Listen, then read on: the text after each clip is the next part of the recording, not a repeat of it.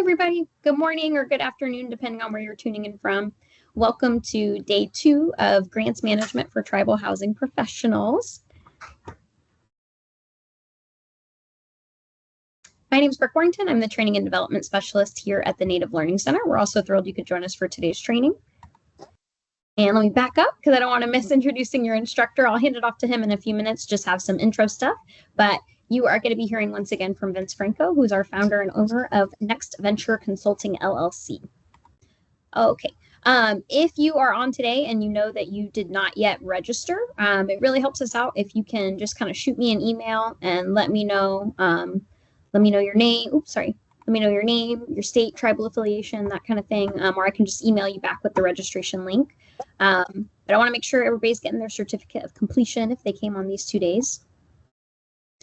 So also, just to make things a little bit easier on me, if possible, please make your display name your first and last name. And that way, when I'm going through taking attendance, it's, that easy. I can just kind of go down the list and check people off.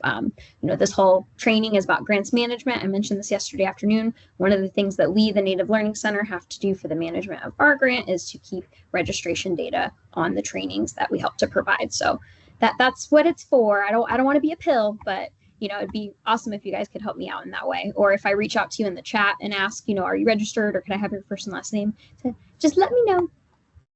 If you could follow along while I read the disclaimer aloud, this virtual training provides a summary of fundamental concepts, requirements, and/or procedures within the allotted session format.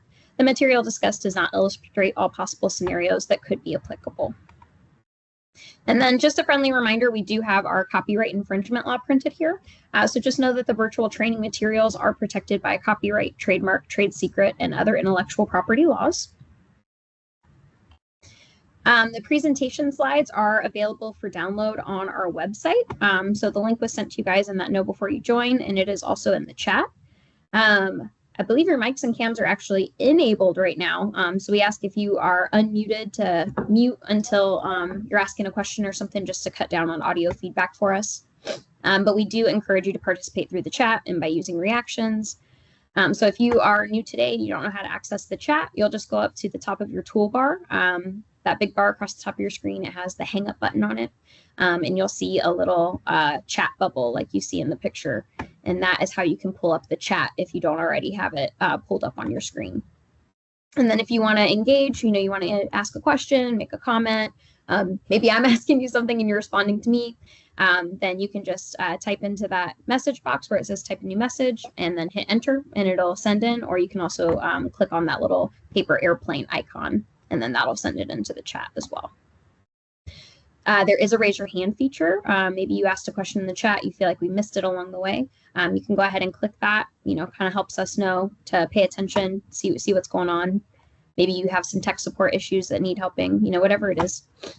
And then if you don't really want to say anything in the chat, but you just kind of want to show that you liked something been said, or maybe you made a joke, you thought it was funny, you want to show some applause, then if you click on the smiley face icon, you do have a list of little reactions and it'll just pop up with the little emoji and then it'll disappear. So just kind of a real quick thing you can do if you want.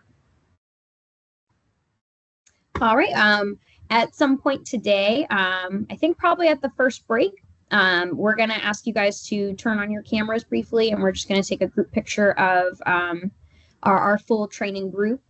Yesterday, I kind of forgot we did it in like the second half after lunch, so hopefully we can get some more folks in there if we do it on the first break. But we'll just invite you to turn on your cameras. I'll put it in together view here on the screen, and then I'll just take a quick screenshot of all of our beautiful faces together.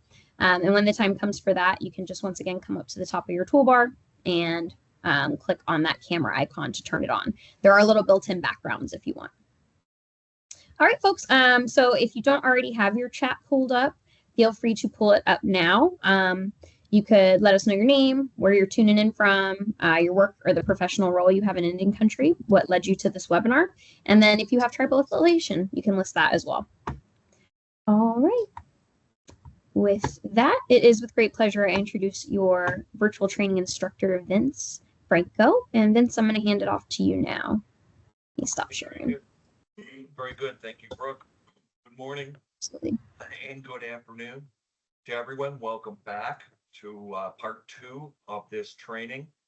And thank you for putting your information in the chat box. As Brooke says, we will try to keep an eye on that. Well, not try to, we will keep an eye on that and try to answer your questions in a timely manner to the best of our ability.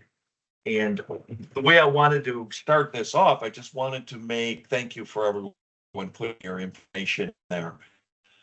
See if anybody, while you're putting in your contact information and title and all that, if you have any questions from yesterday or anything that came about last night while you were thinking about the presentation. We went over quite a bit of material yesterday, as you might recall. And we're going to jump right back into it in less than a minute here. We have a lot more material to go over today. So I want to just make sure that we're not missing anything or somehow missing any concerns or questions you may have. So with that being said, I'm going to go right back into where we left off yesterday. If you recall, if you were here with me yesterday, we were taking a guided tour through the actual uniform guidance. So I'm going to pull that back up. Bear with me for a minute while I attempt to share my screen here. We're going to the Uniform Guidance 2 CFR Part 200. If you recall, we looked at subparts A, B, C, and we were about halfway through subpart D. You know, there's only 6 sections. There's D, E, and F left to look at. So let's see if we can go there. Hopefully you can see this. If you would let me know, Brooke, just trying to get an idea if you can can you see 200.320 procurement methods? So, Yes, Vince, you're good to go. okay, thank you. Just want to make sure you can see this as we progress through the program. I want to finish up this part here. This is where we left off. We were getting into, we're about halfway through subpart D, and that's where, which is called post federal award requirements, post federal award requirements. And the bulk of these citations in here apply to recipients of federal funds. Remember I was saying yesterday that subparts B and C primarily were for the agencies. D, E, and F apply to us. And here's a very important one. I'm going to move through these quickly because all of these sections that I'm going to roll through in the next few minutes, I have more detail in the actual presentation. I just want to show you where they are and how you can go about finding. Remember, just to refresh your memory a little bit, to find these citations, look at the top left. It says Title II, Subpart A, Subtitle A, Chapter 2, Part 200.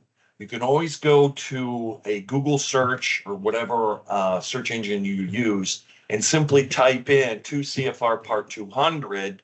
If you do that, you'll get the full set of regulations like I have here, or you can fine tune your search. 2 CFR Part 200.320, for example, would bring you right here to this particular citation and nothing else. So you can really zero in. And I tell you what, from being a compliance person for a number of years, it's a very, very helpful tool to know where these regulations are, how to find them to start with. So that's what we're doing now. We're just going through the navigation and search component, not so much interpretation. We'll get into that a little bit later. But I want to show you here we're moving into the procurement section. And I want to point out a few things here. The first couple sections are what the uniform guidance refers to as the informal procurement. And there are 2 areas of informal procurement called the micro purchase, and then a little bit further down, the common name for it is the small purchase. The uniform guidance refers to it as the simplified acquisition. I know a fancy name for small purchase. So those are the 2 informal. Then, as you can see, as I'm scrolling down here, we move into B, which says formal procurement methods. And these are probably the areas that you're most familiar with. Sealed bids is the first one, and here are all the protocols for sealed bids.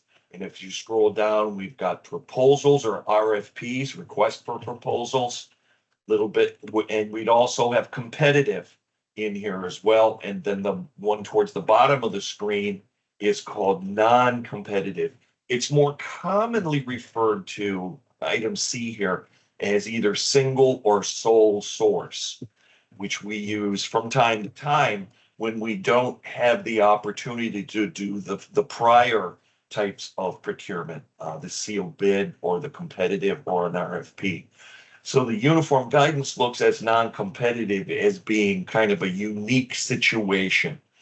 And I'll talk a little bit more about that as when we get back in the program, how we deal with sole source or single source, AKA non-competitive. But I wanted to show you where this is found in the uniform guidance. Then it goes into contracting with small business, minority business, women's business, enterprise, and the most recent one that they added here, veteran-owned businesses. Now, this particular section is not mandated, but it's strongly suggested by ONB that we, as part of our procurement as a whole, whether it be sealed bid, whether it be competitive, or whether it be a sole source, non-competitive, that we do our best with reasonable assurance, right? Reasonable assurance that we are doing our best to recruit and to use small business, minority, women's business, enterprise, and veteran-owned business in particular.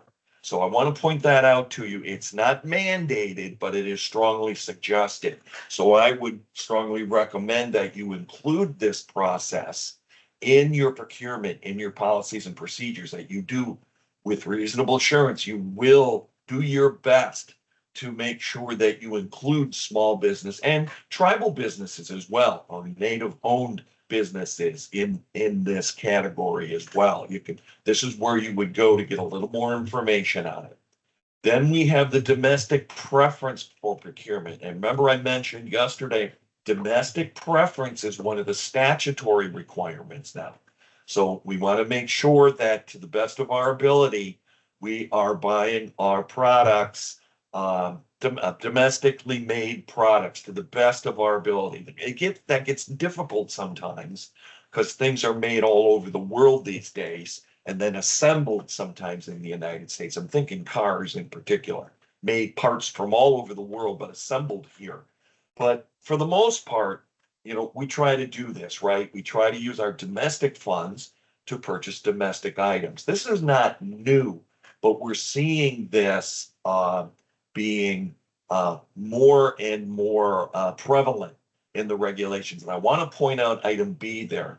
For the purpose of this section, it says produced in the United States. That's why this is part of this, one of the statutory requirements. It means, for example, iron and steel products, that all manufacturing products from initial melting stage and so on. They want to make sure that it's domestically produced. Same thing with number 2, manufactured products. This is what I was mentioning earlier or yesterday. Aluminum, plastics, and PVC pipe. That's the polymer-based products.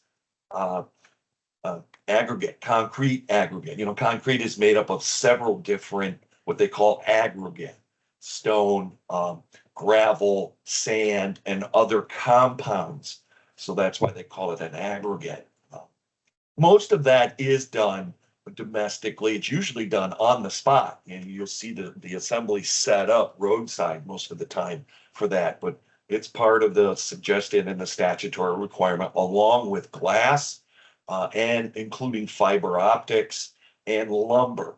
Now, lumber has been, for housing people, this is becoming more and more of an issue, all of these things, but particularly lumber. It's my understanding that the cost of lumber has skyrocketed in cost over the past 2 years, something like a 400 or more % increase in cost. I really don't see that coming down in the near future. So that's something we're going to have to be aware of and keep an eye on all of these things here. And the domestic preference. Domestic preference, Buy American, that's been around for a while. But what we're seeing is a ramp up of these requirements embedded in the regulations, the uniform guidance, for example. So it's something we're going to have to be aware of and deal with. There's more on cost and price as we progress through the program, or the requirements here. Bonding requirements, this is going to relate mostly to construction, to your general contractor, the three areas of bonding requirements. And then we get into financial monitoring, financial reporting and monitoring, starting with 328. Here's 329. We were talking about this yesterday. Monitoring and self-monitoring. This is the requirement on self-monitoring that goes hand in hand with the other requirement we were looking at earlier, internal controls, 303. 303 and 329 are joined together, so to speak, because one of the requirements, if you recall, of internal controls was to evaluate and monitor our program when we're using federal funds. And then the other one was to take action, if you recall, on discrepancies. That's all part of the self-monitoring process. So here's more detail on monitoring if you want to do a deeper dive. Reports. Every agency has different requirements on reports for self-monitoring. Let me scroll back up here because I want to talk to housing people very, very briefly. If you're looking for a template for a self-monitor, to do self-monitoring, if you don't have one, HUD does have one, or ONAP does have one on its site. They have 11 different templates that you can use. You would go to HUD.gov, and then in the search on HUD.gov, go to monitoring checklist. That's what I would put into the search, monitoring checklist. And it'll bring you to the site on that website where you can look at the 11 different templates that they have. And they'll tell you that these templates are there for you to use as a template. You can manipulate them in a way that kind of fits your program. You don't have to follow them word for word, but you can adjust them or morph them into a way that fits your program. And I strongly suggest you do that. You do not have to use all 11 of them, but you want to go through. And the nice thing about the templates is it gives you instruction on what to look for a particular area.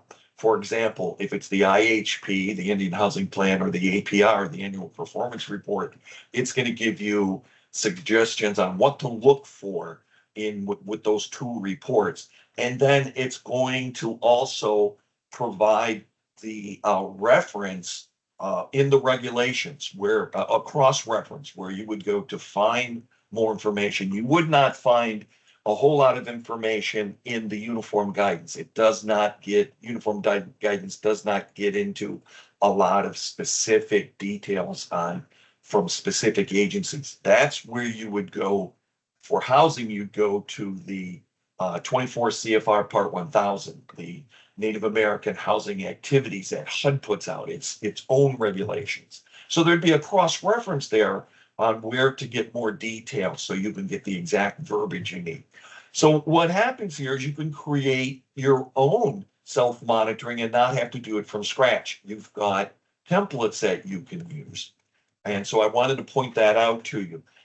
When it comes to reporting, you'll find out that in reading here, it says that reports have to be generated at least annually. And with the APR, the Annual Performance Report that Indian Housing Block Grant requires, if you read into the details, you'll find out that report has to be done annually.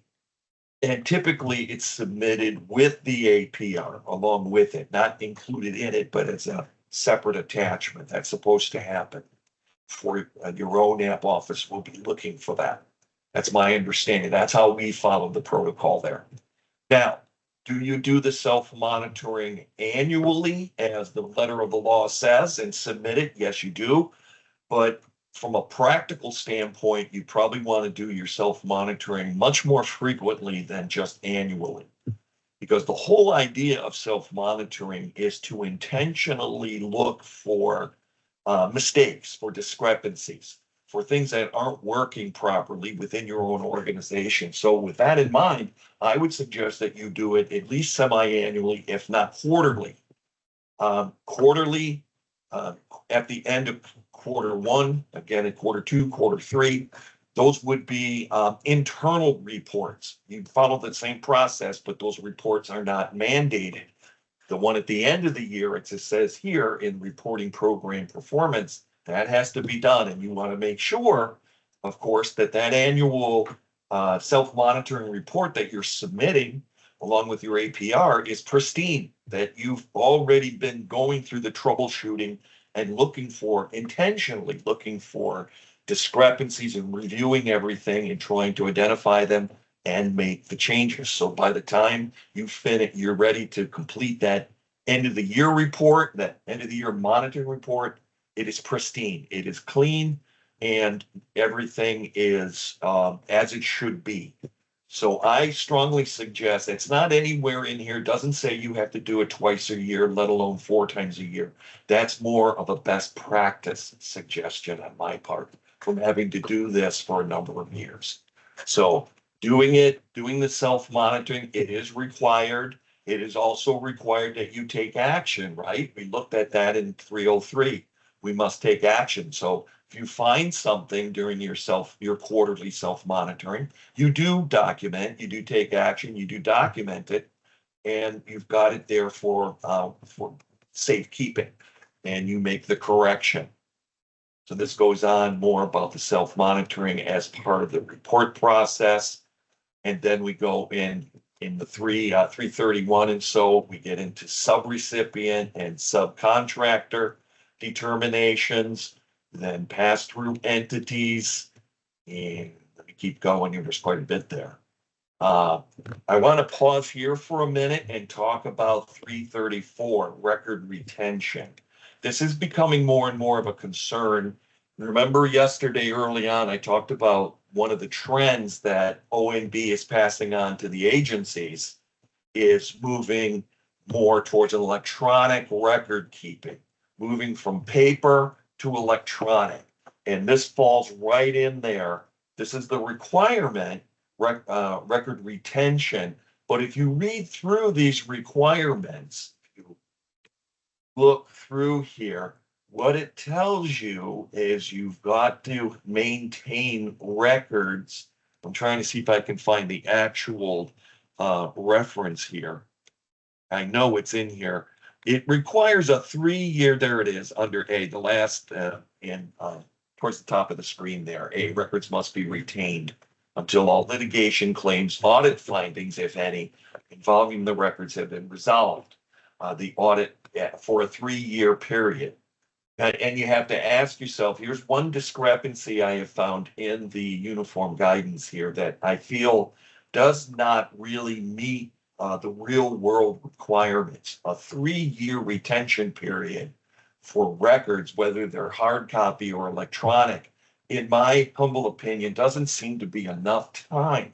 I mean, even the IRS requires us to maintain our personal tax return information for something like 7 years, right? Or more, depending upon how complicated our 1090s are, our tax returns are. So here it seems like a very short period of time. I would strongly suggest that you look at that 3-year period and maybe extend that, especially since we know we got to move from paper to electronic record keeping. You might need to have discussions with your IT department as to how you can set up perhaps a dedicated drive on your mainframe system. That might be one way to retain electronic records. But the 3-year period, just even though that's the letter of the law, you may want to consider something longer, maybe even something that's more like the IRS requirement, 7 years, 10 years, something more than 3. Because I really feel strongly that you might be challenged. You'll need to have more than a 3-year period. But anyway, that's where you find that requirement. Methods for collection, transmission, access to records. That's not talking about us. That's talking about the agencies again. Also, restrictions to public asset is not us. Remedies for non-compliance. This is kind of like the one we were talking about yesterday. 339. You want to be familiar with this. This is what the agencies can do if we do not do self-monitoring, if we do not take action, if we do not evaluate and monitor our program.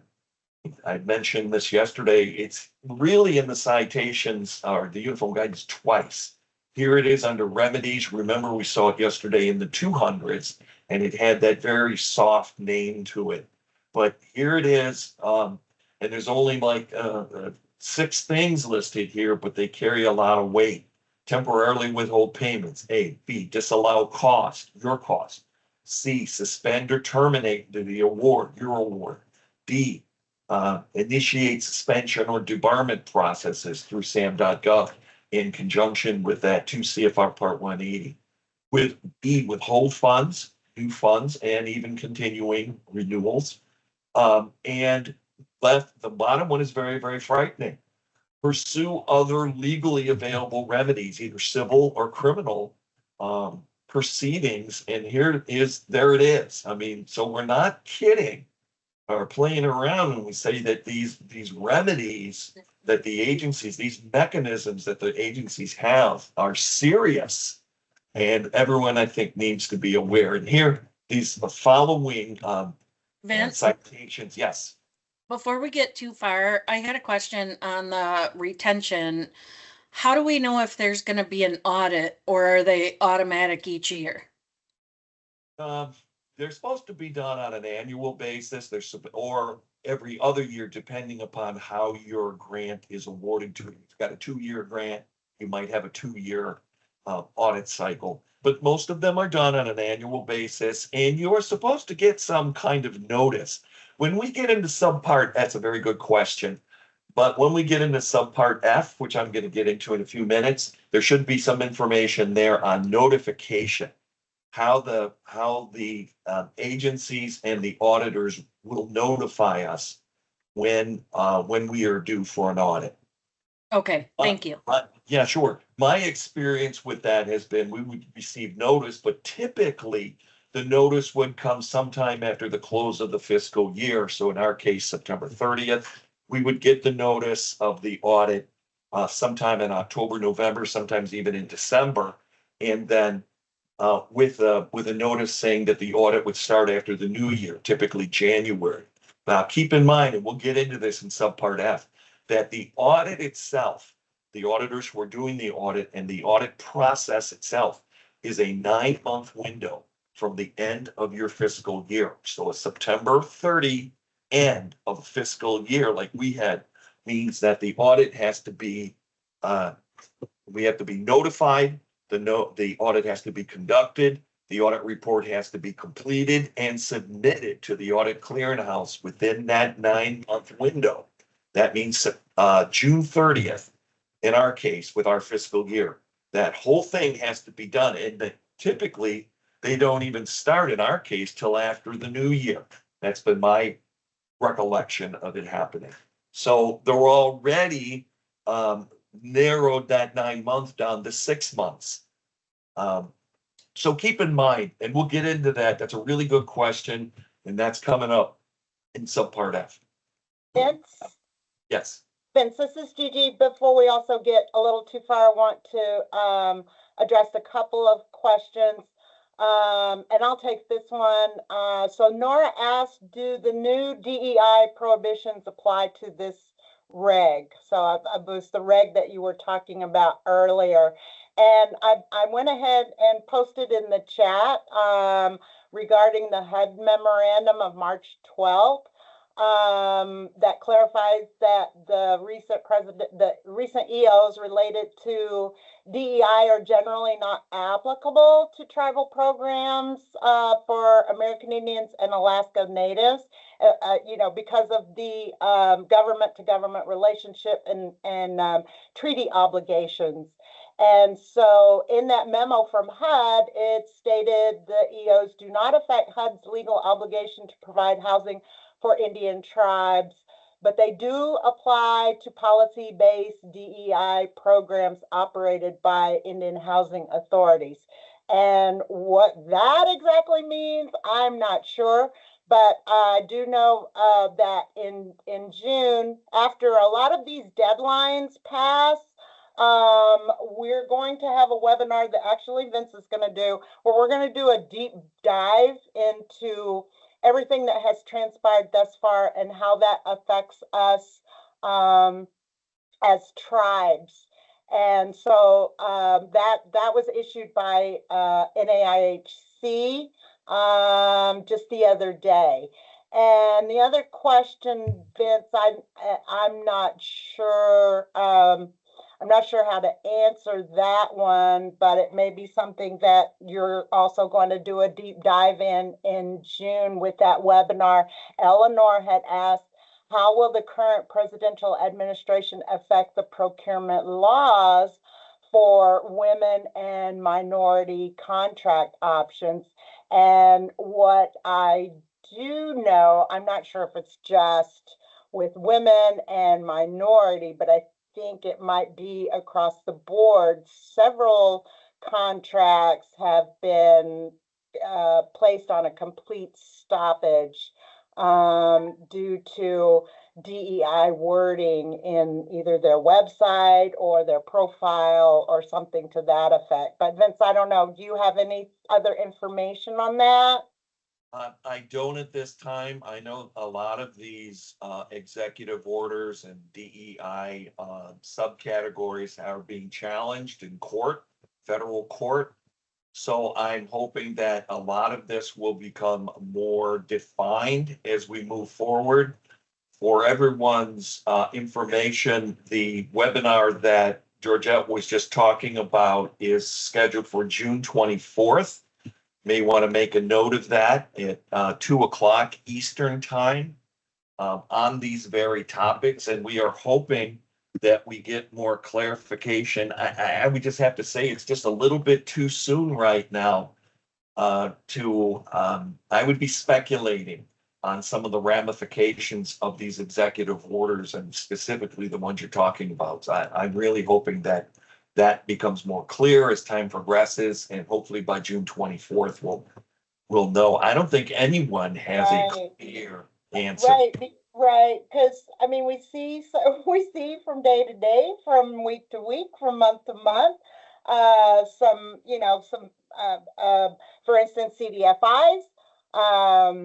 CDFIs, that was a complete shutdown, and a few days, or because tribes and the CDFI network made enough noise that it was reversed. So CDFIs are safe for now.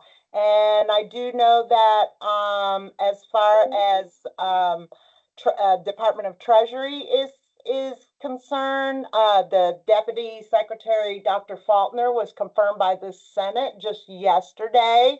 And he is,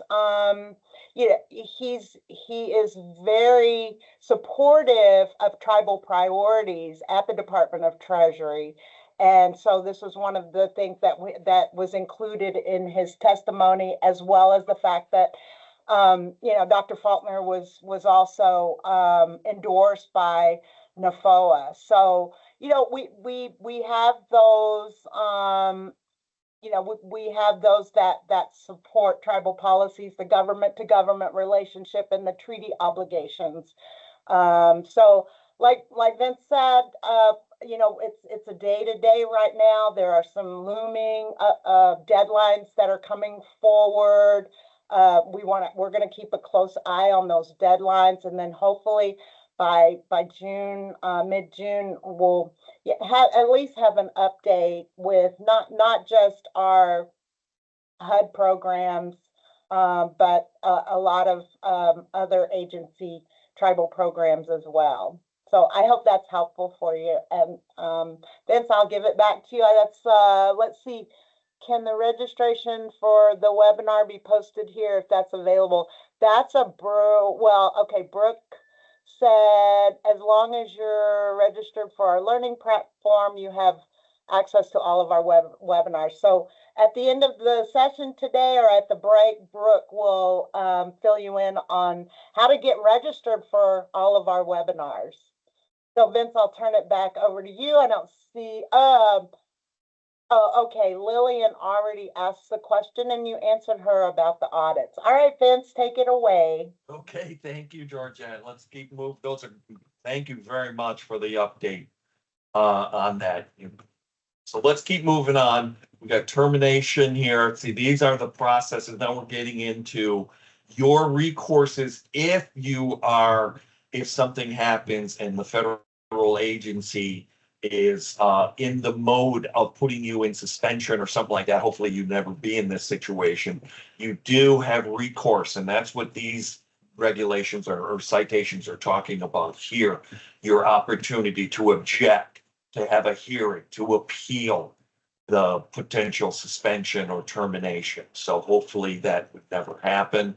Here's information, citation on closeouts, which we've all gone through at some point. A little bit of information there, more of it in the presentation, and more on closeouts. And then if you don't have any questions, I'll move into the next one, subpart E, cost principles.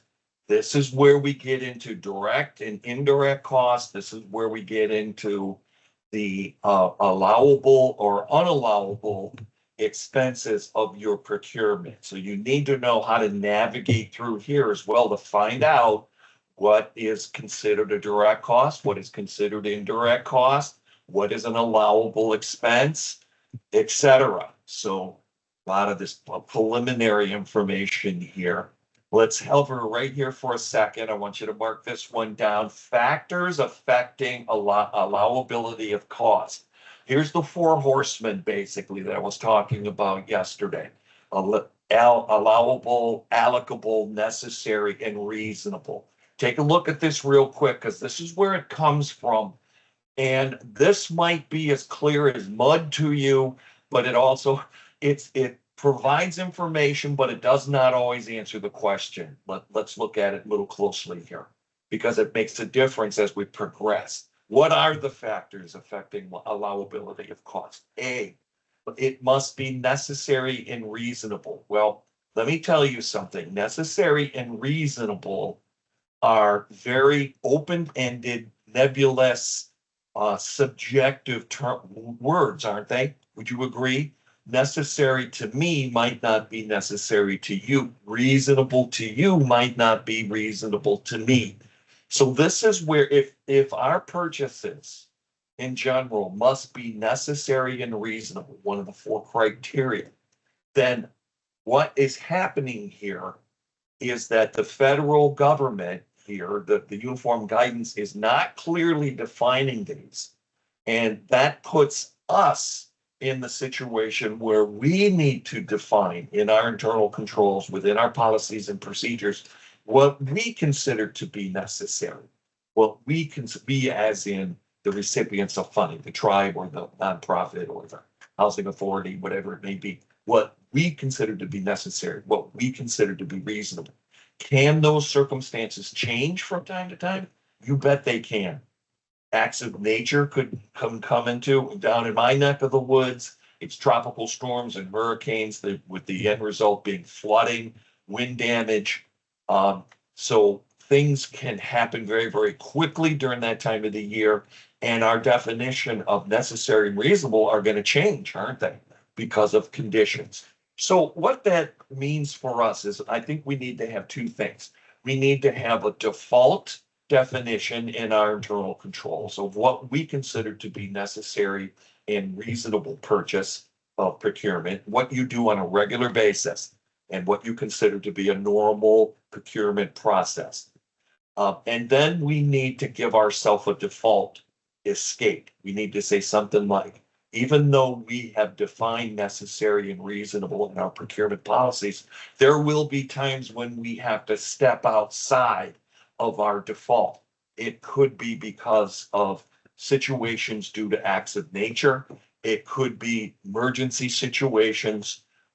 It could be because of a sole source purchase that we need for an emergency or because it's a unique product or service. So you need to have almost two definitions here of what necessary and reasonable have. Have a default definition and then protect yourself by having a situation where you're describing how you might step out with that. And we also need, when we do that, we need to document the fact that, we always got to have a paper trail.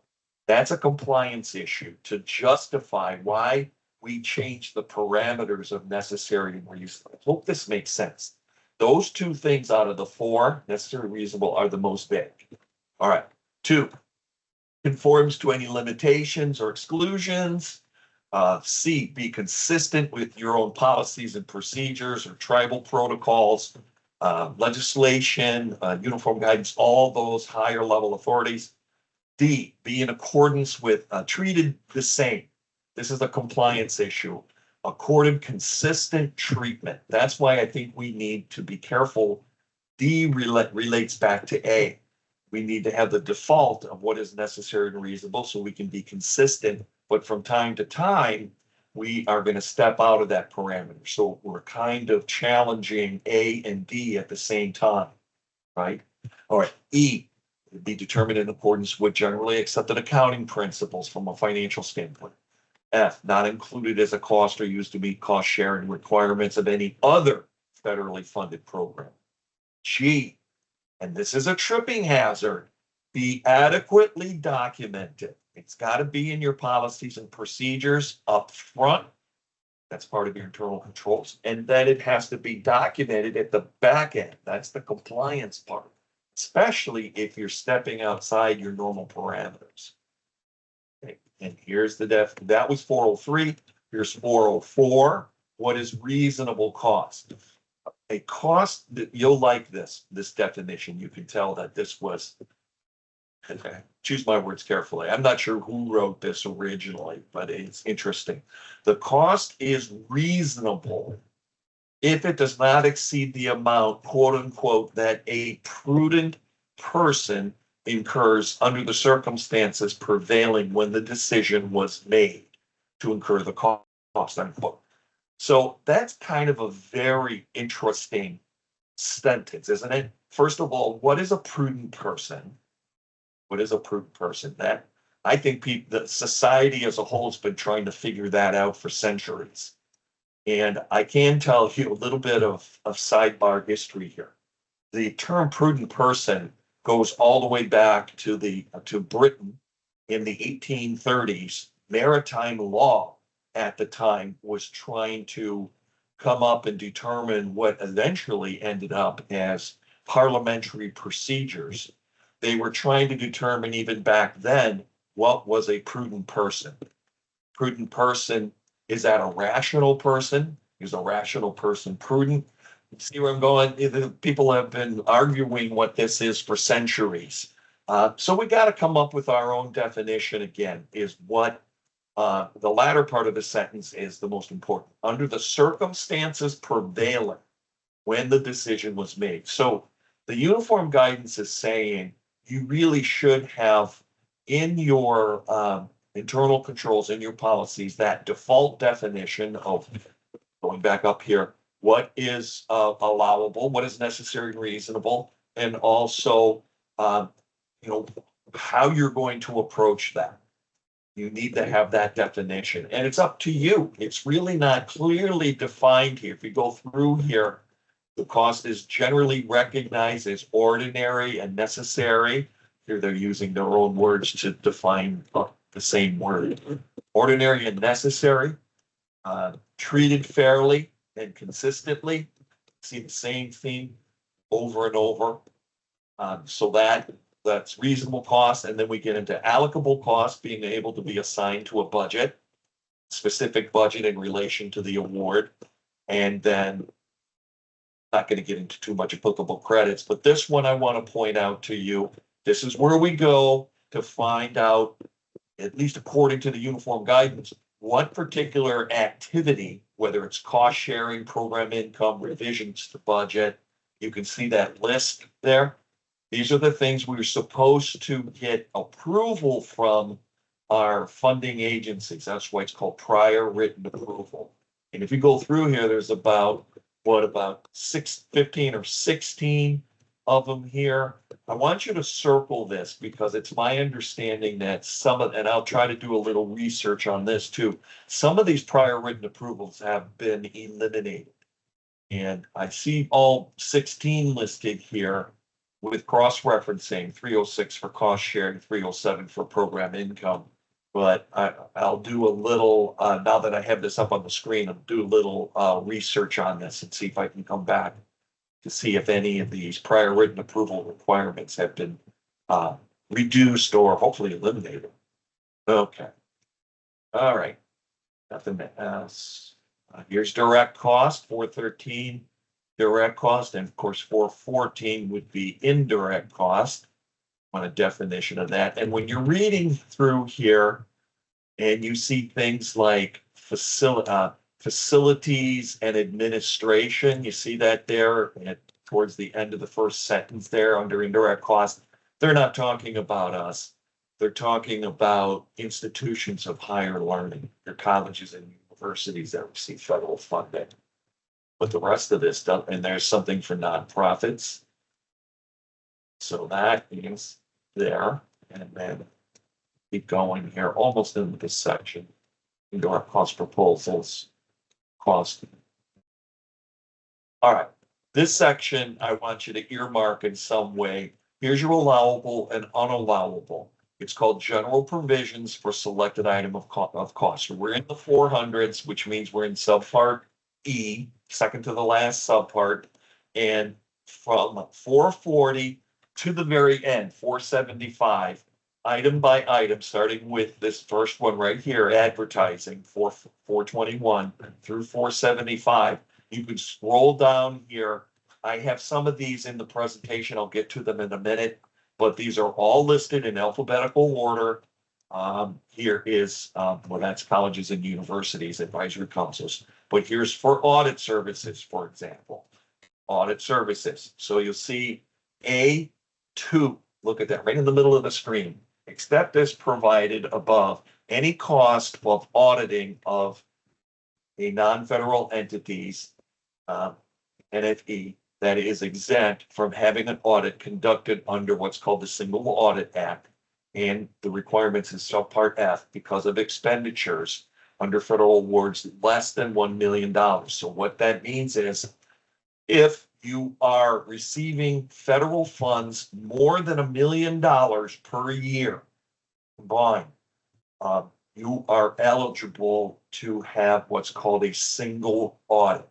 And the cost of the audit is an allowable cost under 425.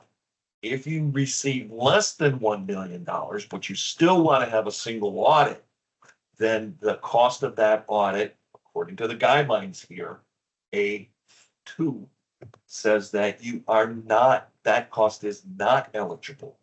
So you would not be a single audit for any recipient less than $1 million would not be an eligible cost. It has to meet the threshold to be an eligible cost.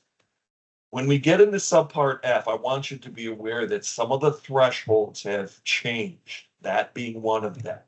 And here they just allude to it. Okay, bad debt, bonding, collection of improper payments, communication, compensation is a big area. So is the one right after it, which we'll get to in a second, fringe. Find that this is in alphabetical order, but right after there it is, compensation, fringe benefits. Fringe benefits is a very large section because, as you can imagine, fringe benefits is a very open-ended area. There's a lot of things that can be considered a fringe benefit, from contributions to IRAs, to pension plans, health benefits. There's a severance pay. There's a lot of things included in fringe. By and large, it is allowed, the cost of it. Conferences, I want you to circle conference. If you're ever doing any kind of a training program, not participating in training like you're doing today, if there were a fee and you were attending this program on site and there was a registration fee, for an example, a cost of airfare, cost of lodging, per diem, and all the things that normally come with travel. If it's related to the job, your job, and you're using federal funds, that is an allowable cost, generally speaking. Generally speaking, you'd want to go to 475 to see specifics on travel. What this one is talking about is if you were the host, you wanted to have some kind of a training program that you hosted internally. Are those costs allowable? A qualified yes if you do certain things. So you want to read through this and pay close attention to what is called dissemination of technical information here, and then the terms and conditions that come with this particular area. Right? All kinds of different things here. Vince, you have a question in the chat. Okay. Eleanor's asking, if you don't have $1 million in threshold, then where would you charge the audit cost under the indirect cost budget? It would be a direct, I mean, even if you're under the $1 million and you still want to have an audit done by an independent auditing firm, CPA firm or whatever, even though it's not a single audit, it's still an audit expense nonetheless. And I would look at that as a direct cost. Unless you're sharing that cost with different departments, then perhaps it could be classified as indirect, and you could take a fraction of that cost and, maybe that would be indirect. So it depends on how you plan to pay it. If you're less than $1 million, you still want to have an audit done. That's going to be, from my perspective, a direct cost. You wouldn't be able to justify a single audit because you're less than $1 million. That would become the cost of a single audit, or calling it a single audit would not be allowed based on the criteria we just looked at. Hope that answers the question. And depreciation is a normal expense. Employee health and welfare costs, entertainment and prizes. Got to be careful here with entertainment and prizes because, we can very quickly turn entertainment into something that's not really allowable. So I would circle this one and be very careful how you classify activities as entertainment if you do have such things. Using that word is a tripping hazard, entertainment. But prizes like a door prize or something like that, allowable. Equipment, generally speaking, allowable. Exchange rates may not apply to most of the tribes, but some of them that are like in upstate New York, upstate Washington, that overlap into Canada, perhaps might have exchange rate issues and might have to incur a cost for the exchange. Those are allowable, generally speaking. General cost of government, goods and services, idle facilities, idle capacity. Yes. When acts of nature, for example, we were talking about before, that sole source situation.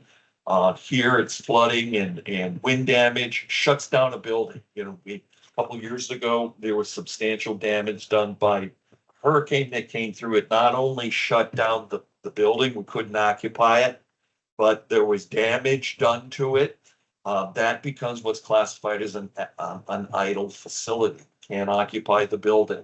Idle capacity are workers, employees that are unable to work. COVID-19 played a part in this too. The buildings became unoccupiable because of COVID, and a lot of people might have been sent home or assigned virtual work assignment. That's idle capacity.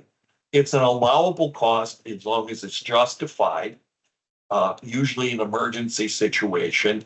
And the other thing that plays a big factor in here, and really it applies to a lot of things, just because an area is allowable, like it is here, idle facilities, idle capacity, does not mean that you have the budget to do it, or the tribal authority to do it. So you have to keep that in mind. We see that often, like with travel and things like that. Just because it's the uniform guidance says that this is allowable, keep in mind if your budget doesn't support it, or if the tribe has its own protocol that goes against it, then that's what you have to deal with. So keep that in mind also when you're looking at some of these things and looking at them and going, well, you know, the uniform guidance says that when we have situations of idle capacity, we can't get into the building, that the work still goes on, or idle capacity, we got to work from home. Well, the regulations say we can do that. Yes, they do. But you've got to read between the lines here. Doesn't mean that you have the resources to do it. Always keep that in mind.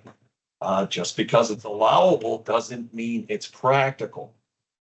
Insurance, for the most part, is an allowable expense. Intellectual property, most of the things that fall into this are software, but Brooke, when she did the introduction, she broached this subject, didn't she? She talked about disclaimers and ownership of the material.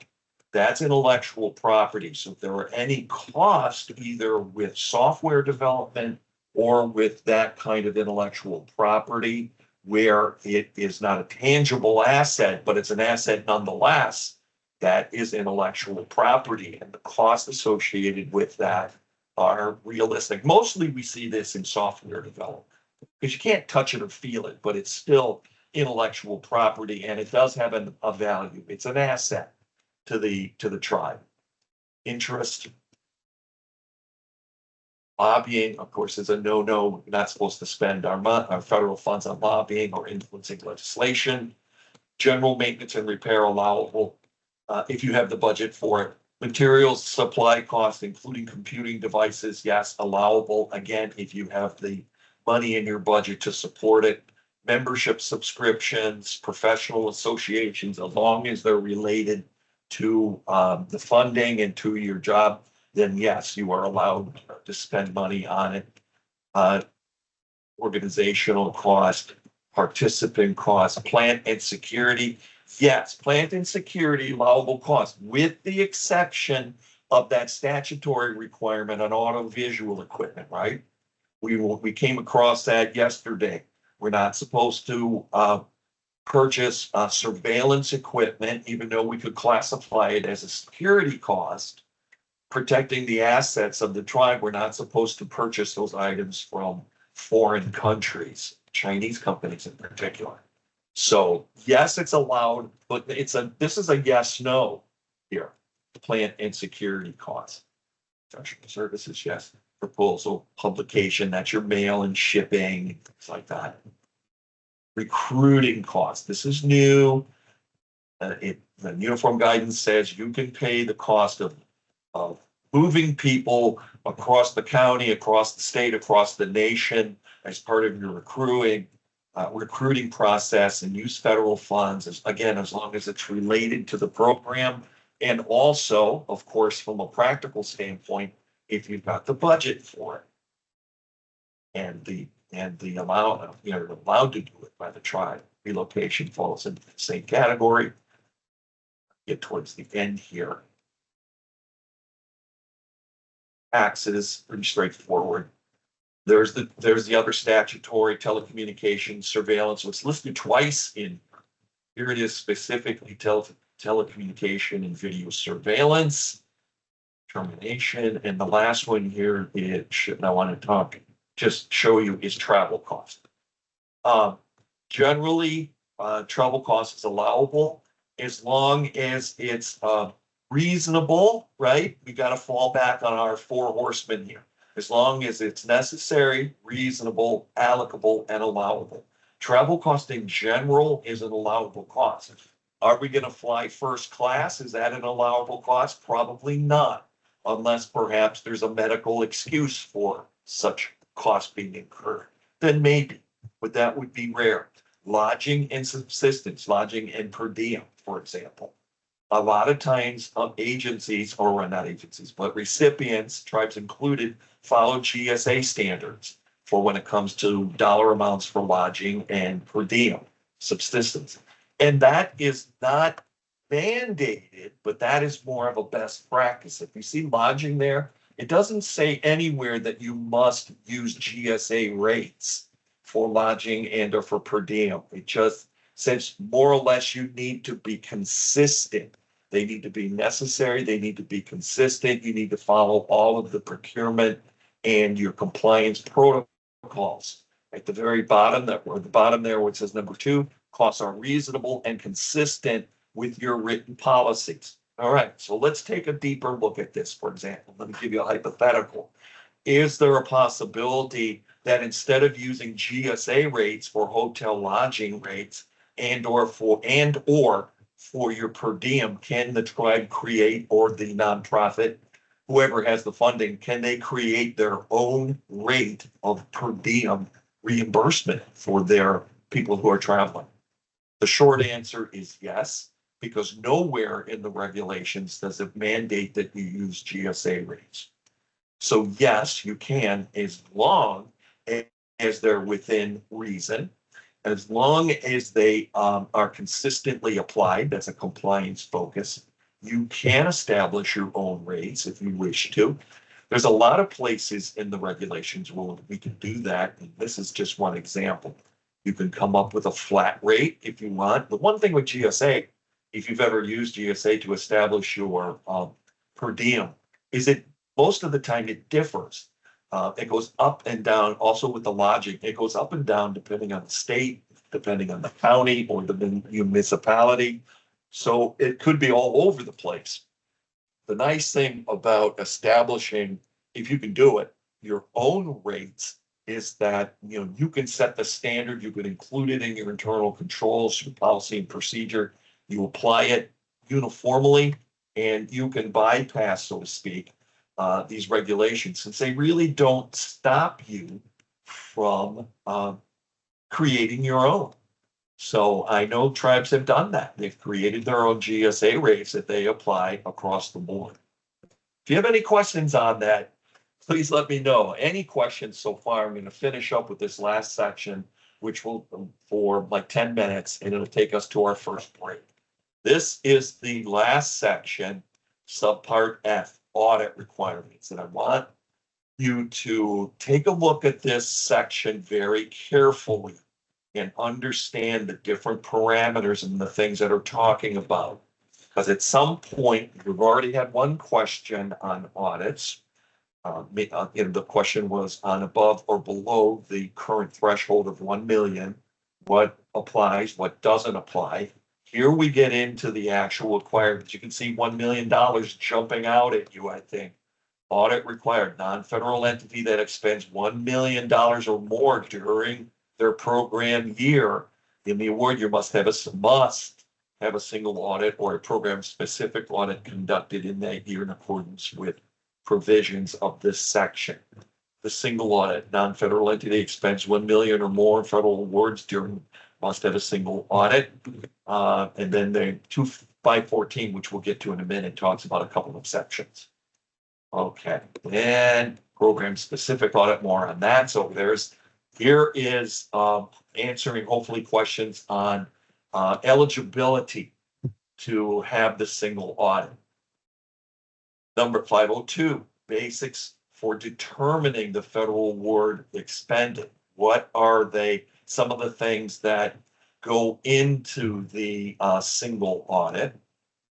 Okay, and then relation with audit requirements, frequency of audits, normally performed annually unless biannual. I was calling it semi-annually. I meant to say biannual, every 2 years.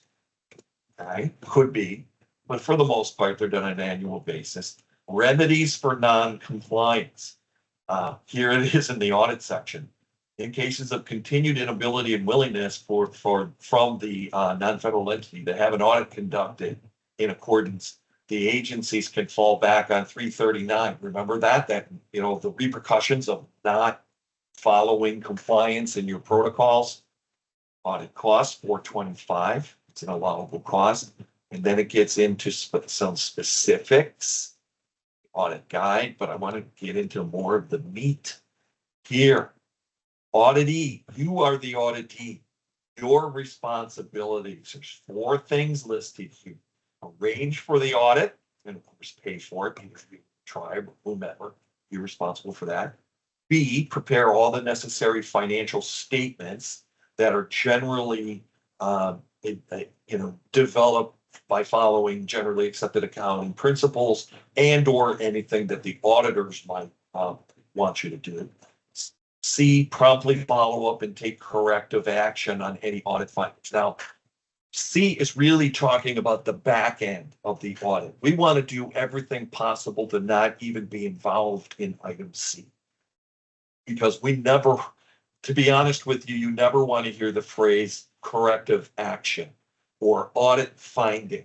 Those are very negative things. Those are obviously, the corrective action is the plan that you're going to put in place to resolve your audit findings. And I want to talk about that a little bit either here in this section or when we get back into the presentation. Okay, includes preparing a summary prior to the audit findings and provide audit access. Provide the auditor access to personnel. It's more than just, folks, it's more than, when you have an audit done, it's more than just looking at financial statements. They obviously want access to the staff, that's the personnel, to all the accounts and books and records, not just financial statements, but your operational records too, and maybe even your personally identifiable information and everything, the 3 pillars of your internal controls, including your internal controls and your self-monitoring reports, all of those things, supporting documents, and anything else they request. Auditor selection is up to you within certain parameters. This goes into the financial statements, and it usually follows generally accepted accounting principles. Audit findings and follow-up. Hopefully, you're never in this situation where you have an audit finding. And there's a certain hierarchy of findings within the process. So to read up more on audit findings, I suggest you take a look at 511 here. Some of the phrases or comments that you hear along with corrective action plan, things that you never want to hear out of an auditor are things such as material discrepancies, things like that. Or another one is known unallowable costs, which means that you purchased something through your procurement process. You knew it was known, so you knew it was unallowable, but you went ahead and you purchased it anyway. That's called a known unallowable cost. They look for those kind of things. All right, audit findings were not corrected. There's all kinds of things you would look for corrective at. And here's information on the corrective action plan. Here's information 512 on the report submission and what's called the FAC. You see on down a couple lines there where it says B. The FAC is the repository. That is the Federal Audit Clearinghouse, FAC. That's where your audit is going to go. That's where the federal agencies go to download your audit, the FAC. So that 9-month window that I was talking about before, the audit team must submit the single audit to the FAC within that 9-month window. Otherwise, we have all kinds of other issues. Auditee must submit required data described in Appendix 10. Mark that one down. I want you to take a look at Appendix 10 when you have a chance to do it. So it'd be there are 12 of them. Most of them don't apply to us as tribes, but Appendix 10 talks about the audit, and it's at the very end of the uniform guidance. At the beginning, we've got the statutory requirements, then we have the 6 subparts A, B, C, D, E, and F, and then we have the Appendix 1 through 12. Here it's saying, take a look at Appendix 10. X 10. Okay. Wait a minute. Let's see. Responsibilities of the agency, the cognizant agency, their involvement, and basically you can pretty much count on the fact there's going to be communication between the agency and the auditors. They're going to communicate. First of all, they're going to try to determine if you're low risk or high risk. Okay, so this is all about the agency's role in the audit process. And we talked a lot about a lot of these features. This is something you need to know. The scope of the audit. What are the marching orders, generally speaking, unless you're a high risk candidate? What are the marching orders of the audit?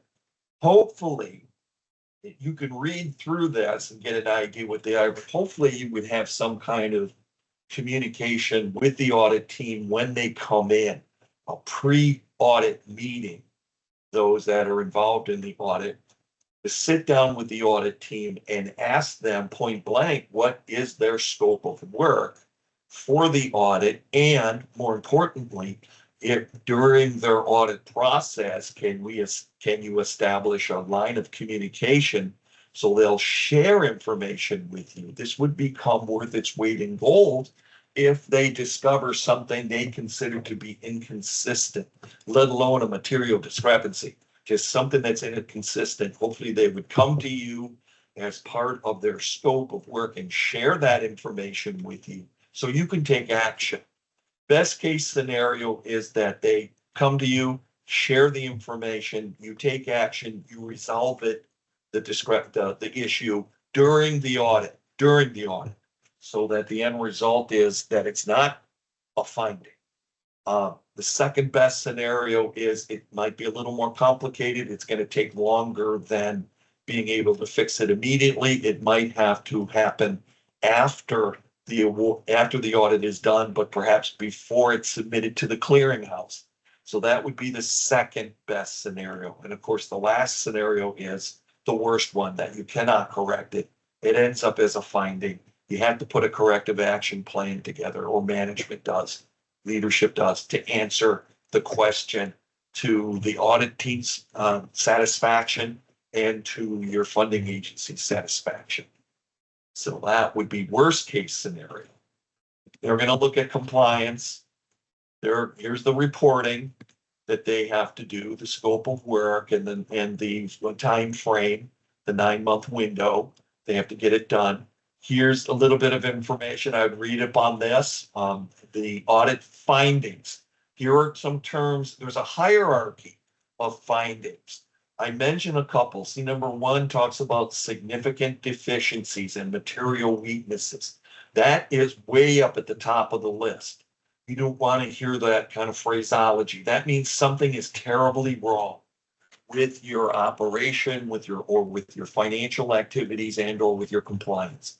When you hear phrases like significant deficiencies, your ear should perk up. This is not a good situation, because that could end up in a finding, not just a finding, but a high end of a finding. This is the highest level.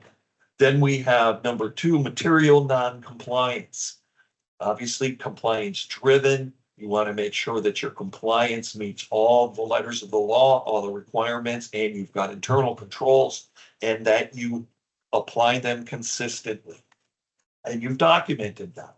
So that's material non-compliance issues. 3, the one I was talking just a moment ago, the known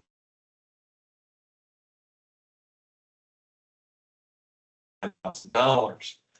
Known question cost basically means you knew that this was an illegal purchase, or you did something and you knew about it, but you went ahead and did it anyway. This is also a very high-end discrepancy and high-end problem. Unknown question cost. Another phrase you do not want to hear. All right. And more dialogue from the audit. Okay. Good information, almost done here. There's only 2 or 3 more. Audit documentation, that's the report that has to be generated. Program determination. This is your low risk, high risk. There's 2 ways that the audit team and the funding agency is going to determine if you're low risk or high risk. One is the dollar amount that you receive. For the most part, I'm not aware of tribal entities really being considered high risk based on the amount of funds that they receive, unless they're receiving substantial amounts of federal funding. Most tribes are, from a financial standpoint, from an award standpoint, are considered low risk. It's usually the tripping hazard here is not the dollar amount of funding. It's our operation. It's our history, our track record that moves us from low risk to high risk. And that's what's explained in here, how they move from type A to type B, or type, let's see. determine type A, type B. I'm trying to figure out which one is. The auditor must identify type A program. Type A is low risk. You would think it'd be the other way around, like personalities. Type A would be high risk. It's not. For purposes of this program, type A is what we're going for. It's low risk. And if it's based purely on the amount of funds we receive, all of us most likely would be low risk because we're not the we're not the military receiving billions and trillions of dollars. They're automatically high risk. It's more of our operation track record and history of performance. That's the tripping hazard that most of us, not most of us, that some of us have experienced that move us from low risk to high risk. That's why it's so important to have all these things done and documented, self-monitoring done on a timely basis, all of your procurement documented, because all of that gets put into the funnel, so to speak, your portfolio, and it becomes part of the analysis of whether you're low risk or high risk. So one of the questions for the audit, if they don't provide this up front, would be to ask the audit team when they arrive, hopefully before they arrive, if you are considered low risk or high risk. And if you are high risk in their opinion, what does that mean? Does that change the parameters, the scope of work as indicated in the uniform guidance? Subpart F, does it increase? Do they scrutinize more? I think you can pretty much count on the fact that they're going to scrutinize details more. But what does it mean? Kind of like what we were talking about yesterday with cooperative agreement versus a grant.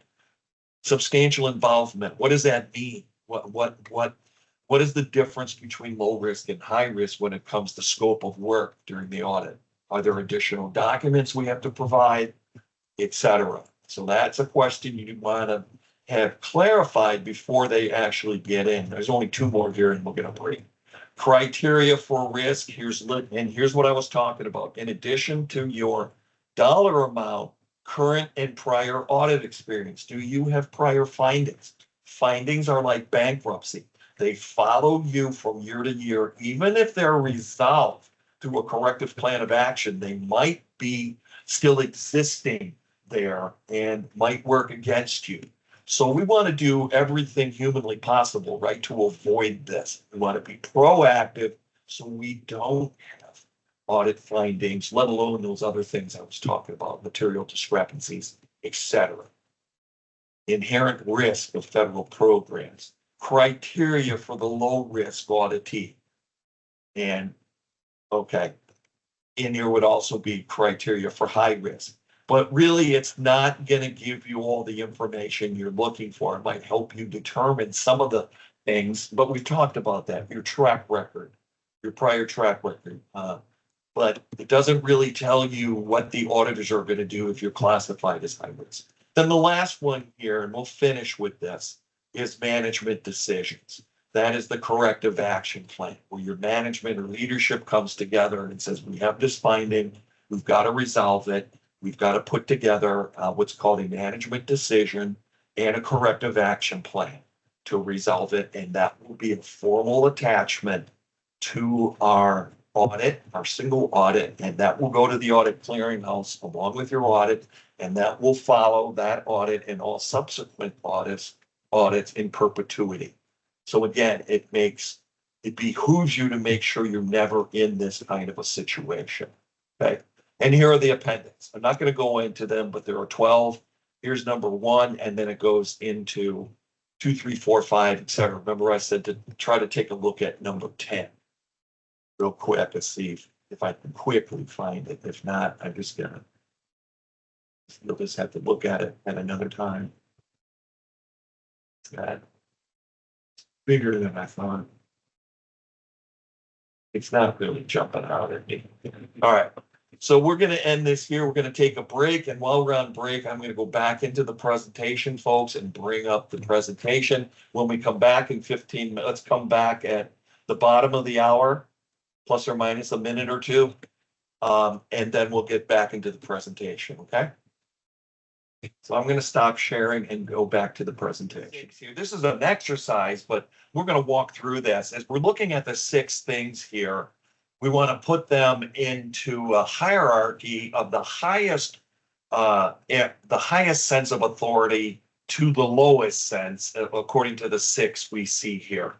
So would you all agree that the authorizing legislation like NAHASDA, like Davis-Bacon, would be the highest level of authority? We've got the legislation or the act, the law, and that's what authorizing legislation would be. Hey, Just- Vince, can you let us know what slide you're on? It's a question in the chat. Let's 45.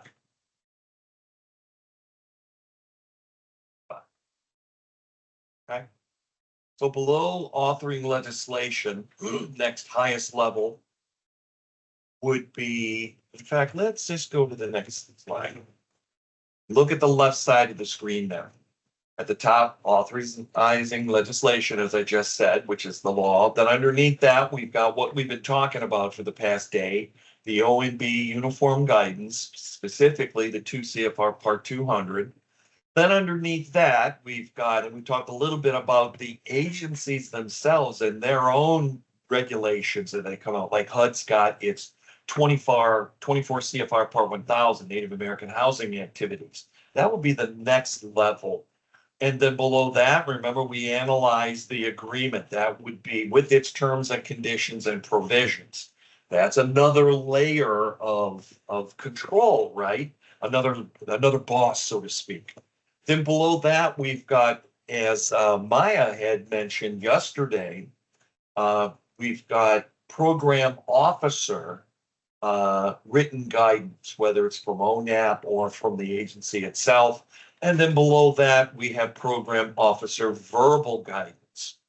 So, but I came up with a few more. We've got to think about what Georgette was just saying a moment ago about some of the problems that came about from audits, typical problems. And one of them, I've added everything on the right, came out of my brain. These are things that I thought should be added to this hierarchy.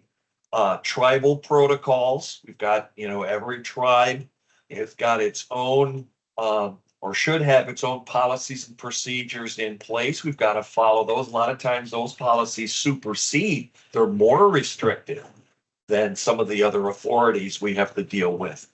Then number 8 was my thought on prior audits with findings carrying. Remember, I said that those findings and the corrective action that comes with us follows us. So that prior audits and program reviews and the results of that are something we're going to have to deal with.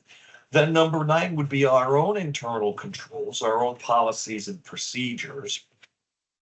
Underneath that possibly would be best practices such as generally accepted accounting practices or APA. That's the Association of, what is it? Association of Psychology Association. They're the ones that basically developed the protocols for writing narratives. You've seen this before. From time to time on your notices of funding when you're putting together the narrative. Things such as Times New Roman font, 12 point, left justified margins, things like that. That's all referred to as APA style. They're not mandates, there are guidelines. GAAP is generally accepted accounting principles. All right, so that's number 10. Number 11 is the experience we all collectively bring to the table, our personal experience, which is worth its weight in gold. That's why we're always looking for subject matter experts, because we all have a wealth of information. What else? If I'm missing anything else that's brought here, maybe intuition or something, we've got a lot of things that help us. And if we were going to rank, this is just my ranking. So let's take a deeper dive and kind of walk through what do I mean by authorizing legislation? Well, we talked about on the right side of the screen there, we've talked about NAHASDA, for example, Native American Housing Assistance and Self-Determination Act of 1996. This was put into and agreed to put into law under the Clinton administration back in 1996. So referred to as NAHASDA, that's the legislation that a bunch of us abide by. Then underneath that, we've got the uniform guidance and other regulations. And then below right, we have another set of regulations, Davis-Bacon and required acts, so DVRA. One thing that Georgette said that I want to tie to this one, this Davis-Bacon, she said, one of the tripping hazards that a lot of tribes had, or recipients of the single audit had, according to research done by the Grant Managers Association, was not properly monitoring their sub-recipients. So let's just for a second, we'll get a deeper dive into this, but Davis-Bacon is federal legislation. And what Davis-Bacon is that's the legislation. We've got prevailing wage and certified payroll records and other requirements that come underneath it that are basically spelled out in the regulations. And I'll think of it in a second. But the general contractor and the subcontractors we have either that we've solicited through a sealed bid process. Those are sub-recipients of our federal award. Money would flow from the agency through us to the general contractor in most cases. Are we responsible to monitor the activities of those general contractors that fall under this Davis-Bacon requirement? You bet you do. And the subcontractors that work for the general contractor.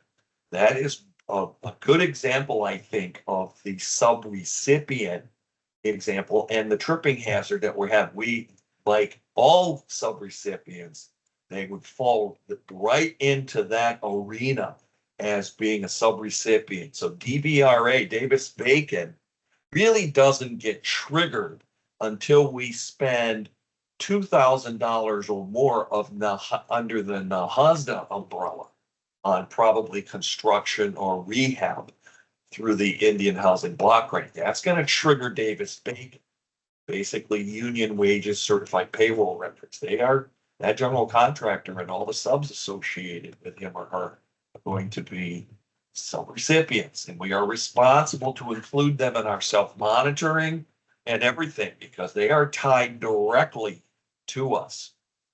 All right, that's authorizing legislation. We've talked quite a bit about this, nothing new there. And at the bottom, there's the 29 CFR Part 5. Those are the regulations for Davis-Bacon that I was just talking about a moment ago. And we've taken, I hope that the little guided tour, that wasn't little, was it? It was extensive, I think. If it was valuable to you in the way that I hope it was valuable to you. Because knowing how to navigate where these regulations are, like I've been saying all along, how to navigate, search, interpret from time to time, some of those vaguer requirements, learning how to interpret and implement them to meet the letter of the law and also meet the needs of the tribe or of the nonprofit, like my example with GSA rates and per diem. Change it, we can change it. We interpret it in a certain way. We meet the letter of the law, but we interpret it, put it into effect in a way that meets the tribe's needs, its unique needs. So I'm hoping that that was as valuable to you as I think it should be. So that's the federal regulations, 2 CFR Part 200, the Grand Master, so to speak, the OG, the master, the mother of all federal guidelines. And then below that is an example of regulations, sub-level regulations. This, HUD has its regulations in the 24 CFR 1000.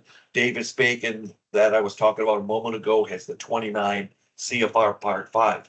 We have to know how to navigate through all of those master regulations, the uniform guidance, and the sub-federal regulations that are generated either by the federal agency like HUD or the legislation like Davis-Bacon. Okay, then the federal agency guidelines. HUD's got all kinds of different things. You heard Maya yesterday talking about code talk. Remember she mentioned that. There's also, other than the regulations that they put out, those regulations don't change very often, not very often at all. What does change are the agency updates, like my little example here with Code Talk, but it's just one of several things, as you probably know, that HUD puts out on a regular basis that are updates to the guidelines that are specific to the agency. In this case, guidelines that change some of the day-to-day minutia or implementation of 2 CFR Part 1000 Native American housing activities. The agencies do that, and here's a perfect example of that, and that's the third level. The agency, federal agency guidelines. Then we had the agreement. We took a deep dive yesterday on a typical agreement. Award documents are contractually binding documents that we as the grantee must abide by the terms and conditions of that specific award. And we know now we really need to pay attention to these award letters, scrutinize them to make sure that the terms and conditions have not changed, or that there are certain things in the terms and conditions that the agency is pulling out. Like yesterday, we saw the $72,000 example for the consultant. That was nowhere was that mentioned in any way, shape, or form in the notice of funding. That was something that transpired after the application was submitted, apparently inaccurately, but the award was given pending. So that was a terms and condition. And there were several others. Remember, there were altogether, there were 14, 15, there were 16 different terms and conditions. Most of them were pretty straightforward. They repeated what was in the notice of funding, but some of them were unique. So Vince, you have a question from the chat. Okay. Eleanor's asking, for example, if a company from another area, say another state, comes with a construction crew, do we pay contractors with their rate from their state or the local county prevailing rate? Local county prevailing rate, where the job is being done. Even if they come from anywhere, even if you're in California and they come from Florida, it's where the construction is being performed. Because when you go to the Department of Labor, that's where you're going to go to find prevailing wage. You're going to go to the Department of Labor. Once you get to the Department of Labor, you're going to go to the wage and hour division. Once you get to the wage and hour division, you go through a series of questions to determine what the prevailing wage is for the trade. And the first question is going to be, what state is the construction being done in? So you'd say California, for example. Then what county is the construction in? I'm be honest with you, I don't know the counties in California, but you would answer that. What county? That or municipality. Then the next question is going to be what trade? Or no, I'm sorry, there's a question prior to that. What type of construction? Is it heavy highway? Is it commercial? Is it residential? And that's probably what you would indicate is residential. And then the fourth question would be what trade? Are we talking carpenter, electrician, plumber? Once you answer those four questions, your state, your county, or the county that work's being done in, the type of work and the trade, then you'll get two pieces of monetary information. One is the amount of hourly wage for the person. And let's say it's a carpenter and it's going to be $25 an hour. That would be the prevailing wage for that trade. And then the second number will be the fringe benefit. And that could be, depending upon the trade, it could be anywhere from 50 cents an hour to $4.50 an hour. So you'll get those two. And those prevailing wages would need to be the general contractor will need to know what they are, and they need to be posted on the job site for everyone to see. All the workers, all the apprentices, all the everyone. And you need to be aware of what they are. If you're using Indian Housing Block Grant funds, for example, you are the compliance officer. That money is going to flow through you to them. And then from them to the contractors, they're going to provide back to you certified payroll record documentation based on the prevailing wage. If there is a discrepancy in the amount being paid to the worker, to the journey person, or to the apprentice, There is a grievance process that they can go through, and you would probably be involved in that like I was years ago when I ran an apprenticeship school and I had an apprentice file a grievance on a prevailing wage job. We had to set up a court system and hold court for that and come up with a decision. We involved the Department of Labor, but you are responsible, and it's also part of your internal controls, your self-monitoring. So as Georgette was saying, one of the tripping hazards was not monitoring the subrecipient. This would be a perfect example of that. But regardless of where the general contractor is coming from or any of the subcontractors anywhere in the United States, it's focused on where the job is being conducted. Make sense?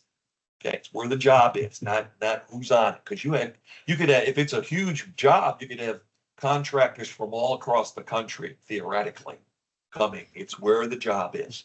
They had a follow-up question. They asked, so when they bid, they know to put the rate in their bid. Yes, yeah, that would be in your RFP. You should be, if you're using Davis-Bacon, you're going to have to. When your notice goes out, your notice for proposal that you're sending out as part of your sealed bid process, you should know obviously you're going to know where the construction is, and you'd be able to have specific amounts. Do you need to put them in your RFP? No, you do not need to put them in the RFP because theoretically they could change. So what needs to be done is in your RFP, you need to state that it's Davis-Bacon work, and prevailing wage will be the wage of the chosen wage. You're going to have to go with that through the Department of Labor. And all these things that I was talking about before, what posting of the wages, that comes after the fact. You don't have to put all the different wages in your RFP. If you did, your RFP would be multiple pages long, and there's no need to do that. But you do need to tell the contractor that it is prevailing wage as part of the RFP for your sealed bid. You do need to give them a heads up that it'll be prevailing wage. They can figure it out, the wage from there. Because who knows what exact job they're going to have when. Do they need a crane operator? Well, that's going to have a specific wage, but when do they need a crane operator? You don't know when they're going to need that. They know, not you. So it's difficult to put all the trades in. And then they'll come back and say, no, we're not going to have sheet metal mechanics on this job, but you put it in there. So no, you don't put specifics in there. Just tell them it's prevailing wage. Davis-Bacon. I hope that answers your question. Okay, that's a good question. It's a really good question. Program officer guidelines. We talked about this. We talked about prior written approval. We talked about verbal. We always, as our attorneys used to say, if you're dealing with program officers, you're getting verbal guidance. Do anything you can to get something from them acknowledged in writing instead of just verbal. If you can document the conversation, that will become part of your compliance and your paper trail, and it could come back to help you. So whenever you can get verbal guidance from a program officer or whomever in a written form, even an email trail, like the example I have over on the right there. It's a trail of emails. Please do so. I know your attorneys will be very pleased in doing if you did that. Okay. Working with program officers. By the way, somebody's mic is open. I can hear the clicking and clacking. You don't mind checking, make sure you're muted, unless you have a question. Okay, working with program officers. Always, that was another thing. Remember, Georgette said one of the other things, well, she was talking about audits, communication with auditors in advance and during, so you have a good working relationship with them and they'll feel comfortable to bring information to you so you can react to it and do something, but also not just your auditors at the back end, but also up front, preactive here, preemptive, working with program officers on a regular basis, establishing communication with them. on a regular basis. And here, the screenshot below happens to be the Southwest ONAP office. Now, they're not a funding agency, but nonetheless, having a good working relationship with Maya and the other ONAP officers, grants specialists across the country, the different ONAP offices, as well as the funding source, same thing. We should approach it the same way, have a good working relationship with them. I can't stress that enough. Now, if you're all, I don't know if everyone is from California, if you happen to be from Oregon or Washington, you're going to have a different ONAP office. That's going to be Northwest, the office that Maya represented when she said she's from Seattle. That would be the Northwest office. Everything east of the Mississippi is the Eastern Woodlands office, and so on. There's a couple others in there, Southern Plains, Northern Plains. Southwest has got two offices, if I'm not mistaken, Phoenix and Albuquerque. Been to both of them. Getting to know the staff, building that relationship, and also with the agency, always a problem. What can they do for us? They can be very, very helpful. Especially with unintentional problems.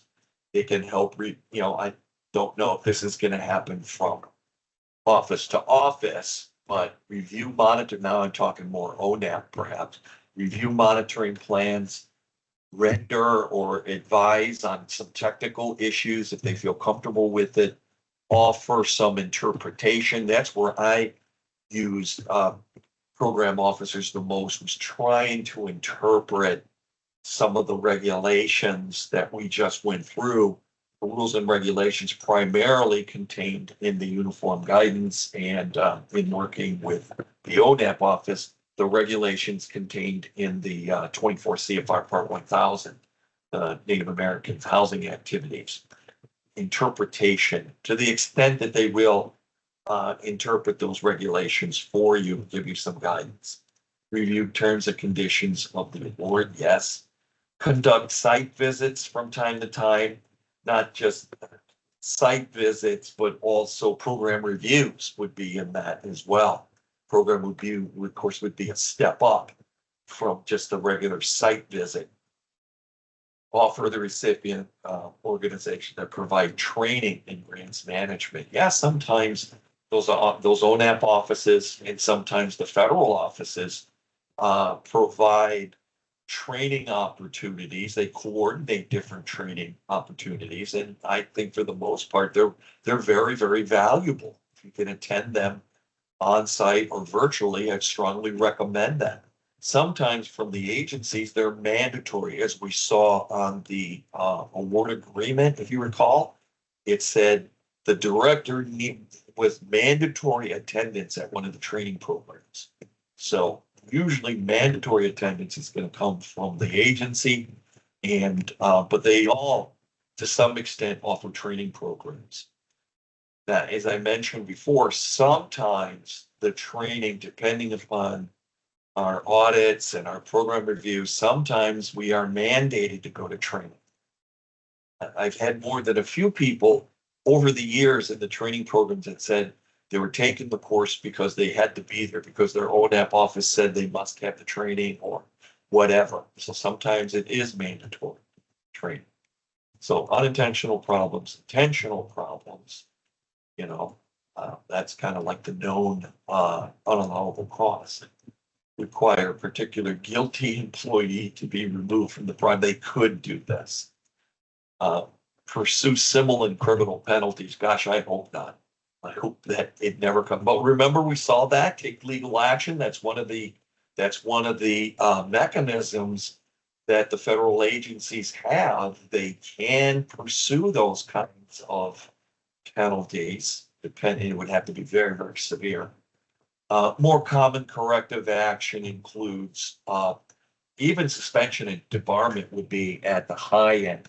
It's more realistically, it's going to be some of the things we saw, like having to do more reports, having to report more frequently, more detailed information, attend training on a more frequent basis, mandatorily, before suspension and debarment ever comes around. And there's a screenshot on the right, 214, we talked about suspension.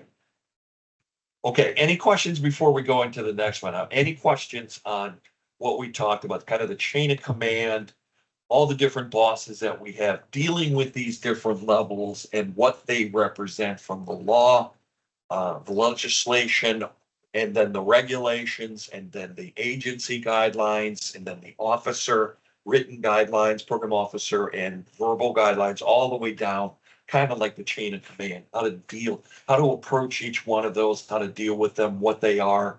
We need to, as grant managers, we need to be masters of all of those things, let alone, and remember I talked about internal controls and tribal policies. We got to know where the tribal policies, for example, tribal protocols, are more restrictive than what's stated in the uniform guidance. The only way you can do that is to know your way through the uniform guidance and have an understanding what those requirements are. A lot of tribes have regulations that are more restrictive. The dollar amount, dollar thresholds might be lower. The chain of command might be more restrictive or just more steps in between.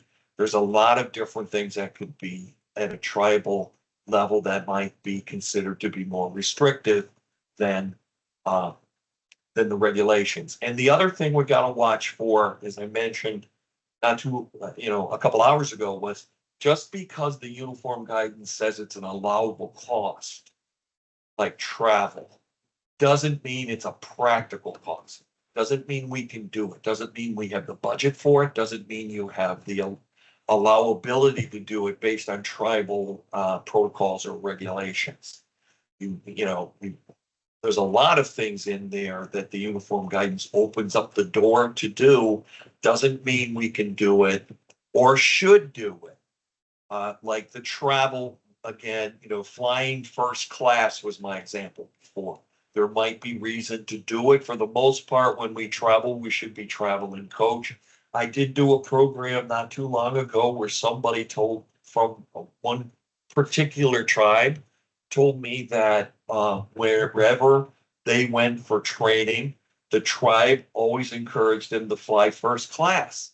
And I said, are you using federal funds to pay for this? She said, yes. And this is in our policies and procedures that we're allowed to do it. Okay. If that's the tribal protocol and you have a policy that says you understand what the uniform guidance of necessary and reasonable and applicable and all that, and you understand that, but you still chose to, or the tribe chose to pay the higher rate for first class, then so be it, as long as you've documented that. Okay, normally they're not that, they're not at that level, but and they tend to be more restrictive, not less restrictive. But I found that very interesting. Okay. Let's talk a little bit about sam.gov. All right. sam.gov, a lot of things have gone away and or been created, and now they're handled through sam.gov.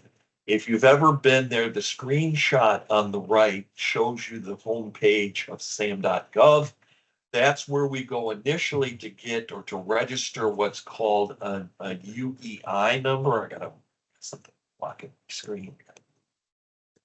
Right.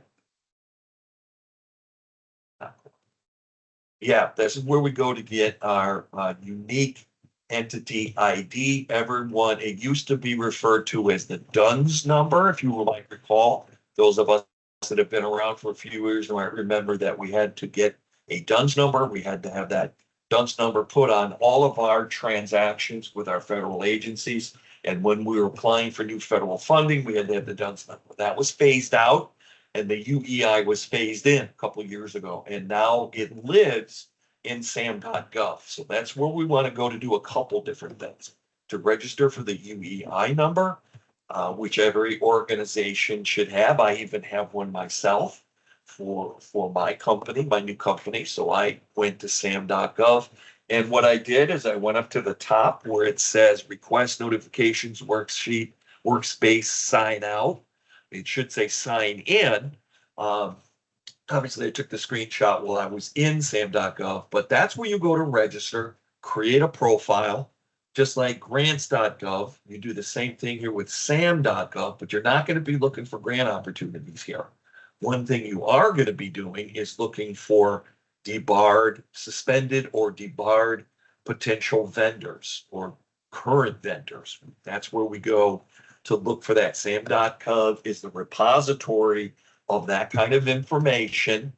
And it also is the source of where we go for the UEI number that I mentioned to you before, that replaced the DUNS number. And as you see in that little red box, it says entity, disaster response, exclusion, responsibility, qualifications.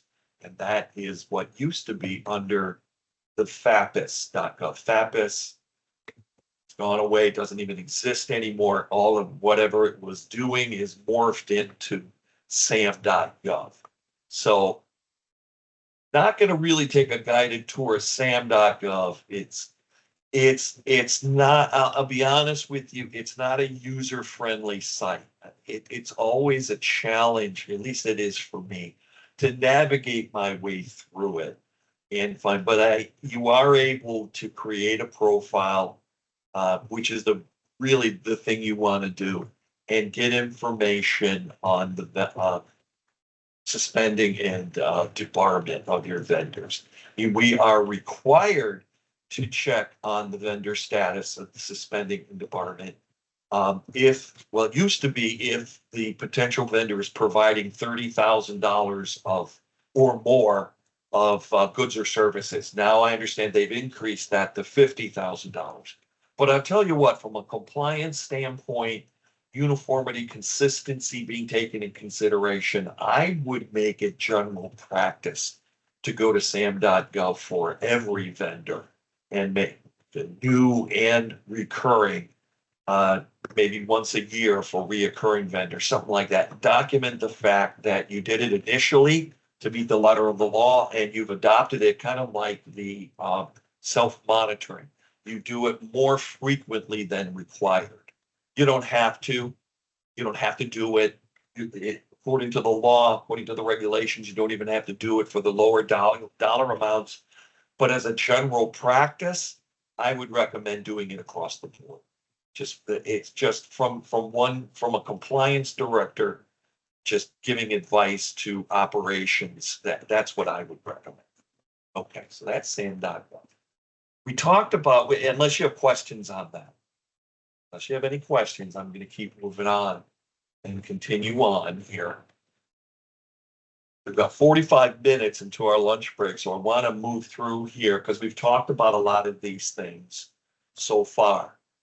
Allowable, necessary, reasonable, and allocable. Over on the right, you see where to go to get that information, that the site-specific citations on that. And we know the four horsemen there, the allowable, necessary, reasonable, and allocable. Like saying earlier, we need to adopt those words and those definitions into our internal controls, our policies and procedures, basically creating a default saying we are going to follow the uniform guidance recommendation that all of our purchases are allowable according to federal guidelines and tribal protocols and our own internal controls, that they are necessary and reasonable in accordance with what's happening at the moment that we are making the procurement, barring any natural disaster or some other circumstance, and that every procurement is allocable to a budget line item. That should be your default, as I was mentioning earlier. And then with necessary and reasonable, we want to add in a disclaimer in our policy saying from time to time, necessary and reasonable will change because of circumstances out of our control. And you might even give a couple of examples like acts of nature or COVID-19, whatever it might be, as I was saying before. And that from time to time, with proper documentation, you will move outside of your normal definition of what you consider to be necessary and reasonable and make the purchase. And then, so you do that up front and then you document that that procurement, that out of the box procurement, so to speak, that unusual procurement that falls outside of your normal protocols for allowable, necessary, reasonable help. I hope that makes sense. That way you've got it up front. You're saying that this is our normal procedure for necessary, allowable, reasonable, and allocable. But from time to time, we reserve the right to do what we need to do to make purchases that fit the unique needs of the tribe or of the TDHE or the nonprofit because of circumstances beyond our control. Do that up front and then document the heck out of it once it's transpired and reference your protocol being done and stay up front. We did step outside of our normal process for procurement because of circumstances beyond our control. So we had to pay for that first class air flight because of the medical necessity that was provided by our employee. Something like, that kind of situation. Or we had to make the sole source purchase and pay the higher rate because there simply are no other vendors that can provide the quality of service. And we're going to see when we get into the procurement session, I should keep moving on here, that we don't necessarily always have to buy from the lowest bidder.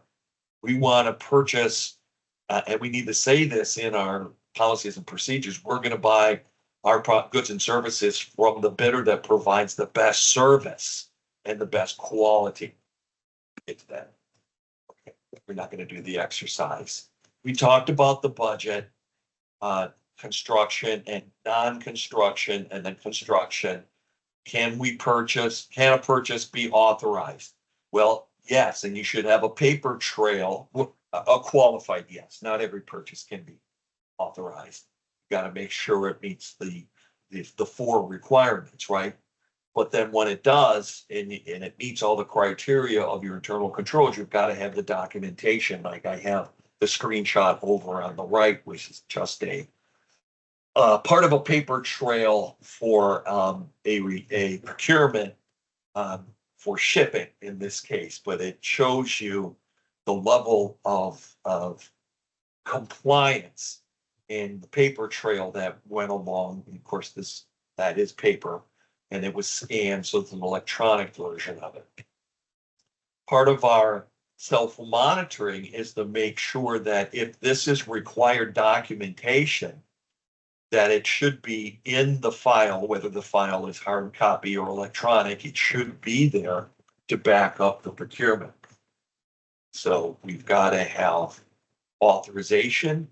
We've got to have a paper trail or an electronic trail of all of our procurement. And during our self-monitoring, we're dotting the I's and crossing the T's, and we're looking for the authorizations and all the documents that should be standard operating procedures for procurement, however your procurement flows and at your tribe or at your TDHE. You've got to describe how your procurement flows, what the chain of command is, what are the documents included, and then in your self-monitoring, you've got to look for all those documents. Hopefully, you can do the self-monitoring, as we talked about before, more than an annual type thing, so that you look for discrepancies, you look for signatures that are missing, you look for these kind of documents here that might be missing or that are done incorrectly. So you can pull them out, correct them, or create them and put them into the system, back into the flow, the paper trail of the electronic chat. Follow me? These are the things that we're looking for intentionally during our self-monitoring. Because trust me, when the auditors come in, they're going to be looking for this type of thing, not just your financial statements, but your flow, your SOPs. What are your protocols? And did you do self-monitoring? Well, the first thing they're going to say is, do you have internal controls? And your answer better be yes. And then they're going to say, can we see them? We want to see them. We want to see written version or electronic version of them, or both if you have them in both formats. Great. Okay, here they are. Third question, do you follow them? Yes, we do. We do that. How do you prove that? Can you prove that? Well, sure, we have our self-monitoring documents that we do quarterly, and they are methodically done and signed off. They also are part of the self-monitoring process. Not only is it checks and balance, it also is a document in and of itself, which is going to have a authorization and appropriate signatures that go along with it. So it actually is two things. It's a process, and it's also its own paper trail. So you answer that question from the auditors. Yes, we can prove it because we got all the self-monitoring, which shows that we actually went into every single file, both hard copy and electronic. We have the protections in place, but we went in and looked at every single file and made sure that all the documentation is there, and we can show you those self-monitoring reports in the same way that we can show you the files if you did a random pull. And they probably would do a random pull of your files, of your paperwork, or a random view of your electronic records. And they'll look for these kind of things. You have to think like an auditor. You have to, put your mind in that, well, or try to, and that's what part of our review process and discussion here is hopefully helping you to realize. Take yourself out of the operations mode as a grants manager, and from time to time, put yourself in the mode of the auditor. What would the auditor look for? What would the auditor say? I remember Georgette saying that more than once to all of us at the Native Learning Center. What would the auditor say? How would the auditor look at this? What kind of information would they be looking for? Think about that before we just move forward with some kind of a process. Think about the back end of this, not just the front end of it. It's a good idea. It's a good program. Everyone's going to like it, but the back end. And I'm saying this because this is where the bottom falls out. This is what she was alluding to, part of it when she said, not enough, we don't follow control, not we. But one of the biggest things that they found was not following internal controls, their own internal controls. And it wouldn't be the first time that I've gone to a tribe and kind of put myself in the role of an auditor and asked them those questions. Do you have internal controls? Yes, Vince, we do. Can I see them? Well, yeah, they're on a shelf in the executive director's office. We reviewed them 7 years ago, and we put them in a beautiful 3-ring binder, and it's on the shelf in the executive director's office. Okay. From an auditor standpoint, I'm already thinking that this is an antiquated process. You would never want to say that to me or to an auditor or to anyone. It's a living document. All the things that you're doing, all your internal controls, these processes, think of them as being alive. A strategic plan, same thing. Put that, your policies and procedures, same thing. They're almost obsolete the minute you close the book, the minute you stop writing. So you have to look at it that way. Last week is obsolete, let alone 7 years ago. So keeping records for more than 3 years falls into this category. Self-monitoring falls into this category or overlaps into this category. Having living documents and making sure that your policies and procedures are up to date and they're, as I call them, top of mind, that you're always thinking about them, always reviewing them, thinking, I wonder, when COVID-19 came, there were a lot of protocols that were changed, both by the tribe and by our department. And our internal controls went right along with it and changed, not immediately, but on a regular basis. Our internal controls were looked at, reviewed, and updated. More during that period of time than I'd say over the past 10 years combined, because things were changing dramatically and quickly. And we have to do that. We have to consider all of this stuff as living documents. Okay. I'm throwing a lot of philosophical and hypothetical things at you, but it all is part and parcel of what we do as grant managers. We know it's got to be necessary, reasonable, applicable. We know that there are citations in the uniform guidance whether it's direct cost or indirect cost, that address those, actually 4 criteria. There's allowable that's missing here. Oh, that's the first one, 403, allowable. We know that the uniform guidance gives us some definition, like it says there right in the middle, 403, be necessary and reasonable, but yet they don't define what necessary and reasonable is, at least not to my satisfaction. So that's where we interpret things. What doesn't, as I've been talking about, what is necessary and reasonable? And does it change? Can it change? Yes. When does it change? Well, who knows? It changes when the wind changes direction. It can change at any time. So we need to prepare ourselves for that. Okay. Disallowable cost. Auditors are looking for this. Disallowed cost, known disallowed cost, that's the worst level. Fines and penalties. We cannot use federal funds to pay for fines and penalties for poor business operation. I'm not talking about if we write a bad check from time to time. We make a mistake. And the accounting department writes a check or makes a payment by mistake to a recipient for $200, let's say, and the bank charges you a stop check or stop payment fee of $25. I'm not talking about that unless there's a pattern there, and that would be more of a compliance issue, and that would be picked up in self-monitoring. I'm talking about fines and penalties that are put upon us by other authorities, and then we use federal funds to pay. That is not allowed. That's what they're talking about in 441, using federal funds to pay penalties, not for making mistakes. We all make mistakes. That's part of standard operating procedure in dealing with those. We're looking for consistency and patterns, but we're not looking here. We're not talking fraud. Fines, penalties, fraud, embezzlement, mismanagement, that would all fall into fines and penalties. The other, lobbying or influencing legislation, we can't do that. We cannot use federal funds for that. And I told you before, we've got to be careful when you do things like entertainment. First of all, don't ever use that word. Don't ever include the word entertainment as a line item budget. Don't use that word because it's in a gray area. Auditors do not like the word entertainment because they think of frivolousness, they think of parties when they hear entertainment.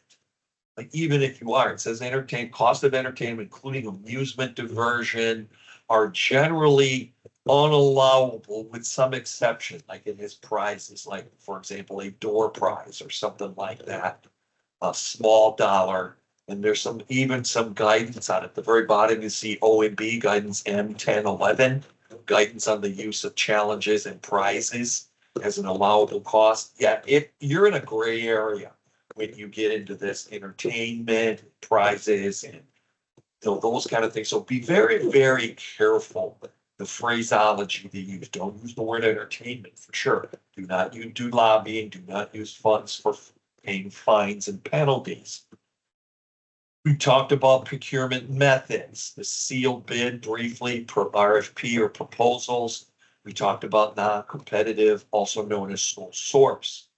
At the top, it's and you can go to 2 CFR 320 to do a deeper dive if you wish to. I'm going to talk a little bit more about it, but if I were you, I would get very familiar with the pros and cons of the procurement methods. Take your own deep dive, do your own due diligence and homework, and get familiar with the informal process and the formal being sealed bid, RFPs, competitive, and then non-competitive. If you were looking at procurement as a bell curve, a bell, going back to my economics days, imagine a bell at the left on a chart.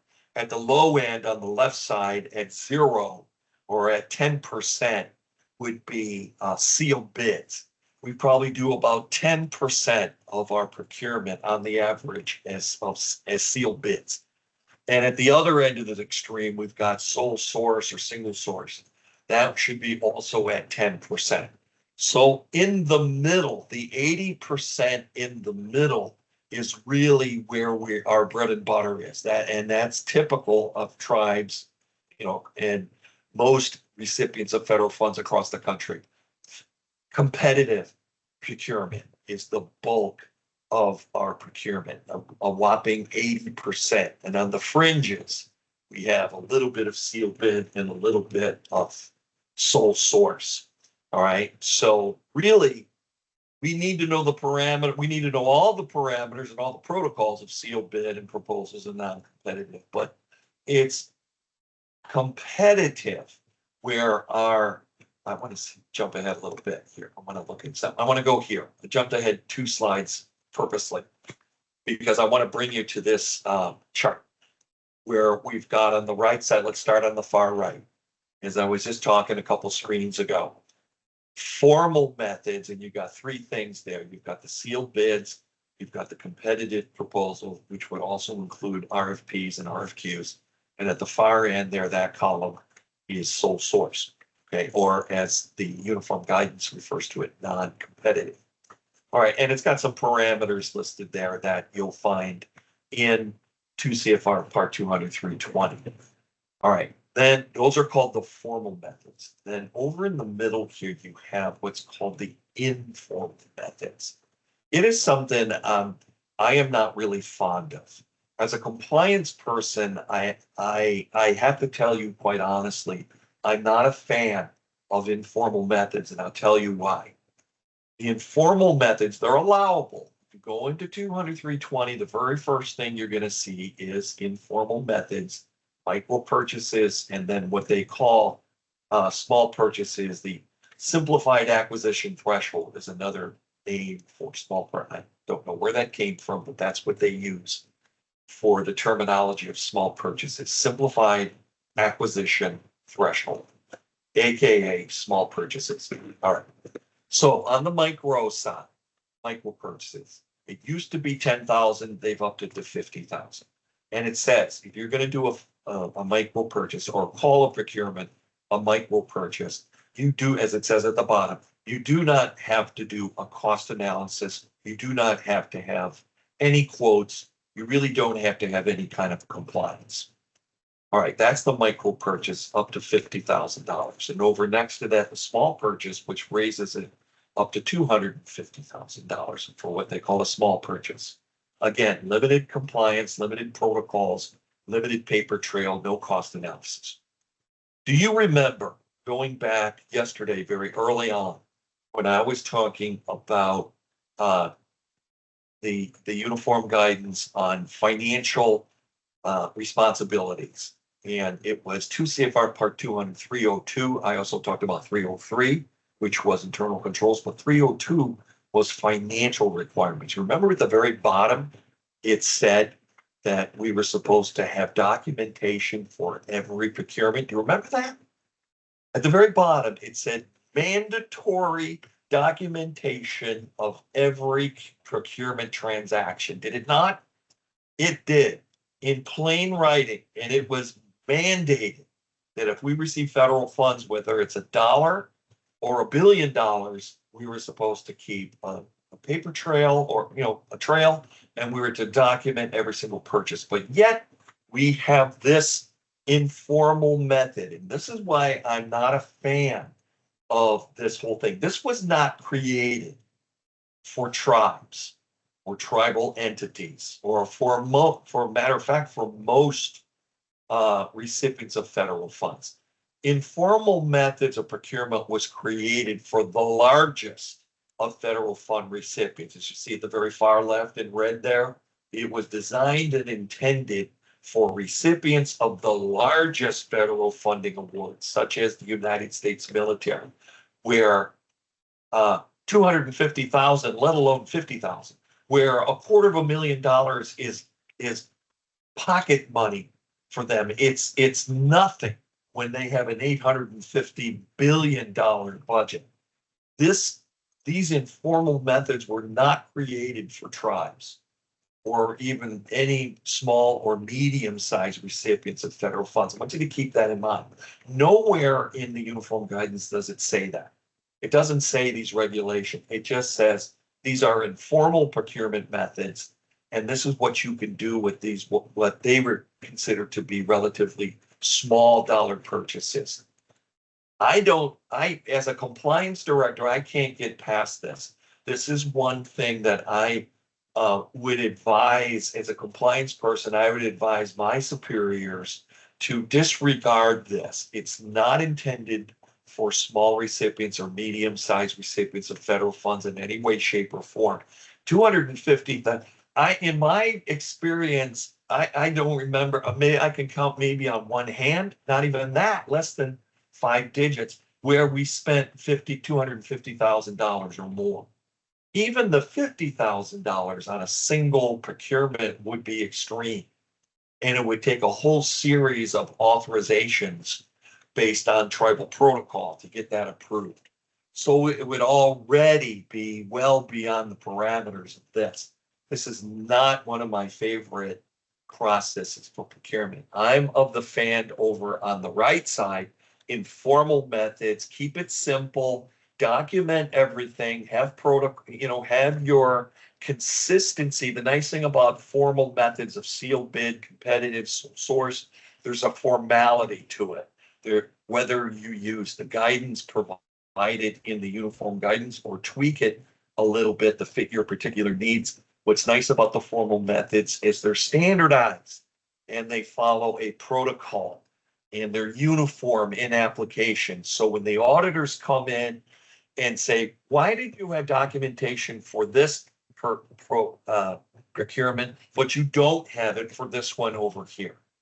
Well, Mr. Auditor, we did it because on this one, we're following informal methods, and over on this side, we're following formal methods of procurement. How confusing that would be. And I think that would set you up for, a closer inspection at a minimum by the auditors, taking a much closer look at what you're talking about and why would you have different procurement theories instead of going with one that's clearly defined in the uniform guide and backed up in several other citations throughout. 303 backs it up, 302 backs it up, and other areas throughout. I'll point them out as we go through that require consistency and documentation. Even one of the statutory requirements, we didn't talk about this a whole lot, but we did talk about a couple of them. Another one of the statutory requirements was just that, documentation of every procurement. Now, if micro purchase and small purchase say you don't have to do it, then at a minimum, you're not meeting the letter of the law, let alone trying to explain a discrepancy. So I just want to make that point clear. Do you have any questions on that? Kind of see where I'm coming from with this?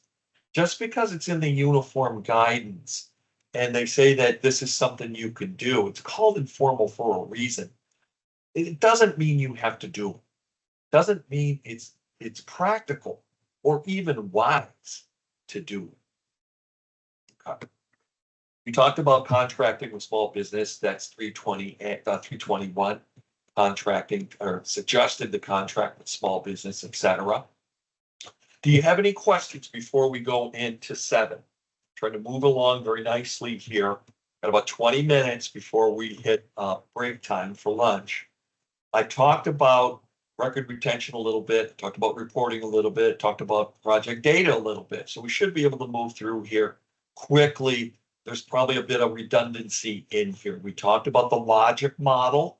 And remember, Georgette in her comment not too long ago also talked about the grant management group, National Grant Management Group, saying one of the other findings was not indicating properly estimating or calculating their goals and their outcomes.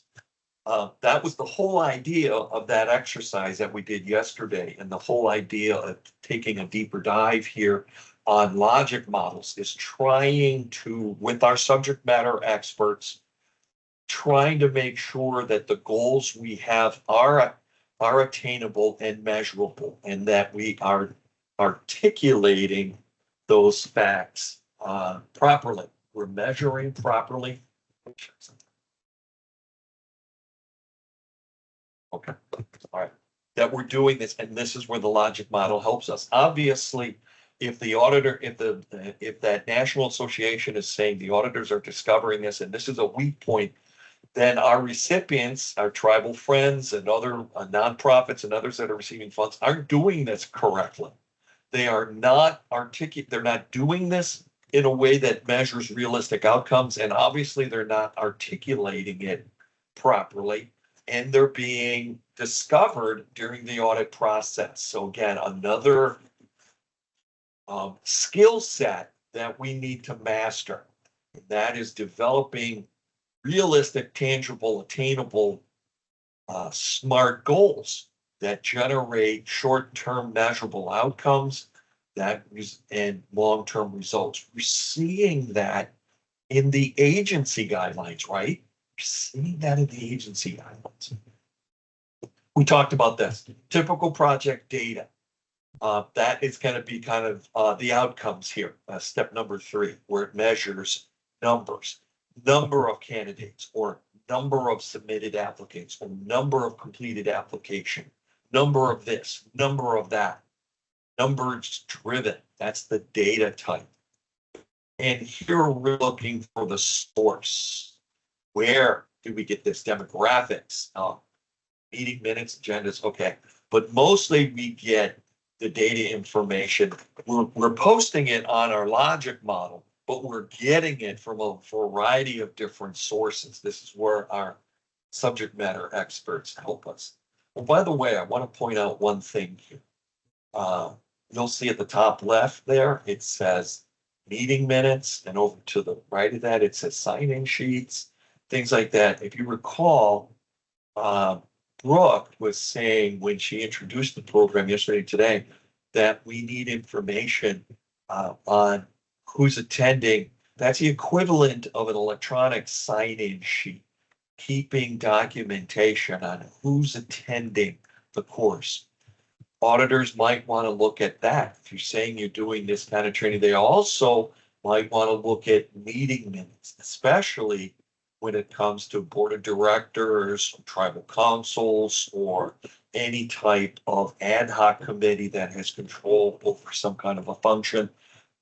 They need meeting minutes, surveys, reports. So it's not just data we're talking about here, it's information in general. Typical content in a standard grant record when we do our self-monitoring, at least when I was doing self-monitoring, I would be looking for these kind of things.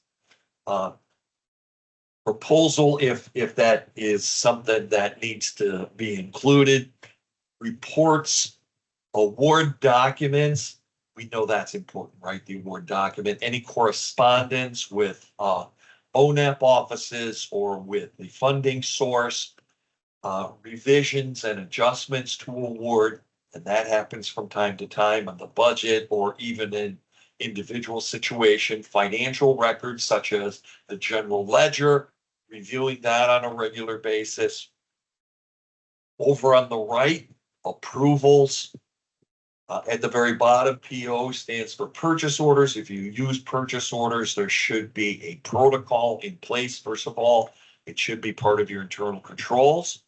That you use purchase orders should be part of your procurement process. Purchase orders, so mistakes don't happen and things that are purchased that should not have been purchased, or they exceed the dollar threshold or whatever, and maybe some other things. These are the kind of things that we look for when we do self-monitoring. Yesterday, we talked a little bit about progress reports.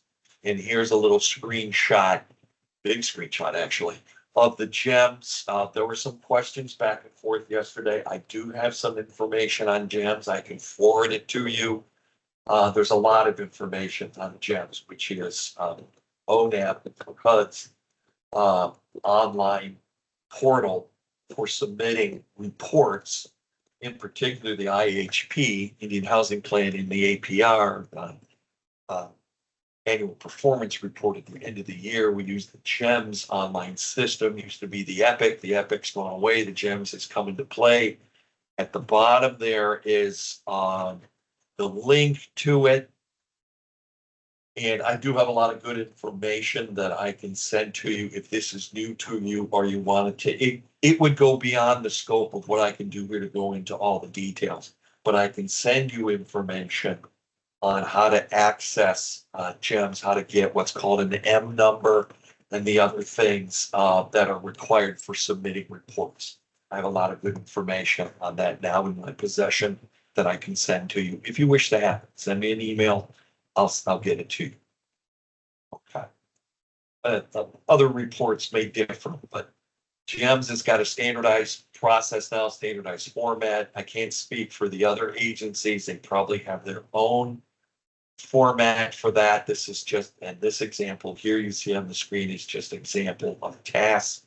Some of the tasks that might be included in it.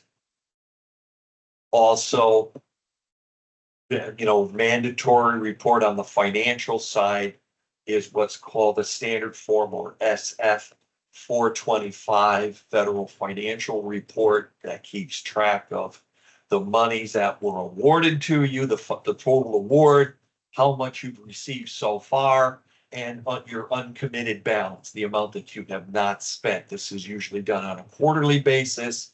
It is signed off by one of the executives, executive director, tribal council, someone who's responsible, who can take responsibility. This is usually before monies can be drawn down through what's referred to as the ELOC system, or which is the electronic version of the LOC system, which is the repository of all our funds.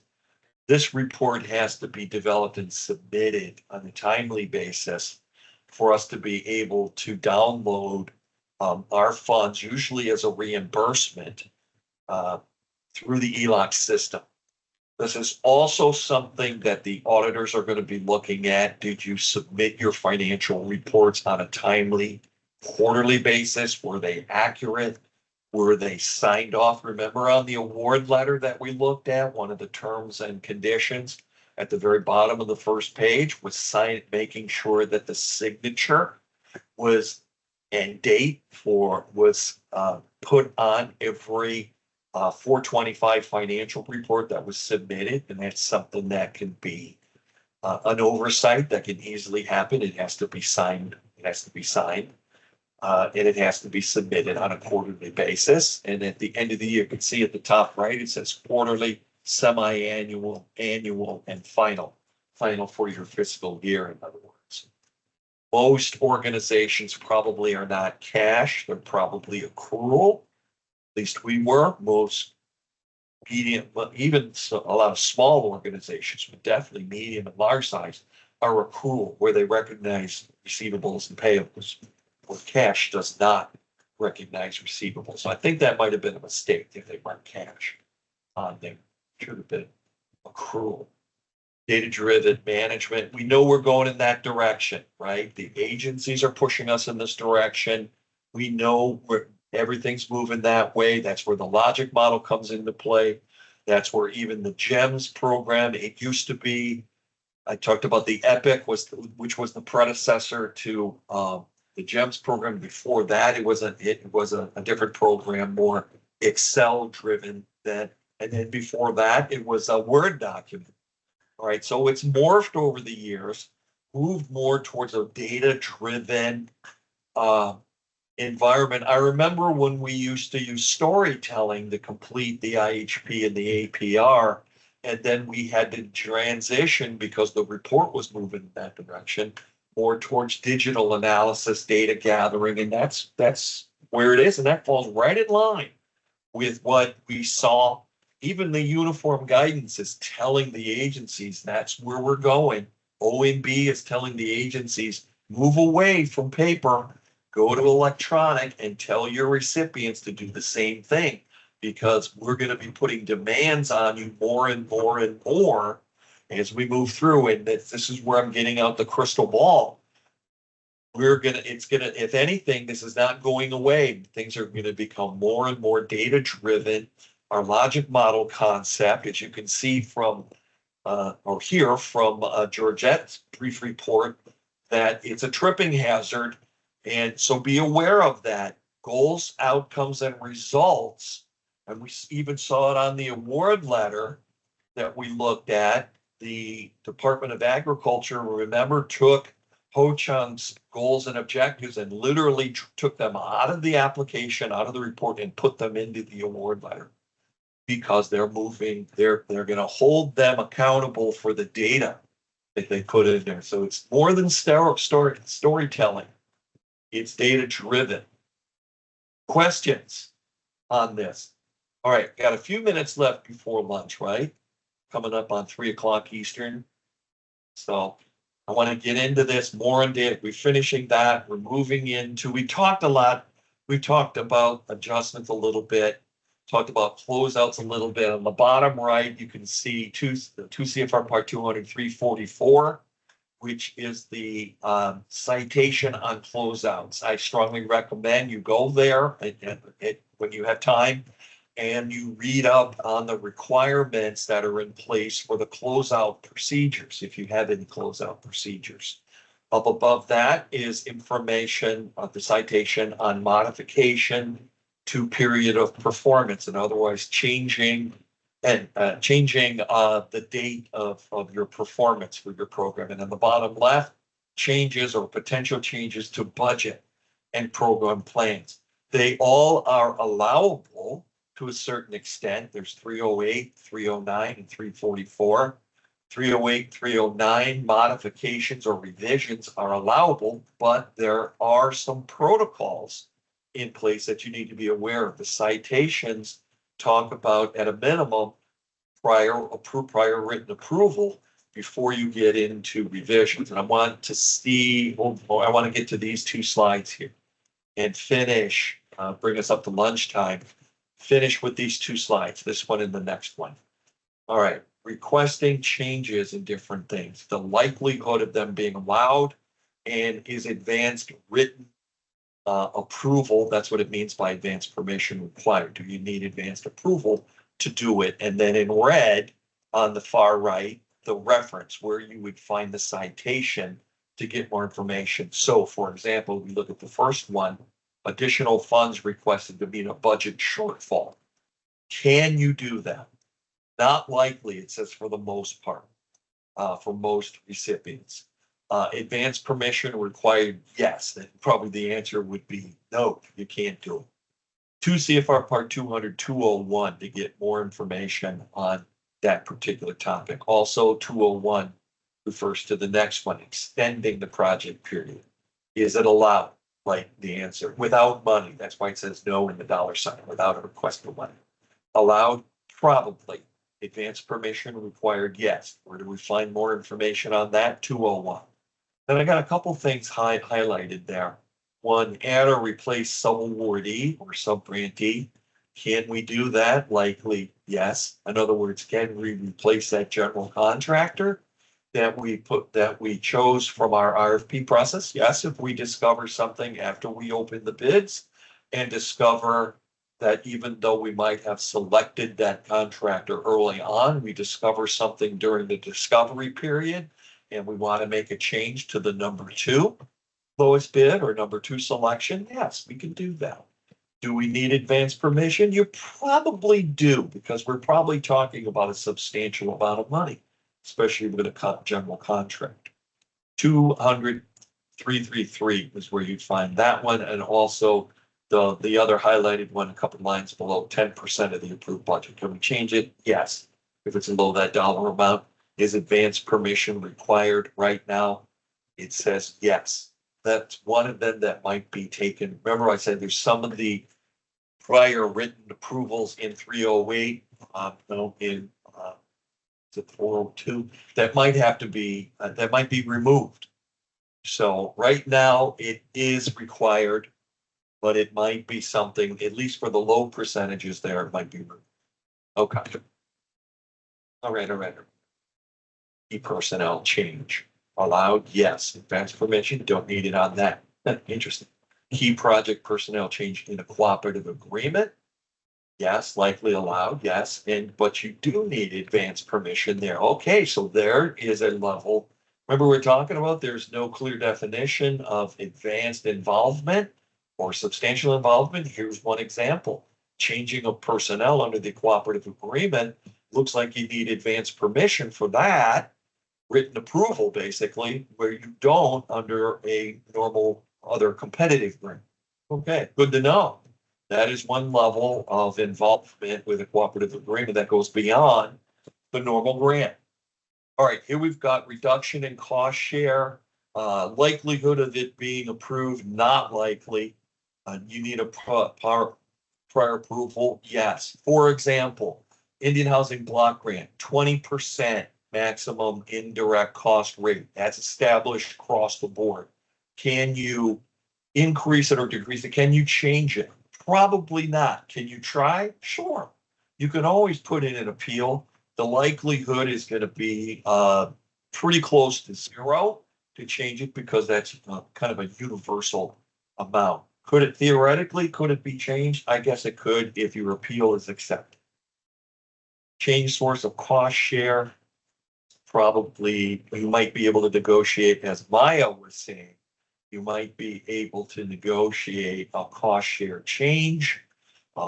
Definitely, you can always increase it, but lowering a cost share from what's stated in the notice of opportunity, grant opportunity, might be a little more difficult. Change in target population, not likely. Advance group, yes. Change in approach, maybe. Adjustment in indirect cost rate.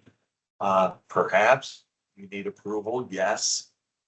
All right, adjust personnel cost contractor, carryover fund, carryover unspent funds from one project year to the next. This is going to vary from agency to agency. So it might be, it's a maybe, because it could be some funding sources might say yes, and others might say, some might say, yes, you can do it, but we're going to treat it as a reduction of next year's funding. So those are the devil's in the details there, and that's going to differ.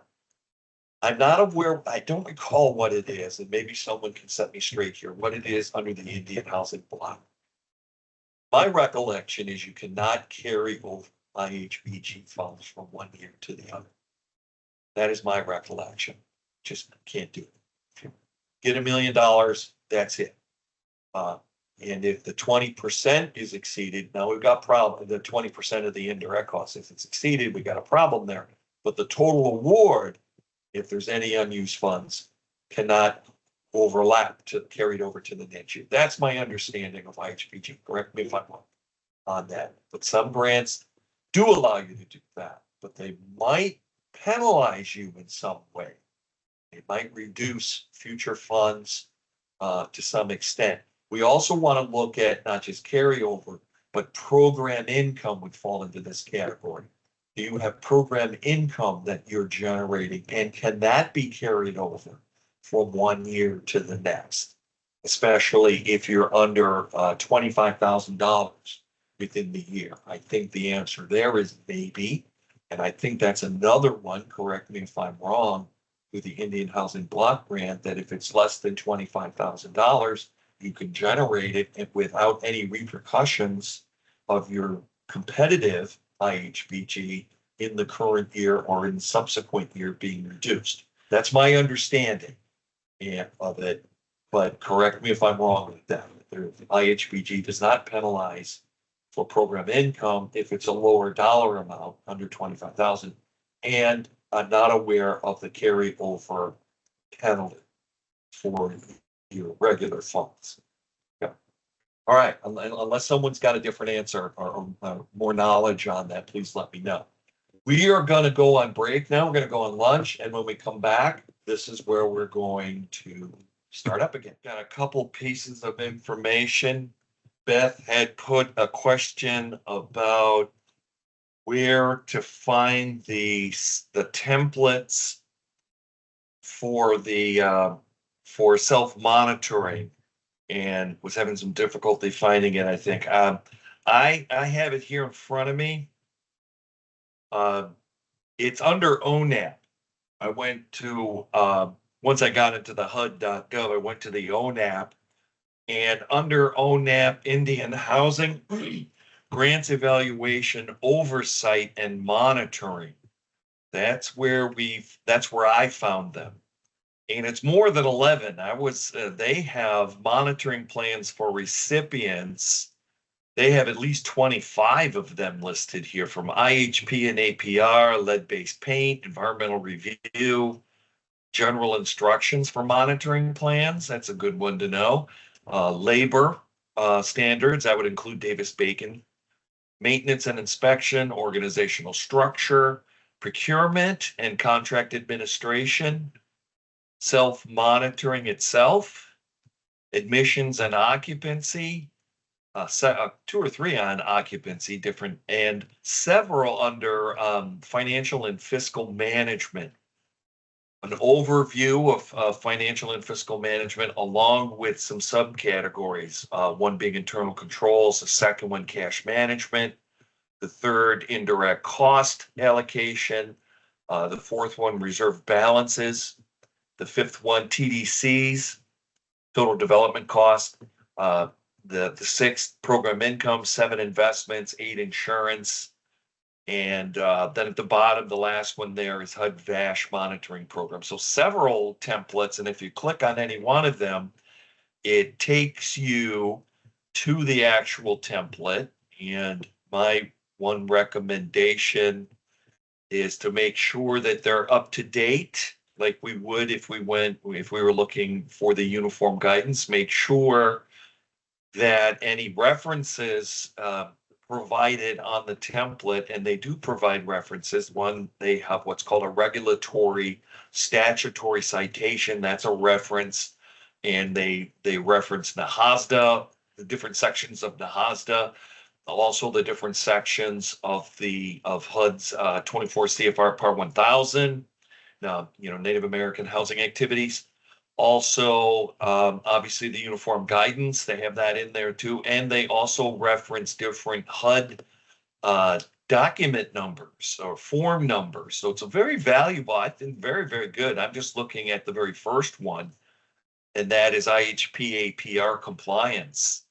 Now, the thing about this is with these monitoring, you can look at it yourself. You can pick any one of them. You can mix and match them. You can tweak them in a way that fits your program. That's what I did with our program. You can kind of massage them into a way that fits your particular operation. You don't have to use them exactly verbatim, but there's quite a few of them here. So again, that was under HUD, and then I went to ONAP, and then searched for what was called grants evaluation, oversight, and monitoring. That's where I found the templates. They don't call them templates when you get in there. They're called monitoring plans. Maybe that's the thing. We're looking for the word template, and they don't use that word template. They use monitoring plan. Several of them. That should be very, very useful, very useful. And now we know how important these self-monitoring documents are, process is, and now to have a monitoring plan, aka template, that would be very, very helpful, I would think. The other question that came up during right towards the end of the morning and over break, Georgette provided some information, did a little bit of research, provided some information to me on the carryover issue that we're talking about, and I wasn't quite sure what the stipulations, if any, were with the Indian Housing Block Grant, and she sent me some good information here I want to share with you. There is information on that issue, carryover issue related to Indian Housing Block Grant funds, the formulatic funds, in the 24 CFR Part 1000, specifically in 1000.329 is where you would go. It establishes a minimum allocation, and it's got quite a bit of detail here on the amount of carryover that's allowed. Then I have a note here, and I'm not quite sure if the note is from the citation. I didn't have quite enough time to actually dig into the citation itself, but it says for fiscal year 2025, the Indian Housing Block Grant Program has as a formulatic program approach, and funds not used in one fiscal year, I would assume the current fiscal year, 25, can be used in any subsequent fiscal year. That's good to know. So it sounds like there is capability of or allowability of carryover within Indian Housing Block Grant funds. And then a little bit more here, Indian Housing grant funds that are not used in one fiscal year can be carried over and used in any subsequent fiscal year. So that supports the previous sentence there. So that's good to know. What else? Anything else on you? No, that's about it with that. So hopefully that answers some questions on carryover and on the self-monitoring or monitoring plan, as HUD calls it. Several of them that you can use as a go-to, as a template. Don't be afraid to manipulate those in a way that fits your program. That's kind of the whole idea, is being able to use it. What's very, very valuable, as I said, were the references in there. So it's constant reference to the regulations. You know where to go to get more detail. Very, very, very helpful. Then what's not listed there, of course, would be the reference that you would need to put in. And that's the reference, not on the federal regs, but where you would find that particular item in your own internal controls, in your own policies and procedures. If you number your policies or name them in any particular way or group them, you would want to add that as a reference as well, where to go. Or maybe the tribe has a set of policies and procedures that you default to in addition to your own.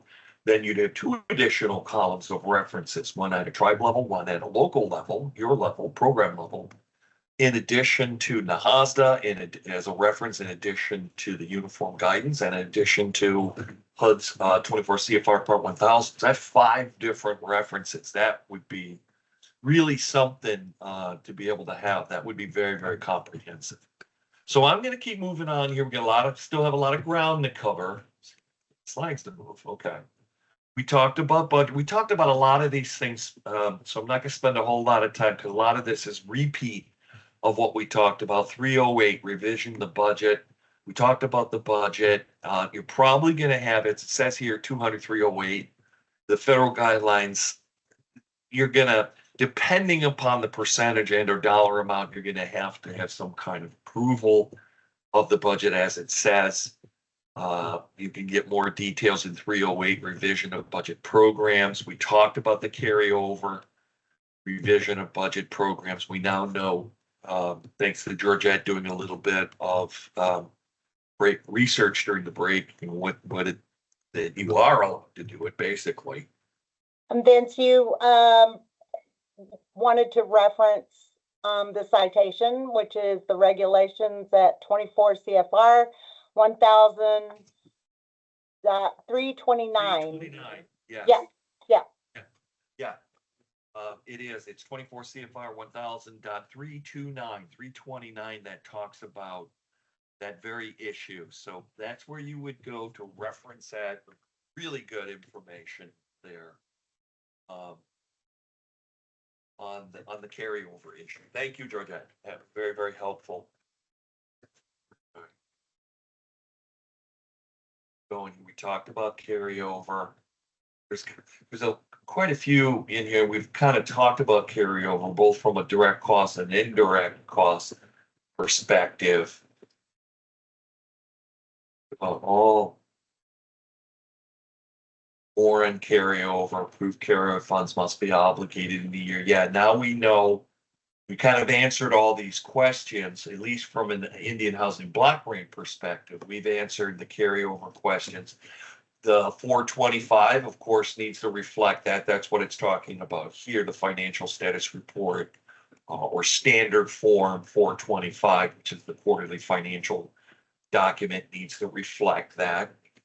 Well, it needs to reflect all the funds that you're receiving on a quarterly basis that we talked about before. So if we've got carryover, it would need to be reflected here as well. Current indirect cost rate agreement, more on carryover. What's the difference? We talked about carryover. Apologize for quite a few slides here on kind of, but we've pretty much talked our way through here, I think.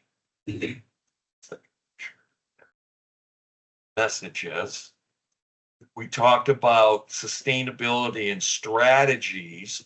And this is good. This whole sustainability, we're going to talk about quite a bit of state. I want to reserve some time here to talk a little bit about grant writing, because sustainability is a big part of grant writing and be able to articulate. So we're kind of transitioning out of carryover into sustainability. We talked about project records quite a bit. I think I made a point here, hopefully, that it needs to go beyond the letter of the law. 3 years is the requirement. I think we're seeing from different perspectives that we need to retain records more than what it's saying here. 3 year, that just doesn't quite seem to cut it.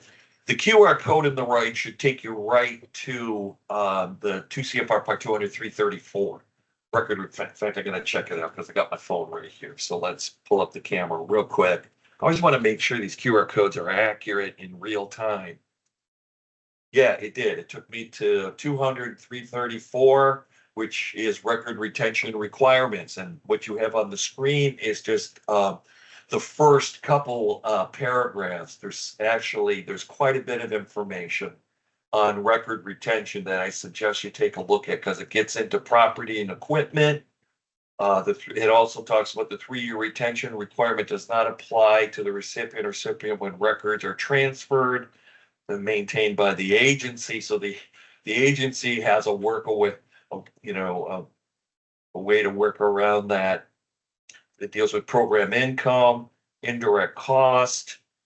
So, but it doesn't really change that 3-year requirement, which, you know how I feel about that. I just don't feel it's long enough to really protect the program, protect your program. And knowing that the trend is moving more towards electronic record keeping, where it doesn't literally take up a lot of foot space, storage space,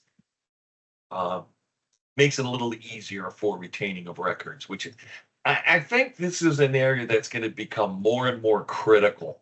And I think we're going to see a ramping up of the regulations. And that's something we haven't talked about. A little bit of elephant in the room that I think we need to talk about. This is a good time to kind of mention it and not to dwell on it, but I think we're under the new administration, we're going to see a lot more executive orders coming out. I wouldn't be surprised if this, things like this are what am I looking for? Targeted, and some of the other requirements that we have been talking about. I think that what you're going to see, this is just my educated guess, for the most part, I think the executive orders are still going to come, because that is the quickest way for the administration to put these changes into effect and fast track them. The executive order scenario steps away from the legislative process. It circumvents the legislative approval. So what we're going to see out of the president's office and through OMB, since we know OMB has control over the agencies, is more executive orders that affect the agencies, having the agencies do things and tighten things up. I see data, again, moving in that direction, more towards electronic record keeping. And I think we're also going to see a lot more things out of left field, like with the, not supporting the enemy and the audio visual, those kind of quirky statutory requirements. I think we're going to see more and more of those things, and they're going to manifest themselves into new regulations. Normally what happens with the uniform guidance is they're mandated, federal guidelines, OMB says that every 5 years there is supposed to be a review of the uniform guidance citations. We just went through one in, April of last year, codified by October 1st, which wouldn't put us into another review situation for a couple more years, right? 2028 or 29. But I think that's gonna, what I kind of see, you would need a crystal ball to really see it clearly, but my educated guess is we're gonna see more revisions coming out much more quickly. I would not be surprised that within 2 years, let alone 5 years, but 2 years, we see more regulations, probably more restrictive in many ways. So I would just be aware of that. I would not be surprised if we see more and more executive orders. And I'm not talking about the ones that we're gonna do the webinar on in October, or I'm sorry, in June. I'm talking about more of what we're talking about here over the past day and a half with these regulations and citations of the uniform guidance. I think stand by, nothing's happened yet. I'm not seeing anything yet. I'm not even smelling anything yet, but I'm sure things are going to change as the administration settles in and some of these things are tested in the court system, and everyone gets a little uncomfortable or uncomfortable, depending upon how you look at it. We're going to have more and more regulations coming our way. So just a heads up. And I wouldn't be surprised with a lot of these things that we're talking about, including, the the whole accounting system too, although that's a little bit difficult to change, but procurement standards, I would see that in the horizon. This, folks, this class is not to move on unless you have questions. If you have any questions or concerns, please put them in the chat box or unmute yourself and, let us know what your concern or question is. I'm going to keep moving on. This is not a financial course. We're not going to analyze financial statements, but we'll talk about this a little bit. I want to move through this section rather quickly. Hopefully you all know the difference between payables and receivables. A moment ago before the break, I talked about a cash system and an accrual system. A cash system is the system that most new organizations or small nonprofits organizations start. They recognize cash strictly, money paid and money received. They do not recognize payables and receivables. That's when they do that, get a little bit bigger, more sophisticated, then we move into what's called an accrual system. And that's where most of us work under that kind of umbrella, where receivables and payables are recognized. So that's what it's talking about here.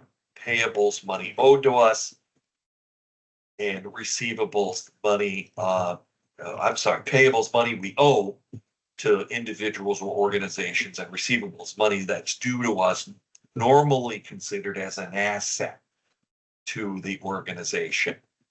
And I talked about cash basis, and on the left there, it ignores receivables and payables. Very easy. It's a very simple system. That's where if you're starting a business, you usually start as a cash basis. Then as you become more successful and you've got monies coming in or yet to come in or payments yet to go out, then we get into the accrual system. No surprises there. I'll save you from the exercise. But obviously you recognize monies differently. If you're not taking into account receivables or payables, your balance sheet is going to look differently. A cash system only recognizes real money on the barrelhead, so to speak, where accrual recognizes only receivables and payables. So your account balances would be different at any given time. Of course, the goal is to move to the accrual system, skip over some of this stuff and get into some of the reports. I want you to, at a minimum, I know we have financial people in the audience, and this is going to be very simplistic for them, but it's not really designed for that. It's designed to more from, as I was talking about before, from an auditor standpoint, and maybe even from a self-monitoring standpoint, some of the things that we should be concerned about. One of the things that should be included in, I think personally, in your self-monitoring is an ongoing review of the general ledger, at least the general ledger portion that pertains to your grant and or your department or your nonprofit. Reviewing it on a frequent basis, hopefully at least on a monthly basis, to make sure that all the charges, because the general ledger records all charges, all money's received, all money's going out. at a minimum, making sure that all charges and payments and receivables documented on there are accurate, that the dollar amount is accurate, that the payments were accurate to the right person or the right entity, or if anything's missing from that. And it wouldn't be the first time that I reviewed the general ledger and found that charges from other departments occasionally would be in the general ledger that I was looking at. They should have been, they should not have been. So that was a call to the accounting department to back them out and also to make sure that the general ledger reflected all the correct, that nothing was missing from it. So, and this is something that the auditors are going to look for too, the general ledger. They're also going to look at these other four common, generally accepted accounting items, balance sheets, income statements, perhaps even a trial balance. And if you go back to the actual citation, the Uniform Gardens 302, since I have this here up on the screen, I want to talk about a couple things. You can see that the financial management regulations, not sure if they mention it by name here, balance sheet, but they do say identification of, I'm looking at B1, identification of all federal awards. Number 2, accurate, current, complete disclosure of financial results. 3, maintaining records. 4, effective control over all the funds. Now, it doesn't name them specifically as balance sheets and income statements, but those are typical reports. Now, one thing I did want to refresh your memory on, look at the bottom, the very bottom, 6 and 7, just to refresh our collective memory. Remember, I was talking about the informal procurement and not being under those protocols. If you followed informal, you do not have to follow procedures or document anything. What does it say down at the bottom there? 6 says written procedures to implement requirements. That means your internal controls. Your internal controls shall reflect number 7. Written procedures for determining the allowability of costs in accordance with subpart E, which is cost principles, and the terms and conditions of the award. So we've got to have documentation of everything. Number 5, comparison of expenditures with budget amounts. So, you know, I just wanted to reiterate that.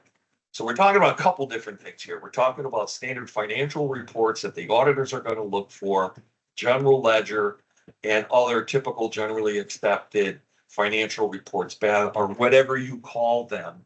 The auditors are going to be looking for these things, looking for accuracy. So I would try to include all of these, if possible, into your self-monitoring. Now, as shown here with a balance sheet, it doesn't mean that you have to be a CPA or take advanced studies on accounting practices, but you do need to know what a general ledger is, what a balance sheet is, if you have access to it, of course, and understand some of the basic accounting principles. You need to know what your budget is, of course, and all the receivables and payables that are included in your budget. So these things go hand in hand. The auditors, of course, are going to be looking for this in detail, but as we know now, they're not just looking at financial statements, these things, you know, statement of income and expense, if you have such a document, or trial balance, those are all typically generally accepted documents that the accountants use, no problem. Yes, the auditors will look at these, they'll look for accuracy, but it goes, you now know that these audits go way beyond financial review of financial documents. And so should our self-monitoring. In fact, our self-monitoring should be more like an audit. You should be doing the same thing in your self-monitoring as the auditors would be doing, if you can. And that would be, obviously, as we're showing here, looking at your financial statements and to the best of your ability and trying to make sure that they're accurate, based with reasonable assurance that you understand them. But just like the auditors, looking at the other moving parts of your program. Remember the 3 pillars: operation, financial and fiscal activities, which is what we're looking at here, and compliance. So why not take those templates I was talking about earlier and structure them in a way that would mimic or follow perhaps the scope of work that the auditors would do to some degree. Because the auditors are not just, they're going to go way beyond your financial statements. They're going to want to talk to people. They're going to want to look at your operation. They're going to want to look at your internal controls. They're going to want to look at the minutes from your meeting, and perhaps the agenda and all other documents, insurance documents, anything you have concerning the operation of your department, of your TDHE, of your nonprofit, et cetera.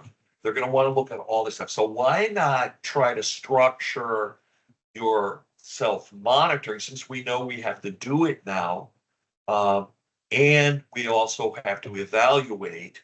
So your self-monitoring actually goes even farther, more complex than what the auditors will look at, because you're going to add in an evaluation component to your self-monitoring to make sure you're moving along properly.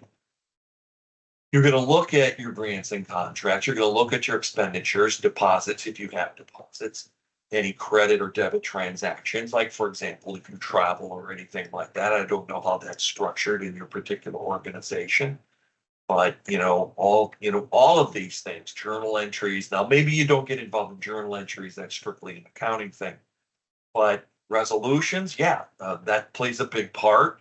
Auditors are going to want to look at resolutions. They're going to want to look at reports like the IHP, APR. They're going to look at your self-monitoring report. So you better make sure that is clean, pristine, and on time. They're going to want to look at those quarterly financials, those SF 425s. And they're going to want to talk to everyone that works within your department, most likely. So just a little sidebar conversation here now that I'm thinking of it. Now that we know when the auditors come in that they're going to basically, it's very holistic. They're going to want to look at everything, all the moving parts, not just the financial things. We need to do the same. We need to think the same way.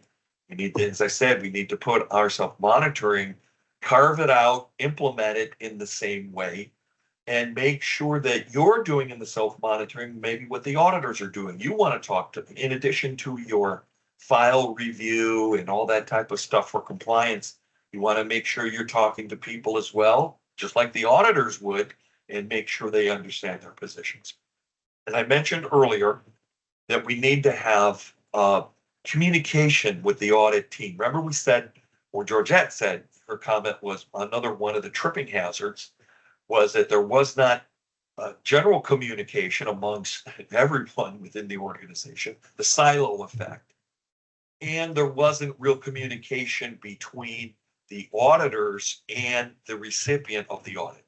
One of the first questions I would think you'd want to ask that audit team is, do they understand how your program works? And how the funding works? Do they understand what ONEP is, what NAHASDA is? Do they understand how the Indian House Block Grant works? Do they have an understanding of that? That's very, very important, because if they don't, there's going to be a learning curve there that's going to eat up time, and you only have that 9-month window. And if your audit team doesn't know anything about the agency, HUD or ONEP, they don't know anything about the funding source, we're going to have a problem. So there need to be a couple things here. We need to have an open dialogue with the auditors. We need to make sure and have peace of mind knowing that they understand the program and all of the requirements that come with it. And then in addition to that, do they understand how your program fits in, how your program works or department works in the big picture to the tribe and as a funding source? Do they know that the uniqueness of your program? That needs to be a dialogue you have with the auditors. They need to be a couple things. They need to be up to speed on all of those things. And also they need to voluntarily communicate with you when things, in their opinion, don't look like they fit or being operated or conducted properly. They need, hopefully, would be able to come forward to someone, a point of contact, to say, we think we have something. We want you to look at it. We want your feedback. By all means, provide that feedback. But the only way you can really do that effectively is to understand this holistic approach to grants management. Understand the regulations, understand that they have a 9-month window, that they need to understand the parameters, to know what their scope of work is, at least according to the uniform guidance. You need to have that type of ammunition so that you understand and you can have an educated discussion with these auditors. Not that you're a CPA, you don't need to be an auditor, you don't need to be a CPA, but you do need to understand all the moving parts of your program, even if you're not directly involved in it. Even if you're not writing checks, even if you're not involved in certain aspects, you need to understand big picture. We talked about documentation of contract agreements, consultants, subcontract. Talked about Davis-Bacon and the sealed bid process. This is getting into more tracking of documents. On the left, documenting the following: what was the cost? What was the expenditure approved? Were the goods and services received? And that very important part. What do we do to, it's all wonderful if we've got a procurement system, but do we have a system in place to make sure that the goods and services that we receive from the vendors who are not on the suspension list, that the products were delivered on time and that they were quality? Were they received? Do you have a packing list or a delivery slip? Do you have a visual that the goods were received? Things like that are where we tend to drop the ball. And in the middle there was the expenditure approved, signed purchase order, if you use purchase orders, approved invoices. That's part of your paper trail. Any memos that go along as approvals or as supplement, or compliance memos that, like on the right, that's a compliance memorandum that is a part of the paper trail of the expenditures. In this case, it's for shipping. What was the cost? Again, the cost, not only a tracking of receipts and copy of invoice and so forth, but documentation that it was allowable cost to start with, and that it was appropriately approved according to your own internal policies. This is where recipients of funding, as Georgette alluded to with her input, they make mistakes. And this is where the ball gets dropped. They don't always make sure that they have the receipts and the proper approvals and the paper trail that was needed. And sometimes these things that you see on the screen on the far left and in the middle, they fall through the cracks. And that's where we get penalized. That's where these astute auditors coming in, or program reviewers, or people like myself that have done this for years, we look for these kind of things intentionally. The other thing I want to tell you about auditors and this whole audit thing is, and I don't mean this to be facetious, and I'm hoping that there are no auditors in the group, because I don't mean it to be mean or anything. But when these folks come in, they're not there to be our friends. This is not the time to share your TikTok reels with these people. They're there on a mission. And what is their mission? Their mission, basically, it boils down to the fact they're looking for discrepancies in the program. They are looking for findings. They have a very soft name for it. They call it testing. They're going to test your program. They're going to test your files. They're going to test your compliance protocols. They call it testing, which sounds very, very soft and friendly. It's not soft and friendly. They're not there to be soft and friendly. They're there to look for discrepancies and to document them. You need to know that going in. It's not the time, we want to have a dialogue and we want to have open communication, but that not only is a general rule, that is something where we need to coach our colleagues and our superiors on the same kind of approach. This is not the time, you've heard this many, many times, maybe even been in the situation like I have when my attorney said, when you go on the stand, what you said, you just tell them the facts. No more, no less. This is not the time to, my favorite word, pontificate. This is not the time to exaggerate or go beyond the scope of giving the answer. You want to be friendly and you want to answer their questions, but this is not the time when you're dealing with auditors, not the time to go into all kinds of tangents. And that's the coaching. Don't be afraid of them either. They're humans like we are, but you got to understand what their mission is. They're not just the accounting, just like our accounting department. They're there to make sure that things are going according to your policies and procedures and to the federal regulations that we've been talking about. So all of that has to be, you have to make sure that all of those things are up to date. They are not obsolete. They are not put on a shelf and done 7 years ago, collecting dust, that they are living documents. And, know that these people are looking for testing, is the phrase that they look, testing your program. So that's where self-monitoring comes into play. Pretend you're the auditor.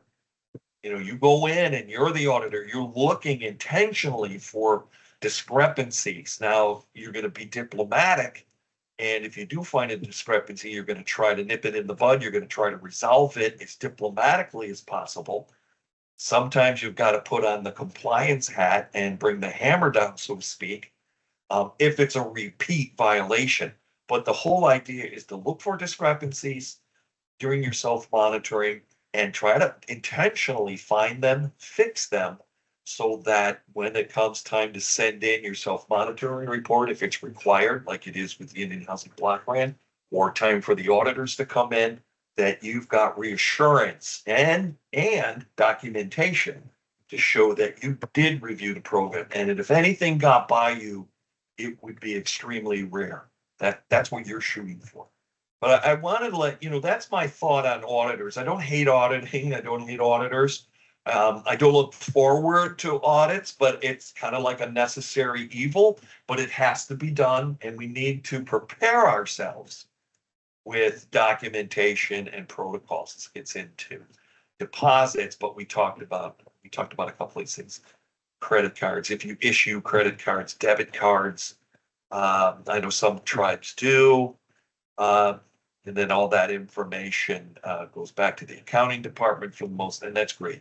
If you do something like that, journal entries is an accounting process. This is something definitely that auditors will be looking for, and something we need to be concerned about. At the top, the screenshot is a blank screenshot of a resolution, at least a template for a resolution or a ratification.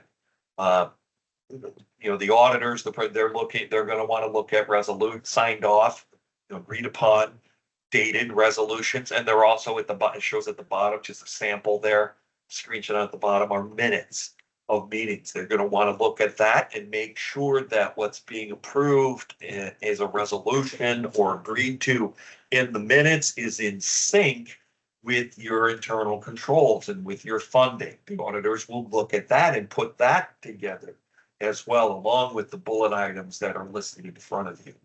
Approved budget, all the signatory authorizations, not just on the award letter, but on your procurement and other processes that need signatures, and other fiscal or financial documents.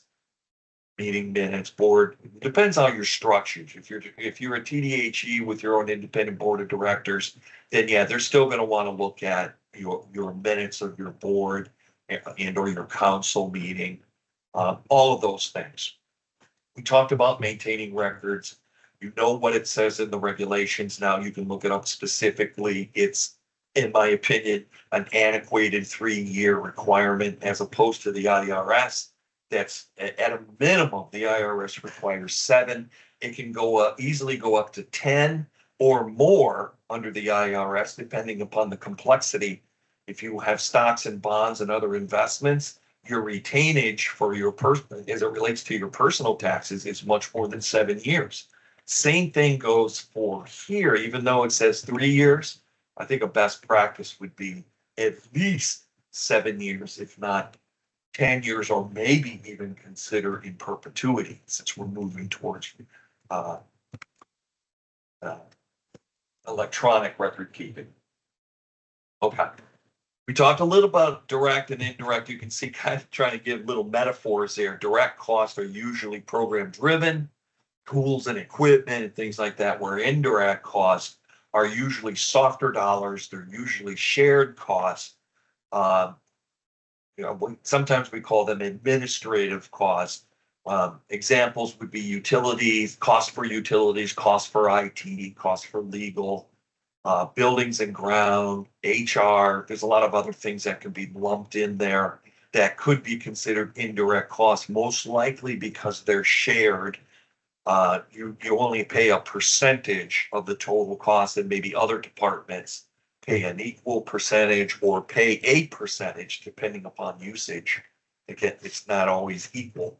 Sometimes it's based on usage, but indirect costs would imply that the cost is being shared amongst other departments, or it's something that you would consider to be sometimes referred to as an overhead expense.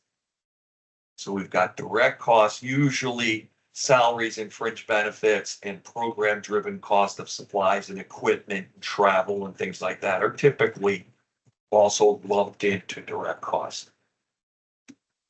And also another thing, in indirect costs, as I mentioned before, sometimes indirect cost rates are mandated, like with the Indian Housing Block Grant at 20%. So with that, if you have a budget just for an Indian Housing Block Grant and you've got a 20% mandated indirect cost rate, all of your other indirect costs for utilities, IT, legal, building grounds, if you're going to put them in indirect cost, you still have that threshold of 20%, regardless of what you put in there. So keep that in mind. And other agencies, other funding sources may have the same thing. And where it gets tricky is a lot of times the tribe has a different indirect cost rate than you might have. I know the Indian Housing Block Grants at 20%, but the tribe might have something closer to 30%. So you want to make sure you understand that the tribe might have a high or different, not necessarily higher, but it probably higher, but it could be considerably higher than what is either mandated to the program or one that you've negotiated.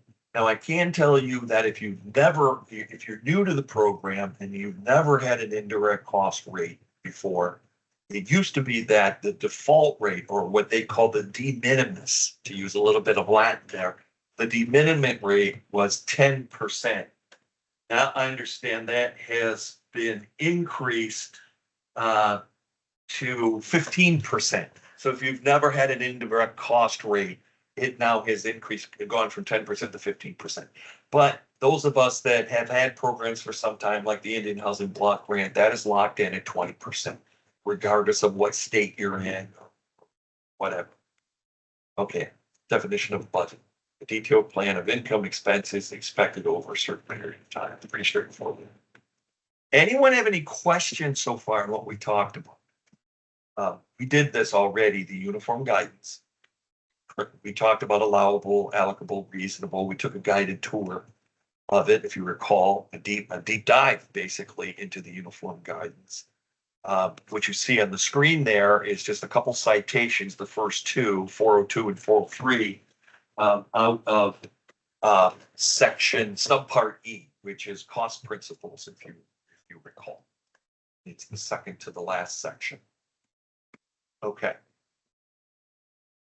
We talked about cost objective. This is right out, you see that definition there? That's right out of subpart A, right out of the definition section. Remember, they're listed in alphabetical order. Cost objective means a program function, activity award, several things.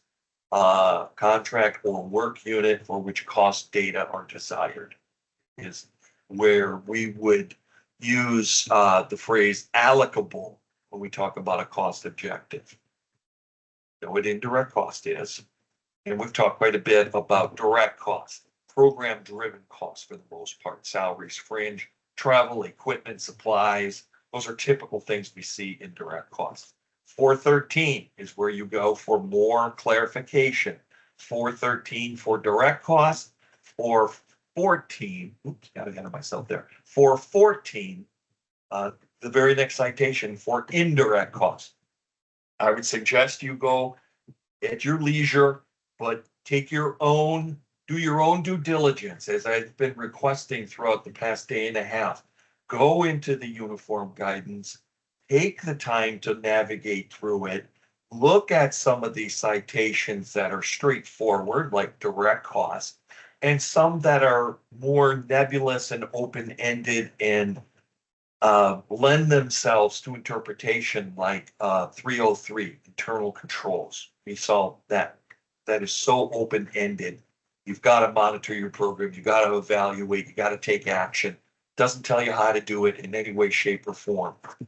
And that's where you really gain the knowledge of a grant manager, is being able not only to search and navigate through, like we've been doing, with references along the way to where to find these things, but also taking it to the higher level, being able to interpret, as I've been saying, able to interpret them to meet the letter of the law, if it's spelled out distinctly, and also be able, if need be, to work with the regulation in a way that fits your tribe or fits your program, your nonprofit, or your TDHE without breaking any protocols, regulations, rules, statutory requirements, etc. That is really where you earn your keep as a grant manager, being able to decipher these regulations in a way that people can understand them. We're dealing with very technical information, one step below rocket science. I'm exaggerating a little bit, but there's a lot of technical information here. As you can see, there's a lot of regulations, there's a lot of protocols, there's a lot of do this, do that, and being able to weave your way through these regulations, interpret them, and then implement them in a way that works for your group without without coloring outside the line, so to speak, is really a higher level. Well, I've been talking about direct costs, obviously. I've been talking about audit procedures. Over on the right, I alluded to earlier, 514 standards of the scope of work of the audit. You need to have a better understanding of what their requirements are, right? Audit procedures, comparing program actual cost of those approved. That's one of the things they look for. Reviewing grant agreements, yes, to make sure the terms of agreement are clear and that you indeed are following them. Like we saw early on, the 72,000 reduction because they had not submitted a resume. Did they follow up on that? Did they submit that resume? And was the $72,000 freed up? Was it allowed? Reviewing costs is direct. Okay, standard of scope on the right. What are the auditors responsible for? From a general standpoint, from a financial standpoint, and as you can see at the bottom there, C, from an internal control standpoint. One of the things Georgette mentioned, that the grant managers national group says was one of the larger of the missteps of federal grant recipients, not following their own internal controls, their own policy and procedure. And you can see right there at the bottom of 514, it says the compliance supplement. Remember we talked about that earlier, the compliance supplement? It's the document that tells the auditor, gives the auditors detailed information. It's a separate document and it's called the compliance supplement. Provides guidance on internal controls over federal programs based on guidance in the standards of internal controls. That's the same thing, issued by the Comptroller General.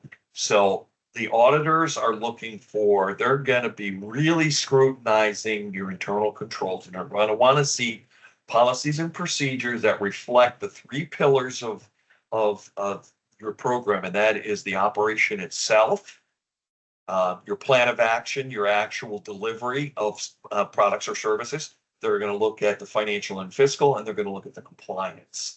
and make sure all those things jive together, nothing's missing, and things are done on a regular basis.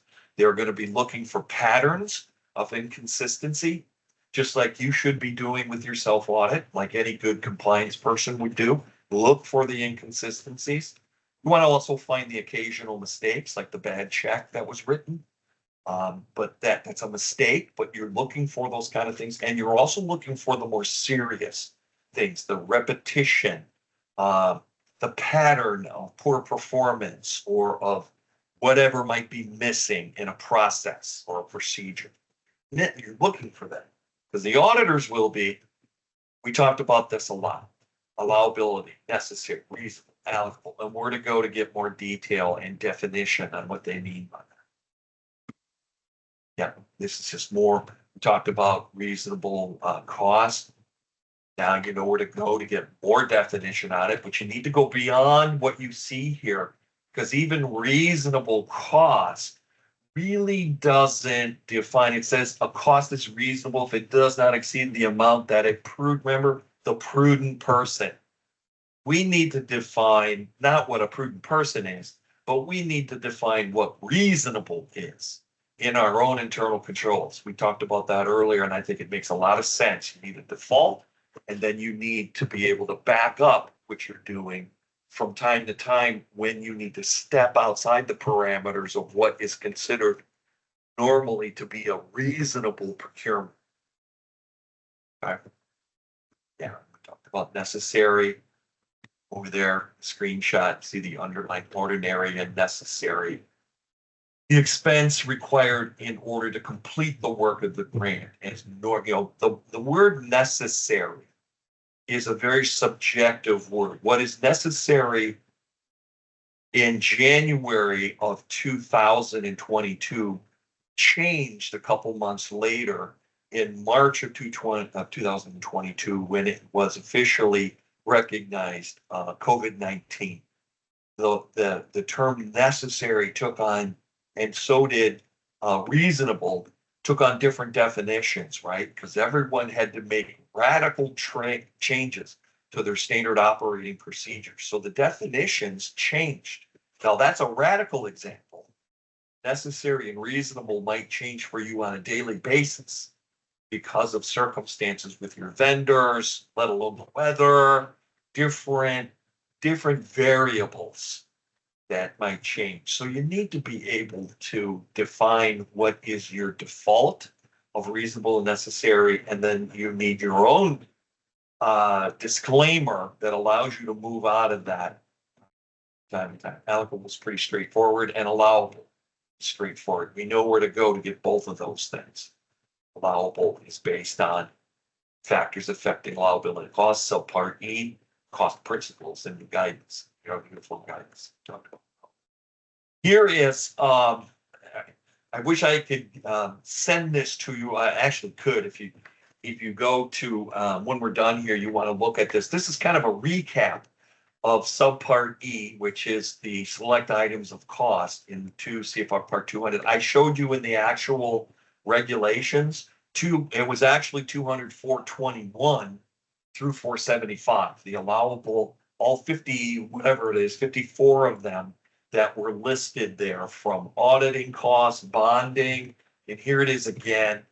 On the bottom left, we got the conferences, dissemination of technical information. All I did here with these is took the information that was in the uniform guidance and kind of paraphrased it and dropped it into a more visual, hopefully more reader-friendly format of the 54 things that are listed as allowable and unallowable. You can go to the guidance, you can go to 2 CFR Part 200, subpart E, or you can go 2 CFR Part 200, 421 through 475 to be specific, and look at these at your leisure. I want to point out things like this one in the top left, equipment and other capital expenditures. You can see where it says at the top there, it says allowable, and then underneath it, it says unallowable. So you might see that, and over on the right side at the bottom where it says fundraising and investment and management cost, you see it again, allowable, certain things are allowable, and certain things are unallowable when it comes to those two cost items. So you want to go through here and make sure you understand where there are the gray areas. Obviously, those are two gray areas because they have both allowable and unallowable. And here's another one, top left, insurance and indemnification, allowable for the most part, but there are some unallowable categories there. And I don't see, over on the right, we've got lobbying and losses that are unallowable. And that's it. There's only a few listed here, not all 54 of them, obviously. You'd have to go to the regulations to really dig down deep. And I suggest you do that in all of your spare time that you have is, again, go make yourself more comfortable and more aware of what all these citations are, and especially in this area, what's allowable, unallowable. We talked about also when it comes to audits and costs, we talked about the phrases that we don't want to hear coming out of the mouth of auditors. And you see the 7 of them listed. There's only a few that I want to point out here. And I talked a little bit about them earlier, just to reiterate.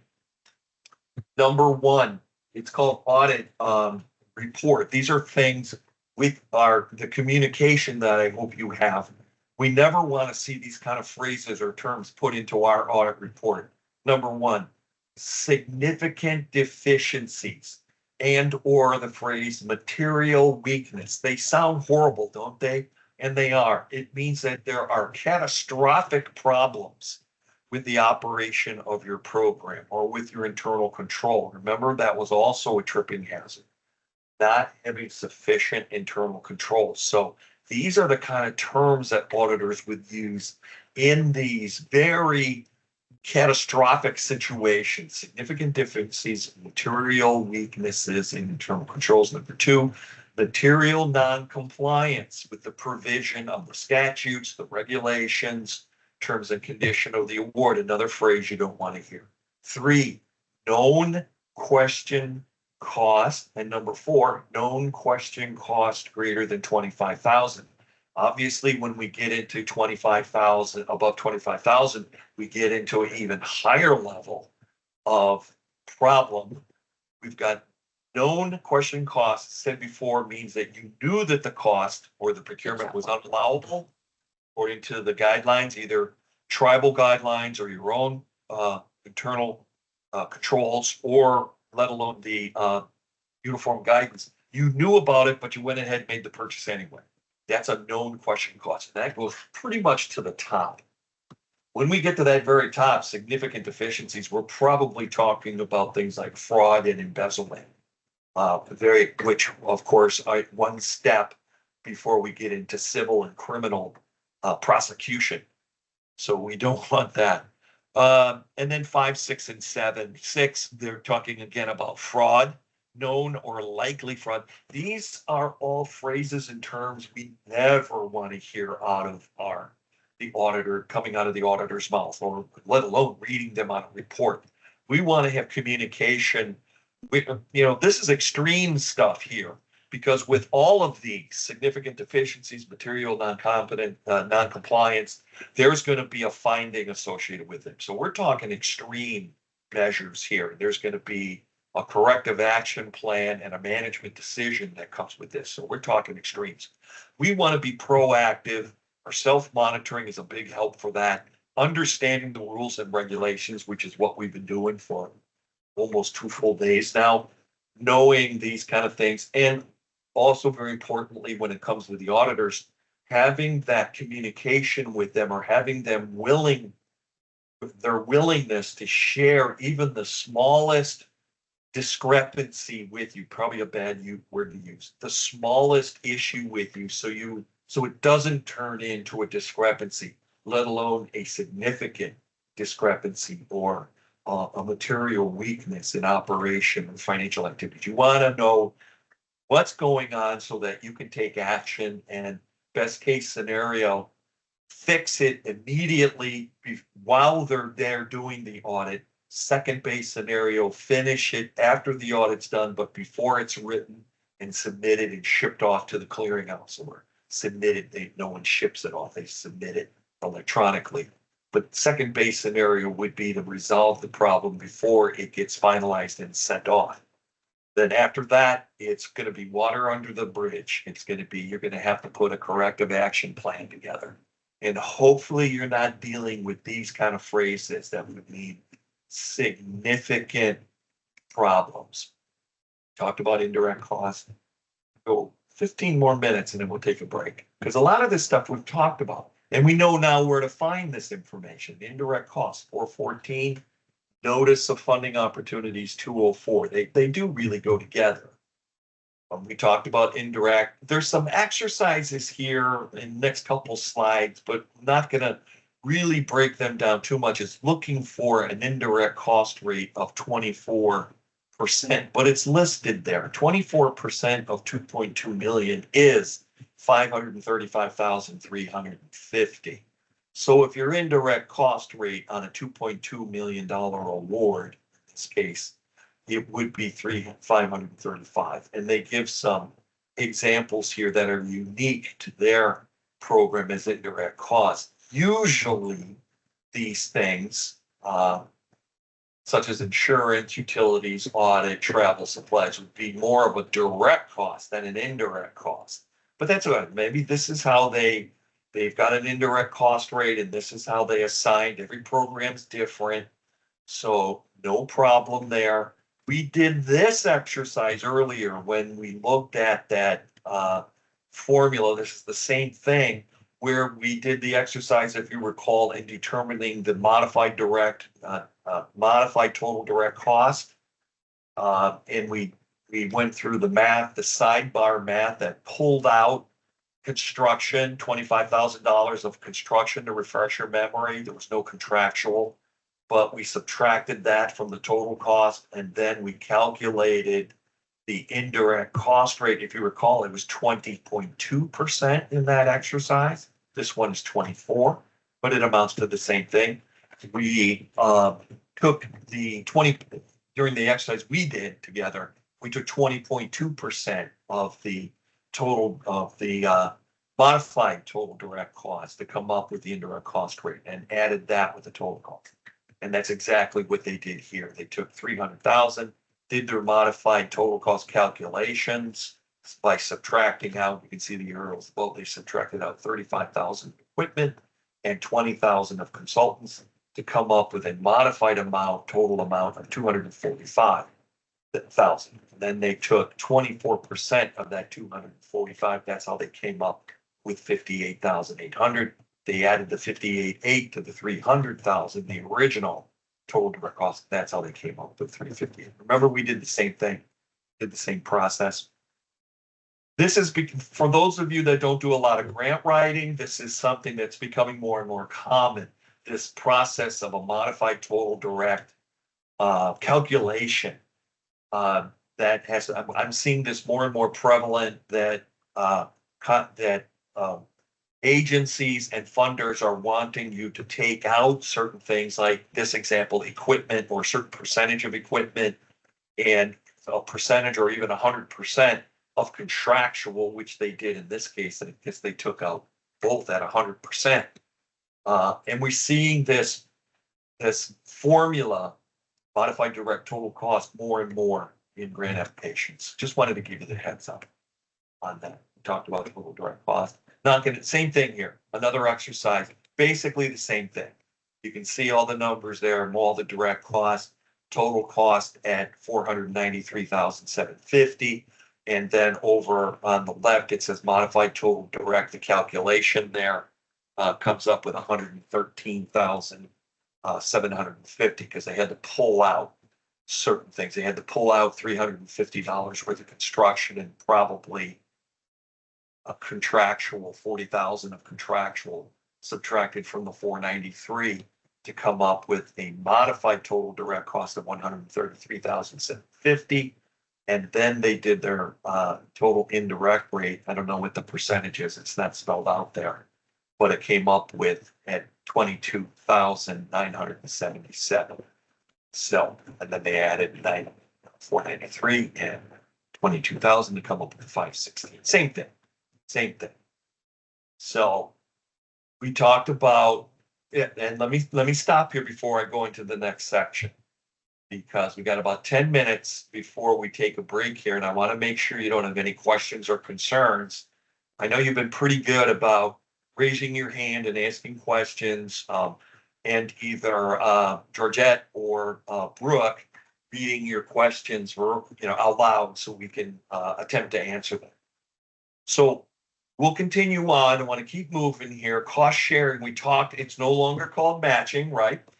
The uniform guidance does not like that terminology. It's called cost sharing, and you can see on the right side of the screenshot, you go to 200-306 to get more specificity on cost sharing, more requirements. That's where you would go to get particulars, and you can see a couple references there, 200-414, 200-204 for additional information on cost sharing. Cash matching, in-kind contributions, those are all things that can be considered cost share, generally speaking. But when it comes to cost share, a lot of the applications are asking for more and more cost sharing. And I think it was Maya who said yesterday that sometimes they don't specify the percentage of cost share, but sometimes to get more consideration and more points for your application, you voluntarily can increase the cost share or contribute a cost share to get more points to hopefully be able to win the award, new or renewal. And things such as cash matching, in-kind contribution of volunteers, program income if the agency allows you to do it. Those are all typical cost sharing. Sometimes the tribe or the tribe would provide cash. Sometimes it's volunteer service. What you want to make, even those are usually acceptable, you've got to make sure that the particular funding agency and the funding itself will accept those. And or do they have specifications of some kind on it? In other words, what would be a specification? That for in-kind contributions, for example, for housing, you've got volunteers that want to do some of the labor. And that's fine, that perhaps could happen. I don't see any, we'd have to take a look at Davis-Bacon to see if there's any statutory requirements there. But what some of the funders may want, let's look at another example. Heavy equipment donated, that might be a better example. Donated heavy equipment. You don't always have those sitting in your parking lot, but you might have somebody outside the tribe that donates the equipment, and maybe even the driver or operator. So, but that's all well and good, as long as we can assign a value to that equipment for the time that you're going to use it, and to the person who is the operator, which easily can be done. There's math formulas for that, converting it to a monetary value. As long as the grant allows you to do that, as long as the tribe allows you to do it with its protocols and internal policies, and as long as you can come up with a monetary value, in other words, convert the volunteer time and equipment to a dollar amount, and it's allowable, then it might be workable. Now, some applications might want you to have document that, and also have proof from the contributor that they agree on the value. So they might say, yeah, that's well and good. You can use a donated heavy equipment piece, but we want to make sure that the donor XYZ Construction is donated and they recognize the estimated value the same way you do. They might ask you to do that. So basically, that's our third grade math teacher telling us, we know you know the answer to the math question, but show me how you got the answer. Show me how the steps you got, the multiplication or division or whatever, the algebra that you use to get to the final answer, and that everyone agrees on the final answer. Now that might be the case.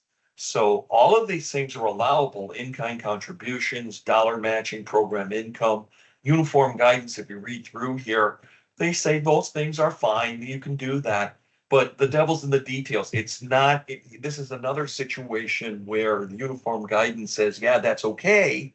You can do these things, but can you really do them? Do you have the money in your budget? Do you have the tribal protocols, allowability from a tribal standpoint? Does it fit within your own internal controls? Is there enough that does the donor, does it amount to anything? And does the donor agree on the value that you're assigning to it as an in-kind contribution? All those things have to be taken in consideration. And more on cost sharing 306, we just looked at that. We no longer call it matching. Yes, that's true. Why do they require cost sharing? Why would an agency, why would they want you to do cost sharing? Remember very back the first couple slides we looked at when we said, why do agencies contribute to us in the first place? Because it meets some of their requirements, not necessarily ours, but it meets their requirements and their protocols. Cost sharing is the same thing. They want to make sure to some degree that we have, as my father used to say, skin in the game, that you have a buy-in, that you're bought in, you're putting up some of your own money, and that shows in many ways that you've bought into this and you're willing to put your own money or someone else's money forward. It raises the responsibility of the recipient because now you're taking other people's assets, whether they're in-kind contributions or cash or whatever, and you're putting them forward to offset funding for a totally different initiative, a grant. As appearance of active monitoring and oversight. Yeah, it forces us to also include those donors, like the heavy equipment operator. You're getting a donation of probably $7,000, several $1,000. That should be incorporated in the self-monitoring. It's not it may not be a true financial transaction, but it's part of your conditions of your grant. So yeah, they would fall under your self-monitoring, your sub-recipient obligations. How much? Depends. To answer the question, how much? They're all different. And everything's different. You're going to have to look and see how much of a cost share do we need. Every grant's different. Maya said, even if it's got an established percentage rate, you might be better off trying to bump that up if it's possible. If it has 20% and you can go 25, even better, but every grant's going to be different. Here is cost share, just a hypothetical example of what I was just saying. Cost share as increased as part of the application process and points. You can see there's a point scale there. This is very hypothetical.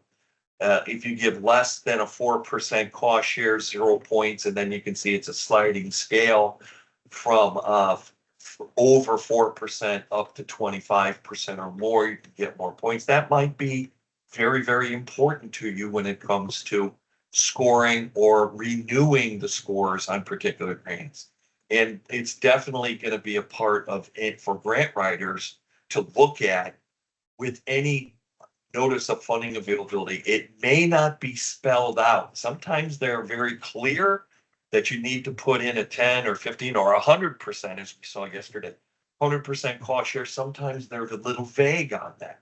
So you've got to have to look at each one independently and see try to discern what the cost share is, if there is one, and if you are allowed to put in a cost share, and if you can afford to put in a cost share. You also want to make sure that the tribe doesn't have a problem with pursuing grant opportunities that require cost share. Some tribes draw a line in the sand when they say, if you're going to pursue grant opportunities, do not pursue grant opportunities other than the ones that are grandfathered in. Do not pursue new grant opportunities that have a cost share, even as low as 4%. Do not do it. We do not want to get into a cost share thing. So even though the notice might give you additional bonus points for cost share percentage that you're going to contribute, the tribe might say, nope, you're not going to do it because that's our protocol. And that's the way it is. So that's one of the potential stipulation. There might be other stipulations that the tribe or your parent organization has that might stop you from pursuing grant opportunities. The cost share is just one of them. A dollar amount might be a second one. The tribe might have a protocol saying do not pursue grant opportunities that have a cost share. Also, do not pursue grant opportunities that are less than a certain dollar amount.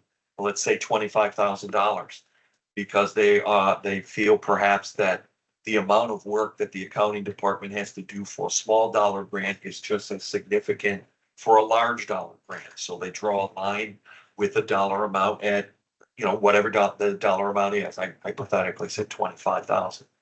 For other tribes, 25,000, it's a lot of money. They might not have a problem with it, but you've got to be aware what the cost share is, both on the application, what the tribe's stand is on that, and other things that might stop you from pursuing, not just cost share, but other things. Cash, in-kind, program income, those are all acceptable cost share, generally speaking. Generally speaking. You don't know from grant to grant if they're acceptable. It must be documented, verifiable from records. Here's where compliance comes in. You do want to make sure that it is necessary for the program, and then you document it, especially with things like volunteer time or equipment that I was mentioning. If you're converting volunteer time and equipment that really has no discernible value and trying to convert it to a monetary value, you better have documentation that justifies your math and the equations that you did, and of course the end result. And as I mentioned before, probably a little extra layer of protection would be that the donor would also sign off that that formula and end result is accurate. So you don't have two different opinions on what the value of that heavy equipment is, because that could come back to be a real problem. The vendor thinks it's worth, that time converted is worth $10,000 or less, and you have a different number. So we want to make sure we're all on the same page. Property is another one too, being able to convert that at fair market value. Whatever value you use, you need to be able to defend it and use a reasonable and necessary approach to determining market value. Okay. Just apologize, I want to get this. We did this. This is the one we did. We did this one earlier. It's not going to do it again. Remember, we pulled out all those numbers. All right. I'm going to break right here before we get into the last few sections here. I want to move. We've talked about internal controls, financial systems quite extensively.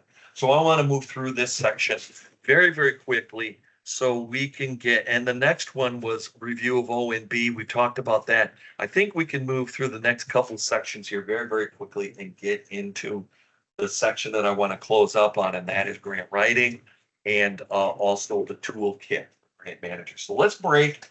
Let's take, I got 18 minutes after the hour, so I'm going to give you, let's come back at the bottom of the hour plus 5 minutes. So that would be 5:35 Eastern time, 4:30, 2:35 Pacific time. Okay. And then we'll go into this. All right, my friends, we're going to move forward a little bit here because a lot of these topics we've already discussed very, very thoroughly. Unless you have questions or concerns, during the break, I was looking at the chat box, trying to answer any questions that came in. And of course, I'm opening it. The floor is open at any time if you have any questions or concerns. But we're going to jump ahead here because the remaining topics, except for the exception of the last two here, are topics we've already talked about. But I promised you that we would get into some basic grant writing concepts for sustainability, as it says here. Then then we'll finish with the last unit.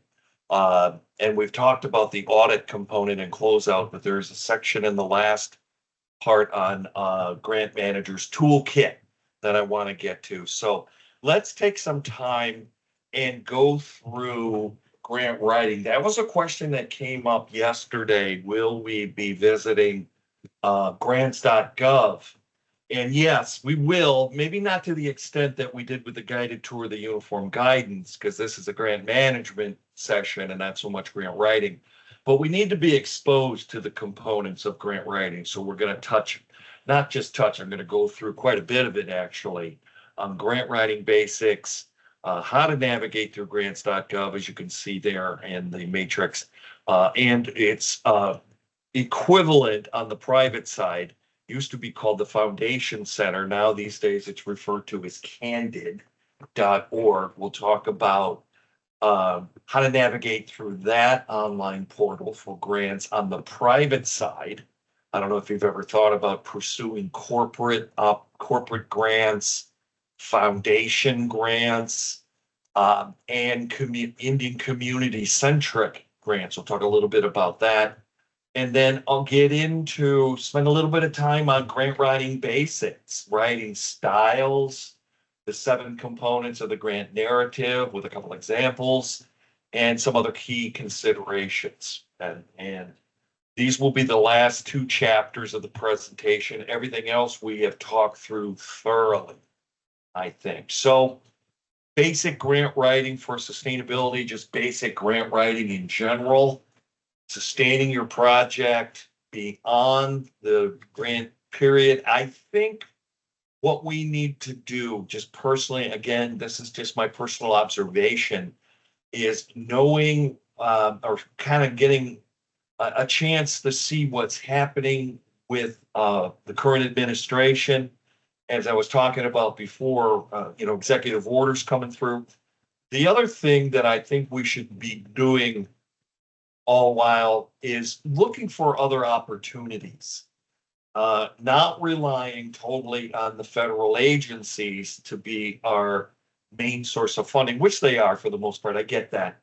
But at the same time, not being afraid to look at other opportunities that are out there. I think it makes sense to know if we're going to sustain our program, we might have to be creative. We might have to think outside of the federal funding box and look at other opportunities and perhaps even our own structure of our organization. If you're not already looking at the possibility of becoming a nonprofit, a 501c3, this might be the time to move it from the back burner as a thought to the front burner. Only because it's very, very difficult to speculate how things are going to shake out over the next couple of years. And how Indian country is going to be treated in the next under the current administration. I'm not trying to get political here. I'm just trying to be real for a minute or two. Sustaining your project beyond the grant period looks at multi-year federal grants may be eligible for renewed funding. We do that on a regular basis.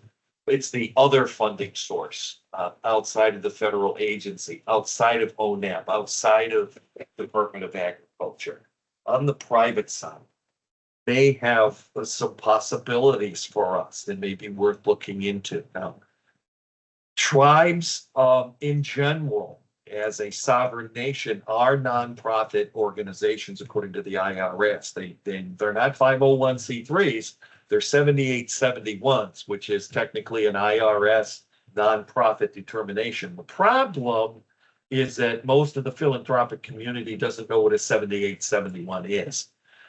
Most of the philanthropic community understands with a 501c3, C6, C9, they understand those classifications, but they don't quite understand what tribes have, that they are nonprofit, and they do actually have IRS determination too. Now, thank God we've got organizations out there like Native Americans in Philanthropy, that organization and other organizations like that, trying to talk to funders, trying to talk to the philanthropic community, but as a whole, and educate them on these kind of things. I'm glad they're out there doing this. So we have that battle to go with, that funders on the private side don't really understand what we are and what we're trying to do. But nevertheless, we need to get out there and look for other opportunities other than the bread and butter that we've been grooming, using for years on the government side, on the federal side in particular. said you may need to tweak or reframe your project. You may need to tweak or reframe your operation, or at least give that some consideration on your structure, perhaps even. I know a lot of TDHEs have a 501c3 status with their own board of directors, board of commissioners. They're prime examples of tribe-centric organizations that are ready to explore all the funding opportunities outside of the federal agencies. Maybe this philanthropic community on the private side would be a benefit to them. I think we all need to give this a little bit of thought. But regardless, we need to know how to approach grant writing, and that's what we're going to talk about here, not just learning how to navigate through grants.gov and Candid, but also take a look at the corporate entities, the foundations, and actual grant writing for a bit. So that's what I'm going to try to do for about the next hour, is take a look at that kind of stuff. So again, if you have any questions or concerns, please put them up there in the chat box, and we'll do our best, okay, to address them. All right, grant writing basics, getting started. Reviewers only know your project based upon what you communicate to them through the proposal, and you have to ask yourself, if I were the reviewer, remember that's the third category, not the reader, not the user, but the reviewer, the person who's scoring, who's reading your application somewhere out there, maybe in Washington, D.C.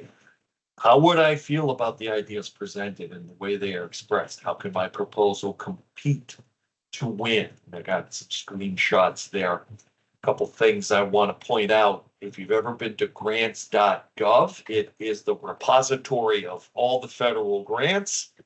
And the first thing I would suggest that you do, if you've never been to grants.gov, is go to www.grants.gov.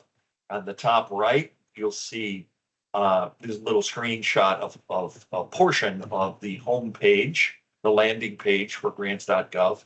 And you'll see on the right side, the red box, the small red box, register, and which I strongly recommend that you register in grants.gov and create a profile and create filters. Reason being, grants.gov is a huge website. If you imagine all the federal agencies and all the federal grants are on this website. So there's thousands of grants at any given time. So you want to try to do yourself a favor, I would think. Register, create filters. Down below, it says register. There's some guidelines there.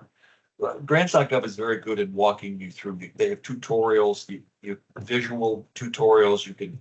But it's pretty straightforward. But register, create filters so you get a stream of grant opportunities that come to you, like they do to me. I've registered, and almost every single day, I get an email from grants.gov, and according to the filter that I created through my registration process, I get 2 or 3 grant opportunities every single day. They pop up on my smartwatch, they pop up on my phone, they also pop up on my iPad, or I see them every single day. I get one, and it helps streamline the process. I look through them.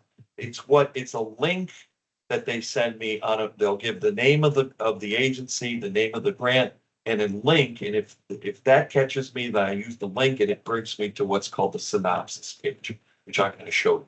But I strongly suggest that you register and create filters. So what do filters look like? What are these filters? This is what I'm talking about. Grant writing basics. Over on the left kind of says the same thing, but over on the right are the screenshots of some of the filters, some of the things that you can do on the home page of grants.gov. The help, again, on the far right, search grants. Either you register and create filters like I just described to you, or you could search grants, which is the equivalent of like day trading.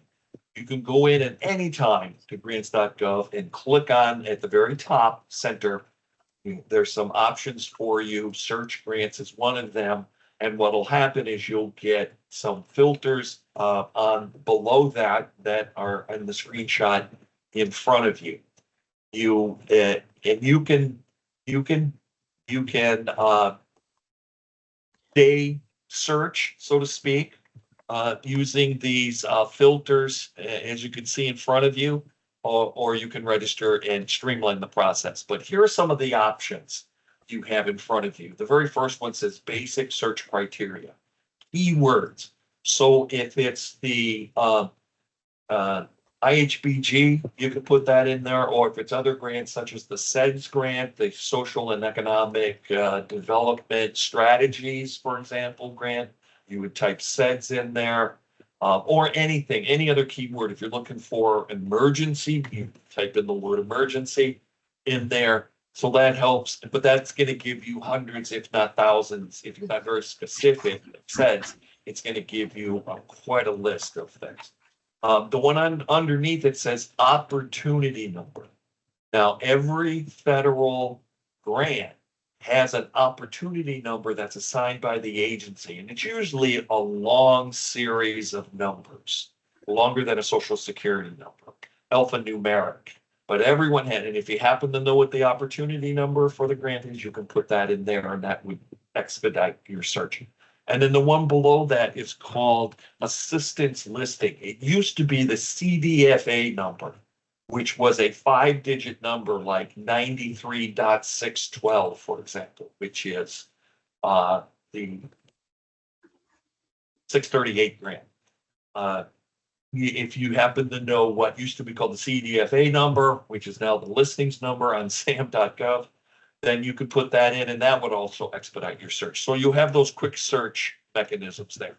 Then below that, you have a series Vince, of someone has a options. question in the chat. Okay, go for it. Sorry, they're asking, what do you recommend that our organization fill it out to prevent us from getting locked out when an employee left had access on our behalf? Can we set up a generic name and email address to protect our organization's access? Absolutely. Absolutely. In fact, not a bad idea. You mean to get a stream of grant application, create a profile using kind of a bogus email address? Yes, absolutely. Absolutely. It's going to ask you for an email address that you want to be set to. You can create a name, you can create something and have that stuff flow through a specific person or a team of people. I know some organizations, some tribes have a multi-access email where several people get notice of the email simultaneously. Yeah, good idea. Absolutely. Good idea. Or you could do that as part of the registration process. Here's the day trading thing where you can option with the keyword or opportunity number. Below that, we have opportunity status.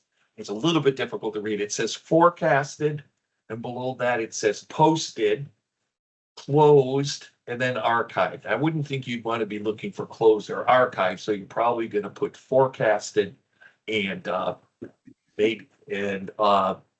posted grants. And then below that, it has funding instrument types. And here's where we get into grants and cooperative agreements. We talked about that earlier. As you can see below, at this particular time when I took the screenshot, there were over almost 1,700 grant opportunities and almost 1,000 cooperative agreements and some other things mixed in there too, another 250 other or procurement contracts. So if you want to include cooperative agreements in your search, by all means, check that box. Also in your profile, you could do that the same, and grants as well. So if you want grants and cooperative agreements, check both boxes. I would recommend that. It'll always tell you if it's a cooperative agreement. So if, I would certainly not exclude 1,000 cooperative agreement opportunities altogether. Then below that, it's got what's called eligibility, which is different types of entities. The ones that are listed there in the screenshot are the city or township government. Below that is a county government, and below that is a for-profit organization. And then below that, you can't see it on the screenshot, would be nonprofit. And below that's going to be tribal governments with federal recognition. Definitely check on that box. And then below that's going to be government of tribal governments without federal recognition. And I know there's some out there that are recognized on a state level, not necessarily on a federal level, but make sure that if you have federal recognition, that you mark that box so that you get opportunities that are tribes are definitely included as part of the process. Another question? Oh, okay. Below that, you've got categories. It says all categories, but below it, affordable care, agriculture, arts, all those different group sections. So you've got a way to streamline the process in grants.gov, okay? Grant writing basics, following the instructions. We know that. We've got to follow instructions. Here we got a list. The screenshot on the right just shows you example of what the opportunity, a stack of opportunity numbers and a stack of grant titles to the right of it. This is what you would see if you just went to grants.gov and said, I want to see all the grants. You get nearly 2,000 listed in multiple pages. What was cut off from the bottom is page 1, page 2, page 3, page 4, page 5, on probably the page 200. And it's a very slow, tedious process doing it that way. So use the filters to help streamline the process. Well, okay, whoops, things jumping all over the place. If you like, let's take a minute, okay? I can, if we want, I can do a guided tour. We can jump out of here for a few minutes and go over to grants.gov, and I'll show you what I'm talking about. So let's do that just for a minute. This is grants.gov. Over in the top right, far top right, register. Okay, that's what I was talking about. And over here on the left, right underneath grants.gov, it says search grants. I'm going to click on that. And here, hopefully you can see what I was just describing in the presentation.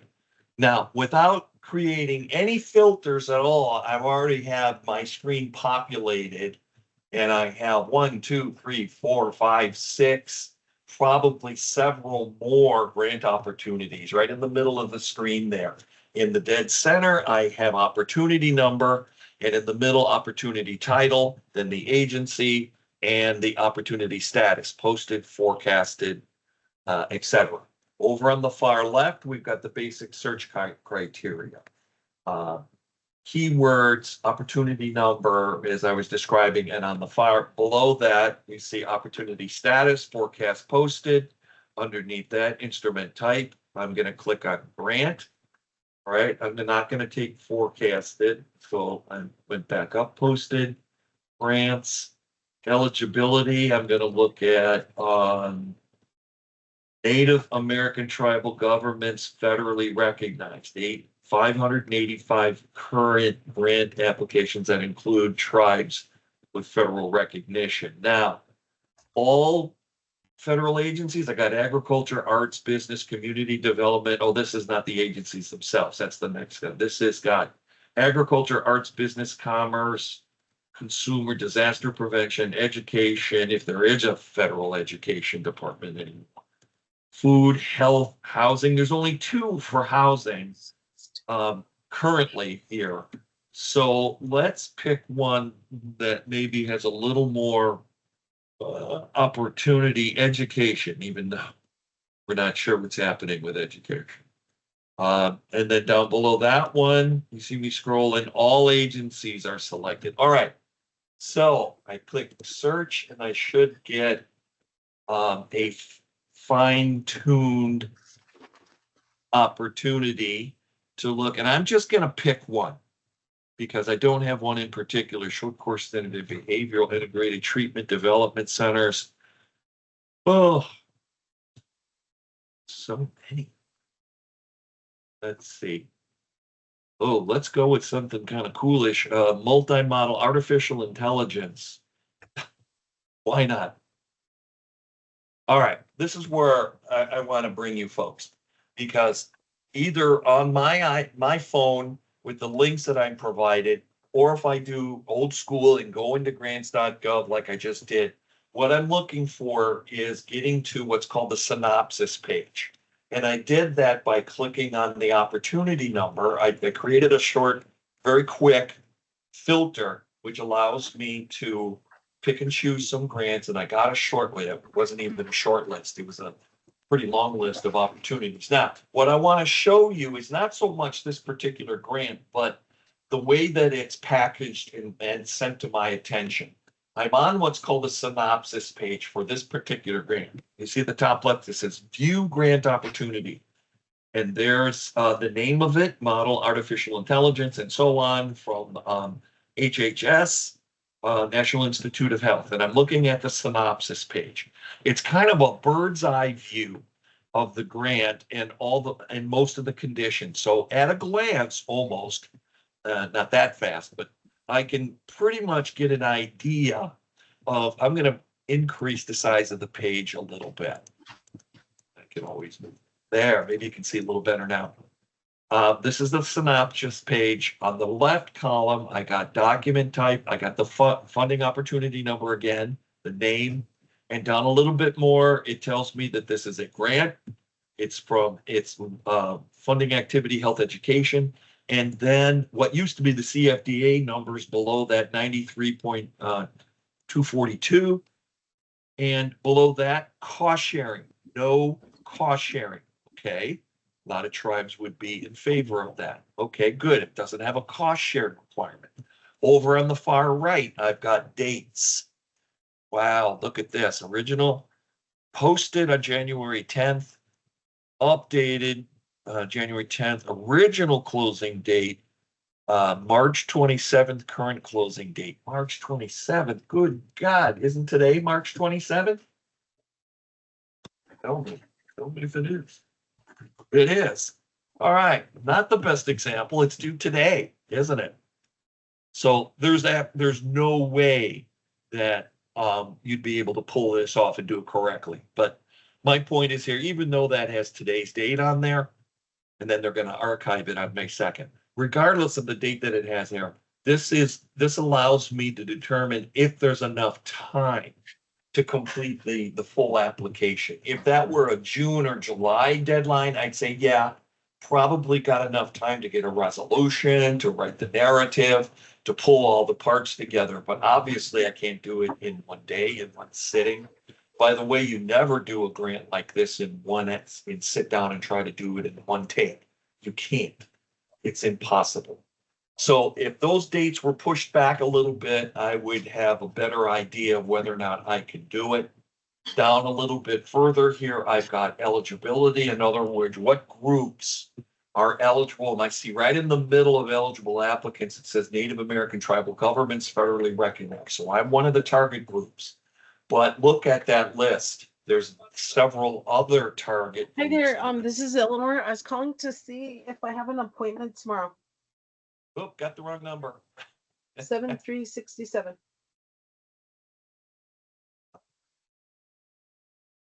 All right. Look at all the other eligible candidates. Look at all the others. Now, not just tribal entities, but several other entities are listed there. So very competitive. Whatever this grant is, it's very competitive. There's a lot of target groups out there.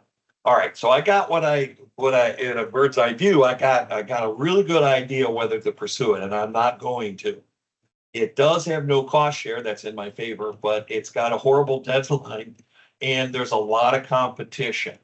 What it doesn't tell me at all, and what I'd be looking for over in the top far right here, it does say award ceiling. That means the maximum amount that you can receive under this award is $750,000. It does not give a minimum amount. That's called the award floor.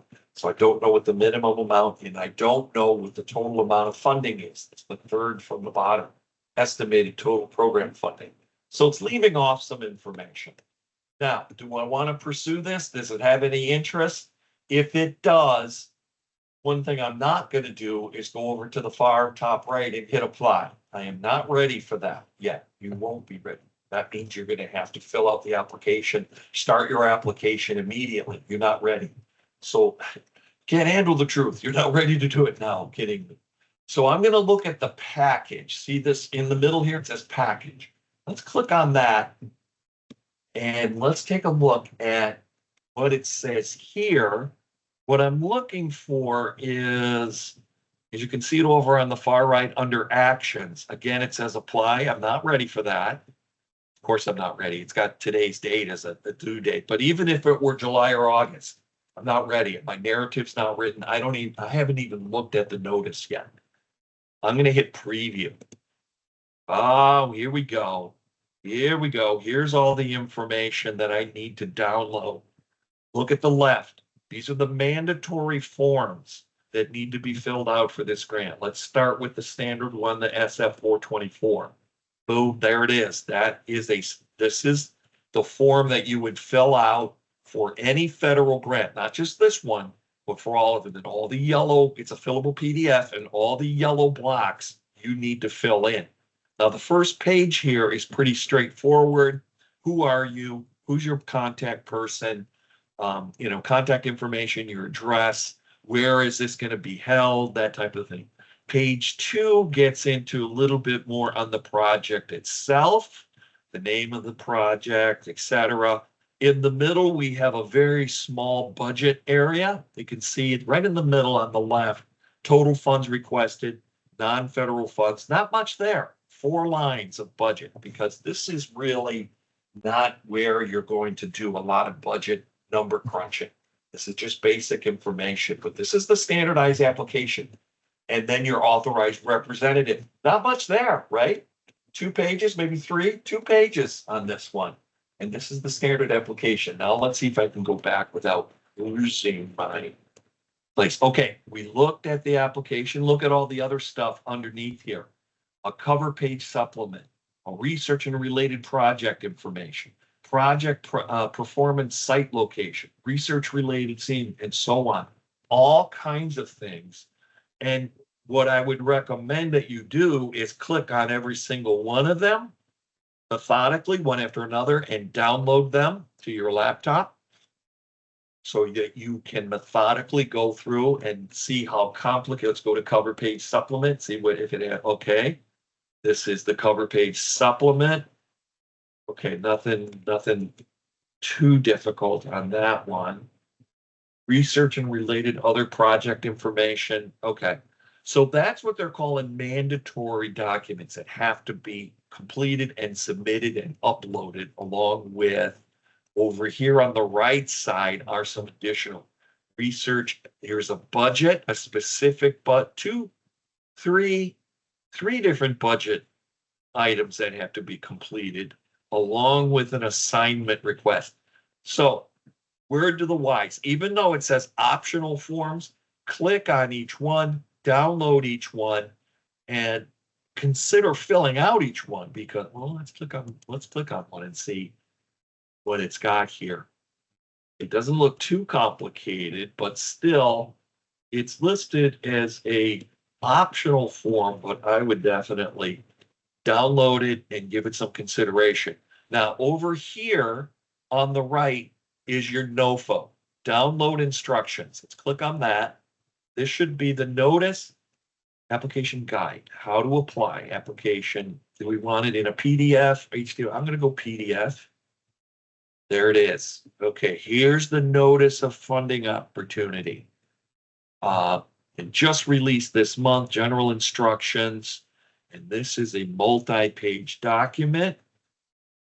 All right, this is our notice. This is the document that we need to go through with a fine-tooth comb. Very first thing, how to use the application instructions, how to apply, and then quick links. Step 1, become familiar with the application process. Step 2, use these instructions. So I click on each one of these, and they've got helpful links, and become familiar with the process. This is laid out very, very nicely. And you can see this is multiple pages, 318. Good Lord. Wow. Look at this.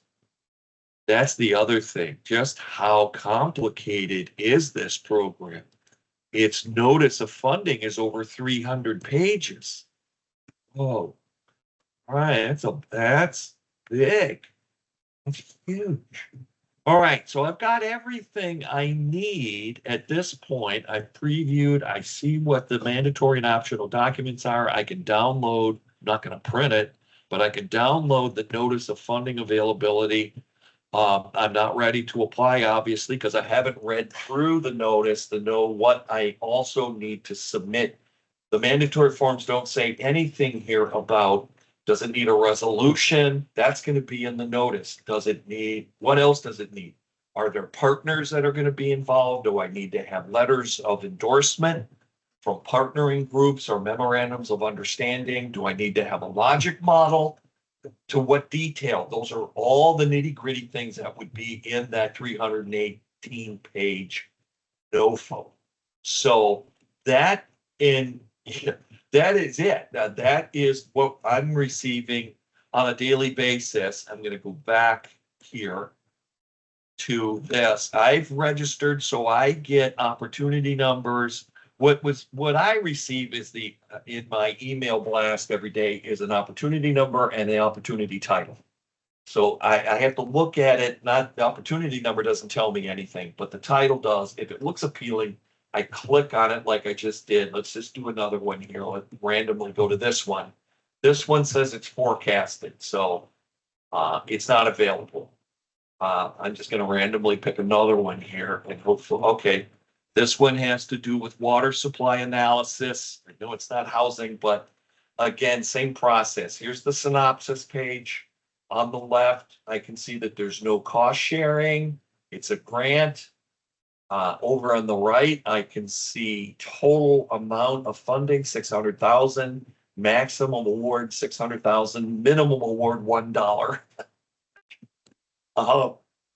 Official closing date, April 20th. Okay, that is what, less than, it's maybe 3 weeks?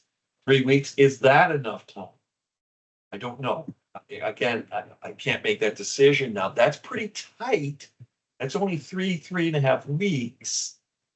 Eligible applicants. Oh, there's final, I don't know what that means. It's a California Fish and Life. You guys might be interested in it. But I have to go to the package and go to the preview. There's the application, 424, project narrative attachment form, abstract summary. Those are all uploadable documents. Budget information. This doesn't tell me much. So I've got to go to the notice again. This one, here it is. And this one is only 12 pages. Thank you very much. This one's 12 pages that describes eligibility. All right, this one's a little easier to absorb, I think. Program description, scope of work. Okay, see where I'm going with this? I'm not going to go through the whole thing because we want to keep moving on. But I wanted to show you how to navigate through grants.gov. Not complicated if you know how to go there. And the trick is not just going, let's go to grants.gov again. I want to show you one other thing real quick before we move on. Okay, registering obviously streamlines this process. Day trading, as I call it, searching grants, is a slow, methodical, overwhelming process. Because let's go to 6, and you can see then to 8, then to 10, then to 12, then to 14, 18, 22. There's going to be probably 124 pages, each one having 25 or more grant opportunities. So it behooves you to streamline the process. And why do it in a day trading format? Why come in here every day and do this when you can register and create your profile? You can always change it, but create a profile. And yes, you can create your own little email address and your own name. And because all you're doing basically is getting notices, and anyone can get a notice of the grant. So I did want to share that. I'm going to stop sharing now. And if you have any questions, would you recommend for organs to fill out prevent us from getting locked? Okay, I think we answered that question. And I want to go back to presentation for manual. I think this is where we left off. Yeah. Okay, kids. Okay. So now that we know how to search for opportunities, the next phase here is writing the grant. Writing. I want to share with you some opportunity or some skill sets.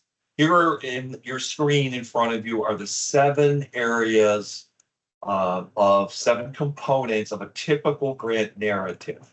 The summary, statement of need, the initiative, goals, outcomes, results, basically our logic model, the design or layout, the evaluation, sustainability, and the budget.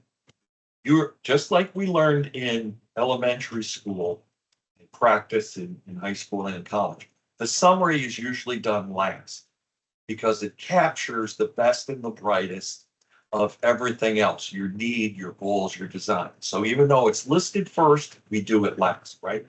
So the outline typically provides the outline of the organization and what you're trying to do. The statement of need is the problem, is the issue. The clear, concise, well-supported statement of need, statement of concern, what the problem is. Is it broadband capability? Is it 3rd grade math proficiencies? Is it teen pregnancy? Is it methamphetamines? What is the problem? What is the issue that you're trying to resolve? Then we have the logic model, being able to break down our initiative, our need, into realistic and tangible goals.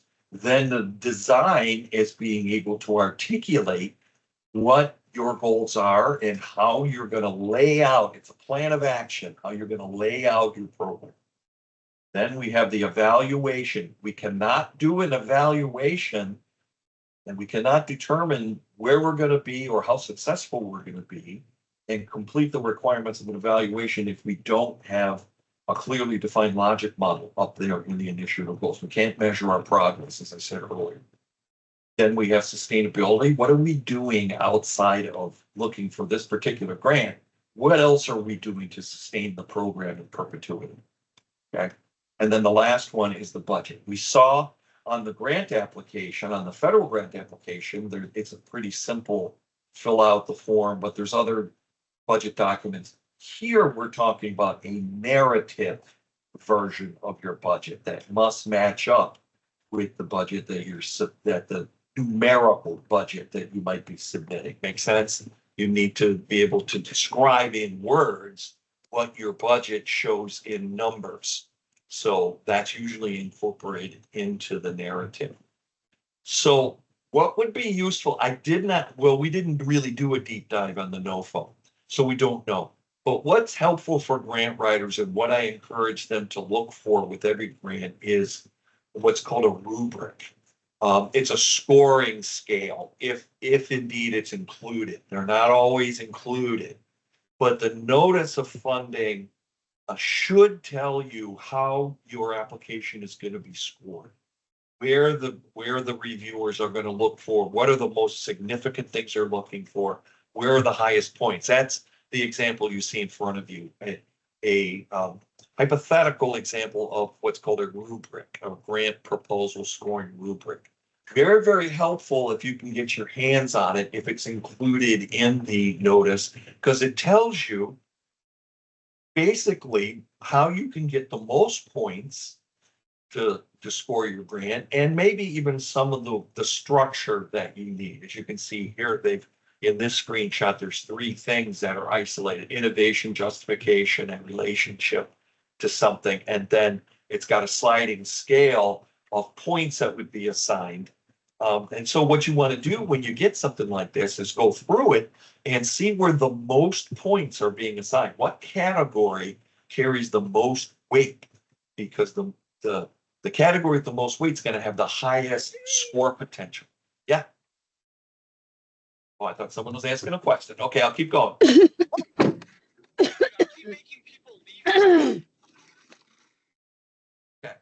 so the rubric is very, very helpful, or whatever. It might not be called a rubric. It might simply be called a scoring matrix, or somewhere in the notice. Hopefully, it's going to give you an idea how your application is going to be reviewed, how it's going to be scored. Whatever they call it, rubric, matrix, scoring, points. This is what we're looking for as grant writers.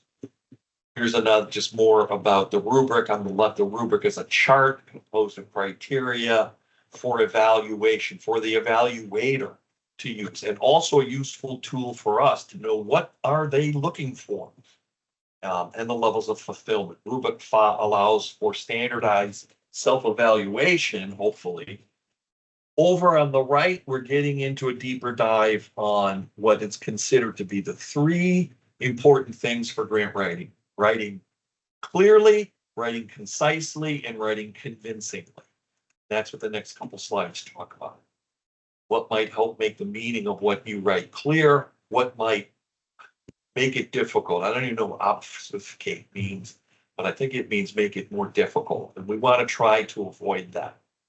We want to avoid jargon. We want to avoid simple sentences. Well, we want to try to keep our narrative void of technical jargon. We work in a world of technical jargon, so we want to try to avoid that, duplication, a lot of things. We want to try to keep our narratives clear and concise to the best, with reasonable assurance. We want to try to keep the narrative as simple as possible. We want to try to, no matter how many people are involved, we want to make it sound like one person, the one voice, wrote that narrative, even if you have 30 people involved in the writing.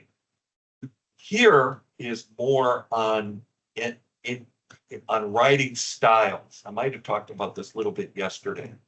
The mixing of storytelling, which is called narrative writing here, storytelling writing and technical writing. These are just examples. On the left column, it says narrative writing, aka storytelling, is the method that it's the method we learned when we were in grade school, writing term papers in middle school, high school, college, with our themes and all that kind of stuff. It's the storytelling. And if you follow the column down, there's pros and cons of the storytelling approach to narrative writing. It tends to be persuasive, which is good, but it tends to tell a story. It tends to be flowing, descriptive, but it also tends to be longer, more words, more vague, slower pace. It tends to have more emotion put into it because we're telling a story. We're trying to persuade the reader to agree with our program, right? With our logic model, agree with our problem, saying the way they described it, I totally agreed that they have a methamphetamine problem. So storytelling is written to persuade the reader. And as you can see at the very bottom, it usually amounts for the largest percentage of the writing style, typically 65, 70, 75%. Now, what we want to try to do is use technical writing where we can. Technical writing is just the opposite. Technical writing is the owner's manual of writing. The blender in your kitchen, the lawnmower in your garage, they all have owner's manuals. They're all written in a certain way. They're very specific, brief, quick reads, usually geared for safety. And as it says there, it is a task-oriented writing style. Its focus is to establish facts and guide the user, not the reader. Technical writing is typically designed for a user. So the column underneath, technical writing usually has these attributes. It's a guide, and it's typically written for users. It's specific, typically loaded with instructions or examples. It tends to be concise, factual, less words, shorter, clearer, more action-oriented, and a faster read, right? All of those things. That's part and parcel of technical writing. But it tends to be a smaller portion of our overall narrative style. Now, it's really a combination of art and science. And you know which one's the art and which one's the science. The real task for us is finding the blend. Obviously, some grant applications want more technical information and less storytelling, and some and some want more storytelling with injections of technical information. What we've got to look for is the blend of writing styles, being able to tell the story for the reader and also provide the technical information for what I call the user But we also have that third category, right? We have the reviewer, who's probably a little bit of both, a little bit of a persuasive person and a little bit of a technical person. So finding the balance here, that's why we need to go through that NOFO and make sure we understand what the funder's looking for and how to package our program, not just putting together facts and figures, but being able to find the blend here of storytelling and technical writing for the reader and for the user. And hopefully you can see here the difference of the two writing styles. And our third mystery, that the scoring person, that's where we're hoping the rubric back here, wherever it went, back here, this rubric would help us. Because the rubric is going to be a combination of technical information and storytelling information. There hopefully would tell you the type of information that's needed, and you'd have to figure out how to convey that information either as a storytelling approach or technical. When it comes to technical writing, we want to make absolutely sure that our resources for our technical data or information is accurate, right? We want reputable sources, reputable data. We want to be able to interject in the form of, how do we represent this in our narrative? Sometimes in the form of pie charts, sometimes graphics, sometimes statistical information, sometimes lists. A lot of it data driven, as we know, is important. So we've got to do this for that reason too. We've got a logic model that's probably going to be, definitely going to be data focused. So there also is ammunition for our technical writing, our own logic model that we're putting together. But grant writers earn their keep by finding the balance, and then also, like a good orchestra conductor or football quarterback, using two different examples we're trying to look for, is to blend it all together, bring it all together, whether it's instruments or whether it's members on the field. We're doing the same thing as grant writers, trying to find the blend for success. We have to rely on our logic model. We have to rely on our subject matter experts. We've got to rely on reputable data and information and a persuadable story. We can't run 100% technical, can we? It can't be all technical. Then we wouldn't have a narrative.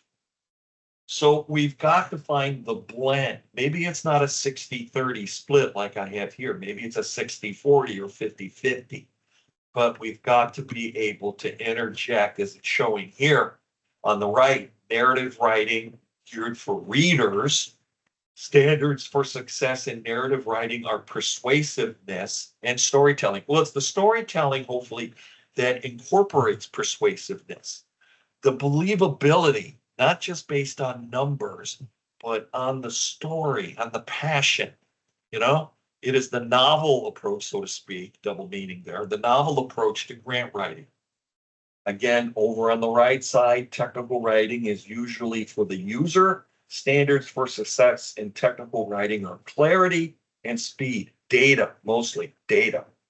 And it is the owner's manual approach to grant writing, which we know is based on facts, action, user's guide approach, that type of thing, faster read. But even on the storytelling side, there's certain things that we want to avoid. We still want to write for clarity. We want to avoid just using words and sentences and phrases to take up space. We want to make sure that the phrase I like to use is being a word miser. You know what a miser is? Scrooge, Ebenezer Scrooge from the Christmas Story was a miser. He was a financial miser, bah humbug and all that. We want to kind of use the best qualities there as a word miser, kind of hand selecting all the words that we use to make sure that each word is not fluffy. It's not there just because it's a word to fill space. And, the philosophy I follow in writing these, or even coaching people who are writing these is, if you can turn three pages into two, or three paragraphs into two, or three sentences into two, or even three words into two words, that's a word miser. That's working hard to try to streamline the process and not just adding words for the sake of adding words and taking up space. Even though some grants may allow you to have lots of space to fill up, the pages, that doesn't necessarily mean that you should. We want to follow the guide of clear, concise, and convincing, not just voluminous, just adding words that fill spaces and pages. And that's the advice I give to my team, to my subject matter experts, to my grant writers, and when training on grant writing. Now, this is not a grant writing course. We're not actually going to write a narrative, but I think hopefully get the gist of where we're going here. Concise writing. All right. On the right, as I was saying, respect the meaning of each word, each sentence, each page. Understand the potential each word has to impact what you're trying to say. Carefully and consistently choose each word, and my favorite down there, ruthlessly eliminate any word or phrase or sentence or page that does not add clarity, not necessarily speed, but does not add a level of clarity to what you're trying to say, because we're really trying, clarity's at the top of the list. Here are some of the ways to avoid, some things to avoid. Fancy language, fluffy sentences, just loaded with words, just to take up space, duplication of words, empty phrases, long phrases. These are not the time to pack in words to show how intelligent we are and we know what some of these words mean, or to load our document full of acronyms and texting jargon and fads and things that are happening now. This is not the place to do that. This is where much better, as you see on the far right column, to be organized and to use words carefully, and not just like the bottom one there, just not putting in words just to fill up space, which I think is what's happening there. Use the IHP report that is reviewed by numerous reviewers, and then when submitted at fiscal year end, is usually accepted without comment by ONET. Well, we hope that's the case. But a quicker way to say that and more precise would be use of the IHP report. You don't need to add all that other fluffy stuff. So that goes with my conciseness. Writing for basics more on this. Work carefully within page word limits. That's where the NOFA is going to tell us. Doesn't mean you have to fill all the pages with jargon, with words. Find a good balance between conciseness and clarity. Find a good balance between storytelling and technical writing, with our target markets in mind: reader, user, and evaluator. Most importantly, when it comes to grant narratives, the evaluator. Who is evaluating? What does the rubric say is important? What does the NOFA say is important? Address that. Answer what is asked. Just like when we were talking about with the auditors. This is not the time to pontificate and add useless words, and just the facts, ma'am. Just as much as possible, try to keep it lean, try to keep it concise. Use attachments or links when you're allowed to, when you can, and all other things. So over on the right, we got the APA style that I was referring to. And earlier I was talking about the different types of representation: charts, barcodes, pie charts, all kinds of things. Those are all well and great if you can use them. The NOFA will tell you, hopefully, if you can use bolds and underlines, and if you can attach documents, pictures, addendums, appendix, anything like that, or pie charts. Will they survive the upload? Are they allowed to be included? That's the kind of nitty gritty that you're looking for in the NOFA. Those kind of devil in the detail information. Got a SWOT analysis in there. Okay. Good practice for everyone. If you've never done a SWOT analysis, it is strength, weaknesses, opportunities, and threats. That is the acronym. It has nothing to do with the police force coming in and knocking down your front door with weapons. That's SWAT. This is SWOT. Strength, weaknesses, opportunities, and threats. That strengths and weaknesses is a practice that we should go through as probably part of our internal controls and our self-monitoring. Strengths and weaknesses are internal. Opportunities and threats are external. And you can see a little list there on each of the categories, green being the positive, reds being the negative. Strengths and weaknesses, as I said, internal. Opportunities and threats, external, things we can't control. External opportunities, external threats are things out of our control, but we need to prepare ourselves. So under external threats would come the deluge perhaps of executive orders yet to come, or the expediting of the review of the uniform guidance that I think is going to be coming out in the next 2 years with the tightening of requirements. I would put that as a threat. I can't stop it. I can't change it. All I can do is try to prepare myself and others who will listen to that. Okay, so SWOT analysis is a very good thing to do, even for a grant. Where are your weaknesses? This is where you need to be honest with yourself. Where are your strengths? What outside of the organization is available to you? Could that include partners or in-kind contributions from outside of the tribe? Things like that could be an external opportunity. Okay. And the last things I want to talk about, let's see. Look out a little bit more. Convincing, a couple screenshots on the right. We don't want to forget, we've got some tribe-centric community organizations out there. So along with the private sector, we've also got the Shakopee Sioux Community Foundation. I would put that on your short list.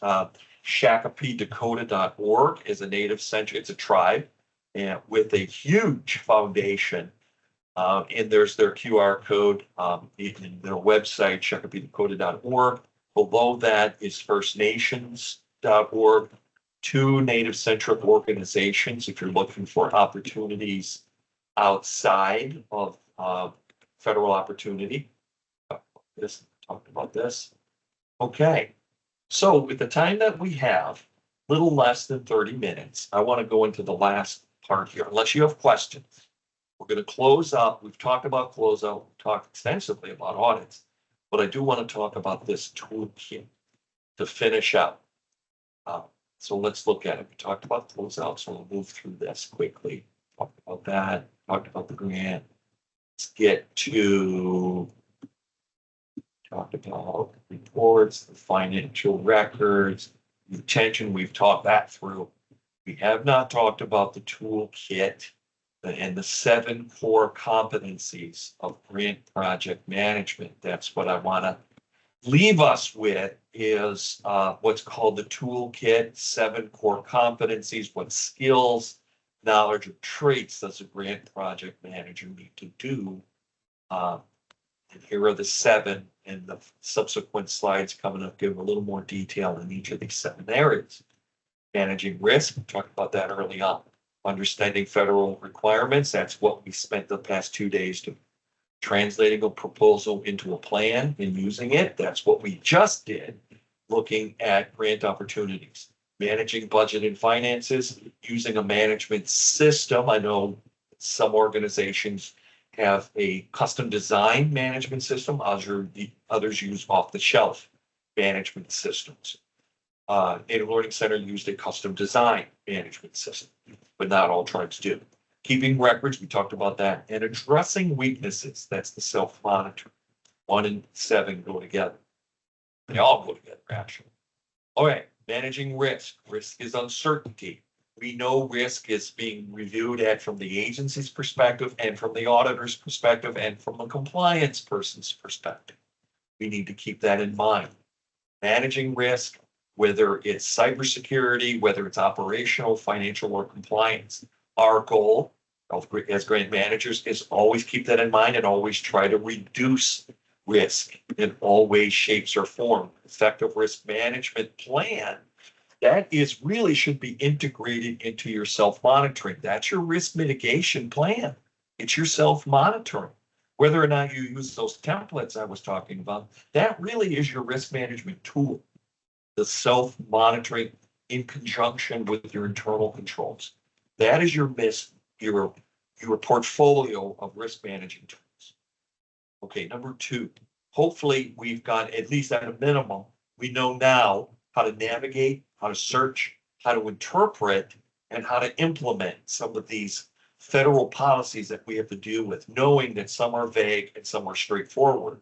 It's the vague ones that scare us, right? It's the ones that do not have clarification, which means we have to come up with our own interpretation and be able to defend it.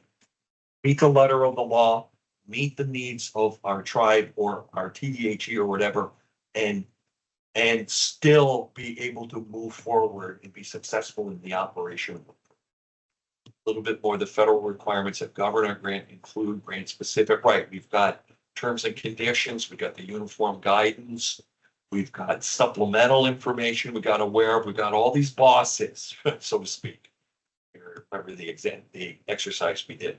Being able to translate the proposal, the NOFO, into a plan and then using it, having a program plan for implementing the grant application and the process to track its process. That's where the logic model plays a very large part. Managing the budget, not that you might be responsible for all the transactions, but being able to understand bigger picture, being able to incorporate some of this initiative, managing budget and finances, into your self-monitoring, reviewing the general ledger, being comfortable with financial statements, also knowing what the auditors are going to be looking for from a financial standpoint, right? Because we got the operational part under control. We got the compliance under control with our self-monitoring, our internal controls, policies and procedures. But this one we need to wrap our heads around. Not all of us are financial people or involved, and you don't have to be, but you do need to know what the financial and fiscal activities are of your organization. You need to have an understanding, and you need to be empowered to be able to have that understanding and be able to get that information. We didn't talk a whole lot about the management systems. There's a lot of good ones out there that are off the shelf. There are custom-made programs that you may or may, as I was alluding to earlier, but there's a lot of them that are out there. We're really not going to get into a deep dive in the management systems. I do have some information. I don't think I have it in the slide here, but there is some information on decent management systems that are kind of off the shelf, but can be fine-tuned to fit your particular needs. If you're interested in that, you can always send me an email and I'll send you what I have on that information on management systems, package management systems that have a good success rate with tribes. Tribes have used them. Tribes that have used the Indian Housing Block Grant in particular have used them and had success with them. They're out there. Keeping records, we know how important record keeping is now. Not going to beat that one up too much. We talked about that extensively. And also it's cohort here, documenting your progress. We know that we got to document everything, even in procurement, even though the federal government gives us, the uniform guidance gives us that informal procurement. We know from statutory requirements and from several other citations within the uniform guidance that we got to document all of our procurement. We've got to document it. We can't just forsake the documentation as part of our protocols for procurement just because the federal government, just because the uniform guidance allows us to do it. That protocol there, that citation of informal procurement was not designed for us as low dollar or even mid-level funding federal grant recipients. It's designed for the biggest of the big recipients, where $250,000 is spent every day, maybe 10 times that every day, 365 days a year. We don't have that kind of cash flow. So it really, from a practical standpoint, it doesn't apply. And then last one here, we know from 2 CFR Part 200 internal controls, we also know from the 2 CFR Part self-monitoring that we have to address weaknesses. We have to do self-monitoring. We have to evaluate. And as it says in item 4 under 303, we have to address the weaknesses. We have to take action to resolve non-compliance. And that would be just about anything on the operational, financial, or compliance itself. We have to address weaknesses, and we have to document that process. That's why we do self-monitoring, and we use a template to help us have the proof that we do it. When the auditors come in and say, how are you mitigating risk? How are you making sure that that you don't have risk involved here? And what we mean by risk is, from a compliance standpoint, not doing things properly. Well, the answer is we have a self-monitoring, a very methodical, carefully implemented, frequently done self-monitoring process that is fully documented, up to date with all the uniform guidance regulations and all the federal agency and tribal protocols. And we have proof of that because we do it on a regular basis. We document it, and it's also part of our it's also part of our compliance process. So once the self-monitoring is done, the higher authority, in my case, the executive director, would have signed off on it, saying, yes, this is accurate. Yes, it's been done. And we're going to put this with our other data. That's how we prove to the auditors that we're staying on top of addressing weaknesses and doing everything. Okay. Things we don't want to hear. Remember, we don't want to hear question cost, communication, ethics. Project managers are entrusted with, they have fiduciary response. We all do. We all have a fiduciary responsibility. We all are entrusted. It's the village concept with the resources of the federal funding, regardless if it's Indian Housing Block Grant, ICDBG, Ross, whatever it is, and from other agencies, we still have the same fiduciary responsibility. We're still obligated to understand federal and tribal and even other regulations and protocols and best practices that we've been trying to talk about too, trying to avoid these bad things, fraud, red flags. Hopefully you don't have it. I don't know anyone that uses whiteout anymore, but it's still there. Red flags, avoiding some of it. We want to avoid what could be misconstrued as being a red flag, excessive copies of originals, different things here, more red flags. I don't know if anyone that has too much cash laying around, excessive bank accounts, foreign bank accounts, waste and abuse. We're trying to mitigate that. It should never rise to this level, ever, ever, ever. Low level of fraud. Fraud is a word we never want to hear. So look at that. Look where we are. We are done. Surprise. We are done with the presentation. Thank you, everyone.